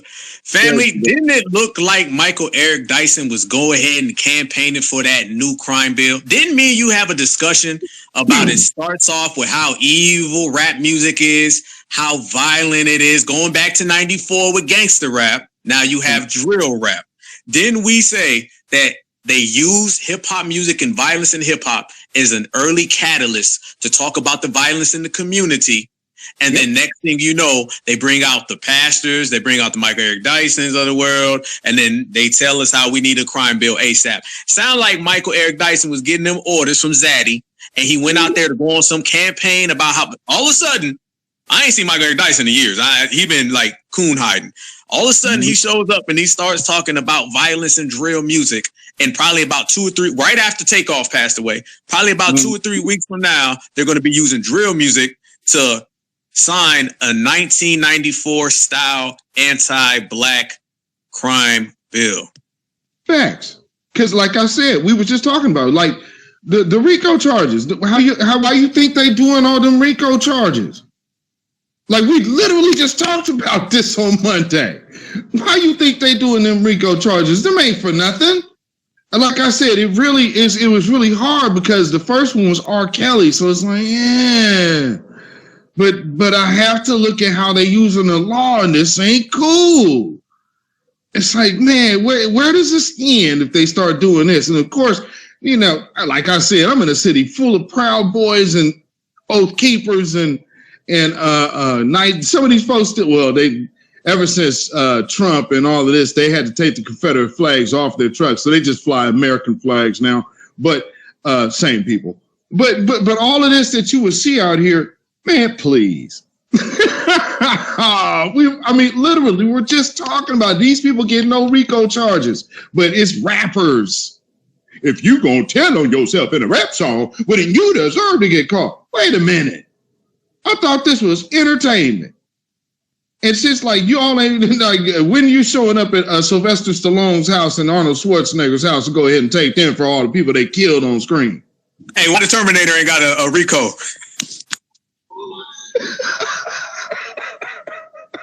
I mean, come on, man. For real? I think back to some of the older rappers, like the older rappers when we were young, them dudes was rapping like party music, but them dudes was actually street dudes. Them dudes were real for real street dudes. And then you see now, it's like, oh man, it's everything's on its ear, man. Down is up and up is down, bro. I don't know what else to say. Eastside, is this on you, brother? Hey, man. Damn, you know what? It's funny you said that. Hey, yo, Alpha, you got the perfect name, man. We need to come up in the military ponchos up there, man, because I know it's raining up there in the northwest. Shoot, our brother Zilla surrounded, man. You know, we got to get up there and assist that brother, man. He got all them pale skins up there. Shoot, we need to surround him, make sure he good, but at the same time, it started with that NWA, because before that, it was all conscious music, uplifting the people. Then they switched to the gangster rap. They said, if we get knowledge itself, ain't no telling what we could do. You saw what happened once, was it Lyndon B? Said we had him voting Democrat for the next 50 years. And Lee Atwater talked about going in the abstract with the name calling instead of just calling us the N-word. They'll just start using coded language. You see how that played out. And I'll end right there for now. Hey, brother, that's a good point. Anybody who remembers, if you're old enough to remember, or if you're like me, I was like a child. So, I heard the stories passed down to me. A lot of things that went on back in 1990, I'll say 90, 91, 92, 93, 94. It all started off with how evil gangster rap was. They had, ABC specials, NBC specials, CBS specials talking about rap music was poisoning the youth. They would run these things 24/7. They'd bring on the pastors. They bring on the deacons and the reverends. They bring on all the Democrats, and they sit there and basically say that hip hop music is the reason why black folks is so violent. So therefore we need to write a crime bill, and the crime bill came. No coincidence that Snoop Dogg's first album came out in, I want to say 93, 94. Okay. I think Notorious B.I.G. came out in 93, 94. Tupac, he was starting to bubble already, you know what I'm saying? But he started really get big in 93, 94. The Chronic from Dr. Dre came out in, I want to say 92, 93, 94. And the crime bill was written in 1994. You can literally see the rise of gangster rap, particularly when it became a mainstream element. Not when it was, underground, but when it became mainstream. As hip hop grew on a mainstream level, the crime bill came right on top of that. So when you see the Michael Eric Dysons of the world running around on this campaign about drill music in New York City, shout out to all my people from NYC. In New York City, y'all know that mayor guy up there, he's got a whole campaign against drill music, and it starts with them talking about rappers, and then the next thing it ends with a crime bill. The same way it starts off with them talking about Kyrie Irving, and then next thing you know, it talks about how all black folks is anti-whatever, whoever they got this week. They say we anti-somebody every other weekend, but it all starts with these celebrities. So when people say, oh, that's just a celebrity, it ain't just a celebrity, because every single time they come after a celebrity, what follows? All those articles talking about how this is a reflection of the black community. So therefore, that's something we definitely got to keep an eye on. And y'all want to know some facts? Watch my brother Zilla's show last night, because he broke down Michael Eric Dyson thoroughly. And absolutely, man, because this dude, when you start talking in terms of your own youth being like that, that's super predator talk. And, he's really using old school. That how he got his orders from Zaddy is because they were doing this type of thing to the Temptations and them cats back then. This jungle music. And we don't want this jungle music, because they didn't like their children getting influenced by it. See, that's why when they started having all the dope in the rap, then you look at the opioid epidemic. So what did they have to do? They had to push it further and make it extremely violent, because that's the elements to where most of the suburbanite white kids ain't gonna ever tread. So they're not going to be on the wrong block. They can't even go be part of the hoods that's doing most of the killing.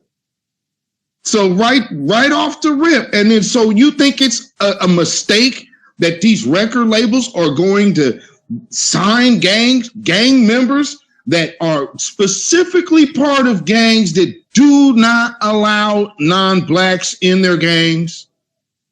And then go out there talking about drilling these dudes rap songs like jingles about murder.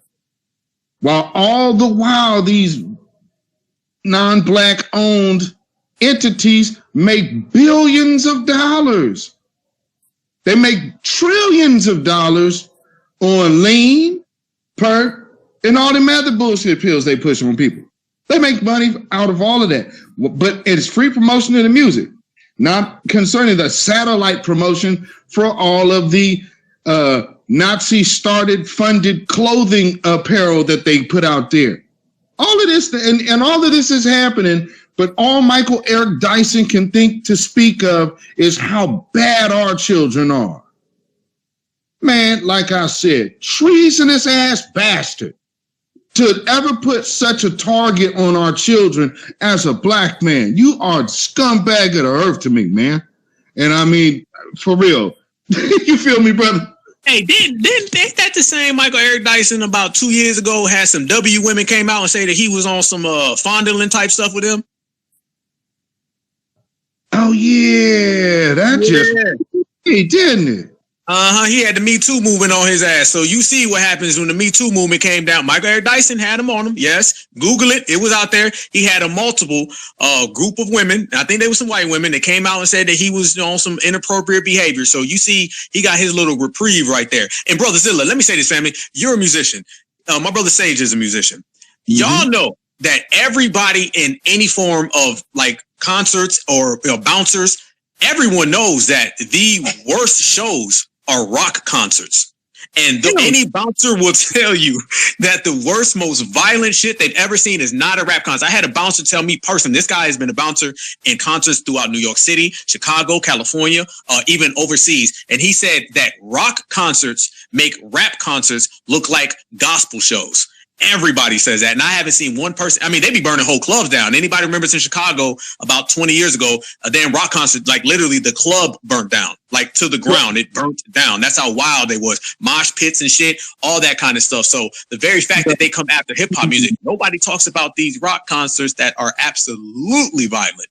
Let me give you an announcement. Well, not just let me try to give you a quick visual picture.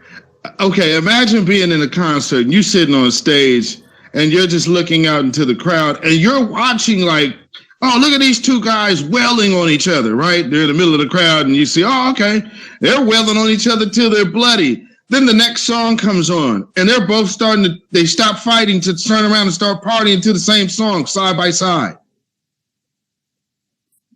Yeah, can't nobody ever talk about how crazy we are. Shit, yeah, bullshit. So yeah, Eastsiders, you can go ahead, brother. Hey man, I know I got my hand up like a kid in class, but it's like every time y'all say something, an idea popping in my head.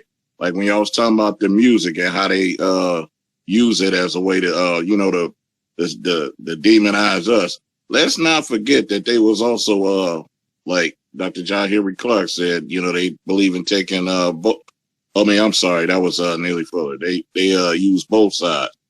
But at first they was demonizing. Notice how when they was doing commercials, advertising, they would have a group. They usually start off with multiracial kids, and there's always some rap in the background, like the Sunny D commercials, the Capri Suns commercials, the Lunchables, and all of that stuff.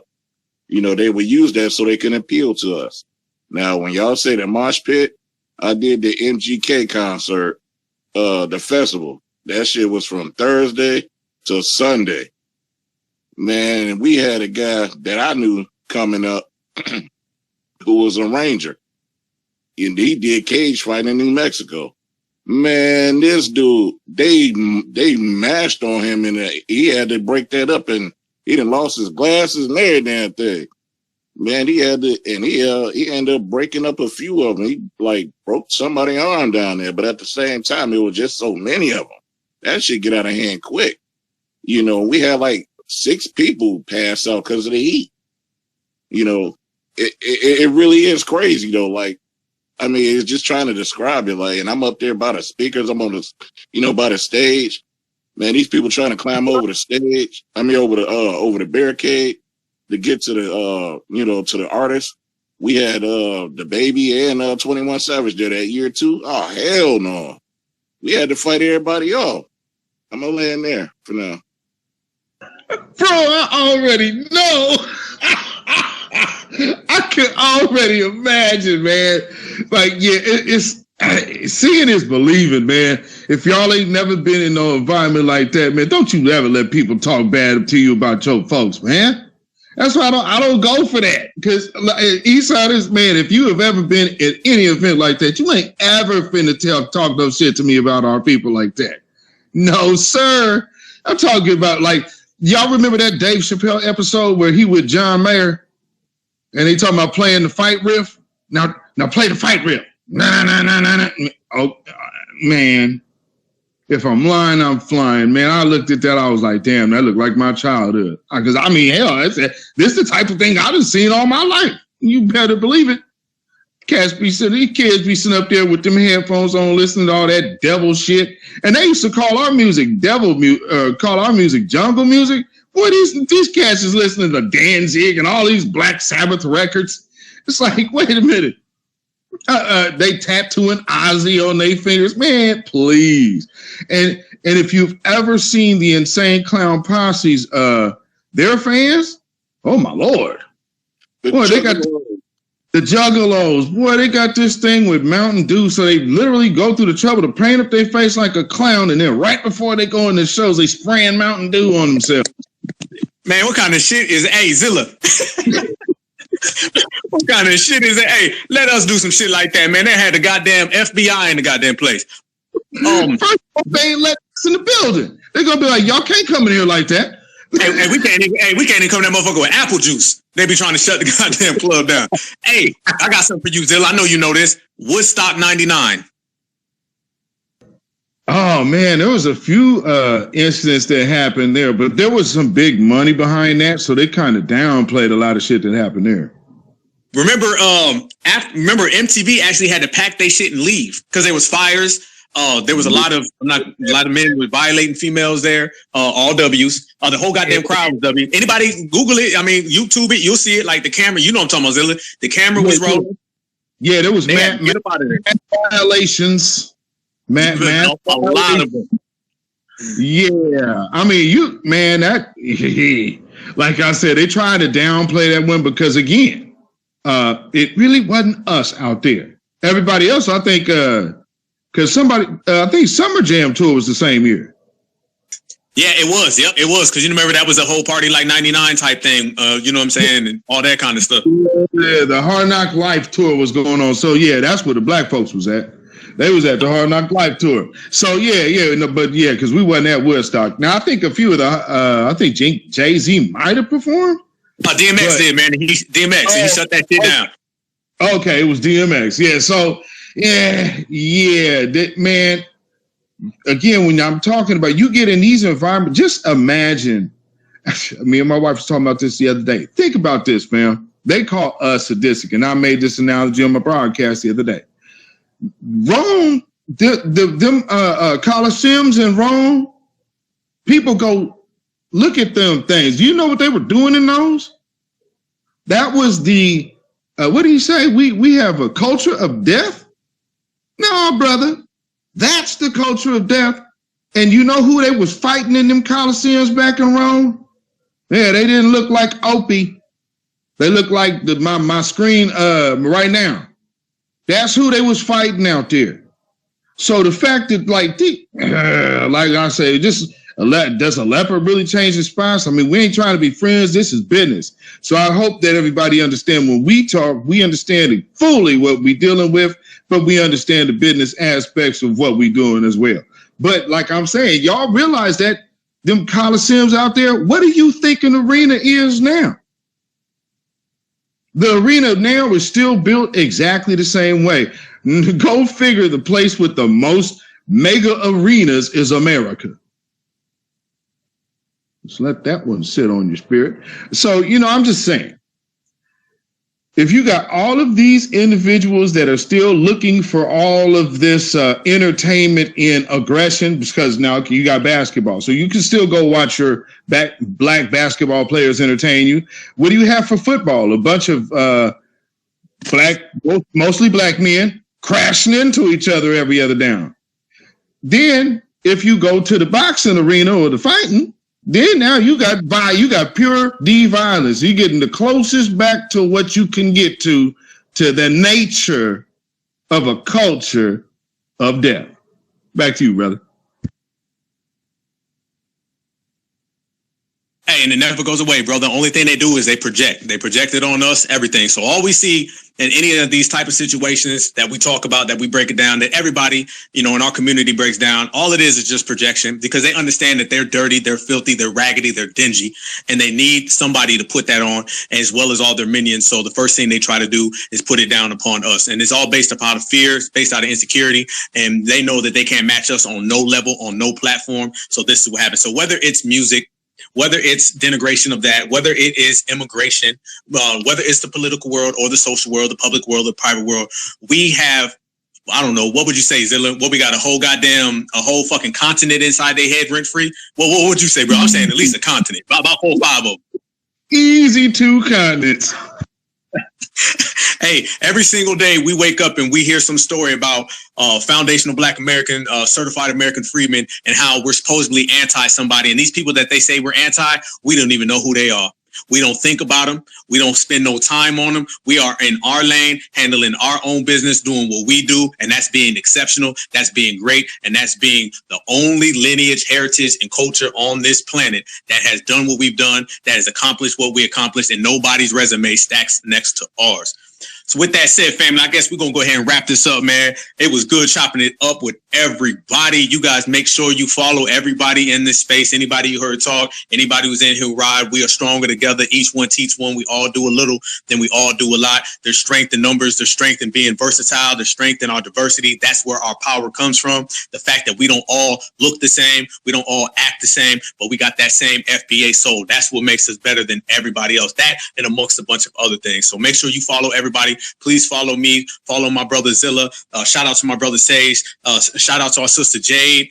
Shout out to everybody. None but love. Listen, I love being a foundational Black American. I love my certified American freedman. I love everybody in this space. I love waking up every day knowing we the best. I love the lineage. I love the heritage. I love the culture. There's just a lot of love going on. What my man say, this right, and it can't get no righter. So let's keep on going. As everybody knows, this right here was just a very productive space. Very, very. Please listen to the playback if you missed it.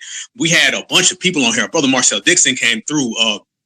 Just a bunch of people. I'm not even going to name all the names, but I heard a lot of different ideas, a lot of different approaches, things that I'm going to go back and listen to, and I'm going to study, and I'm going to break it down. Anybody who's got any type of ideas or something you want to work on politically, we're putting together something out here in Georgia, the Black Alpha Network, me and Queen Alpha. Anybody who's got any type of ideas or anything that you're going for, please DM me. Please DM me. Don't matter. Anytime. I'm always open. I'm always available for the family. Listen, there's 7 billion people on the planet, and all I got to do is care about one lineage, and that's ours. I think that's making good time, and I think that's making real good numbers. So you guys make sure you subscribe over to the Black Alpha Network. If you're free tonight, subscribe to the Black Alpha Network. Go over there and listen to my last episode, Prepaid Bucks. It was a great episode. Everybody's telling me it was one of the best. It was fire. You guys make sure you tap in with that. Tap in with my brother B-Zilla, my brother Afro Elite. He is not in here, but y'all make sure y'all tap into my bro. Tap into Torian Reigns, Kid Gravity, everybody in here. Just support each other. Let's just stay strong.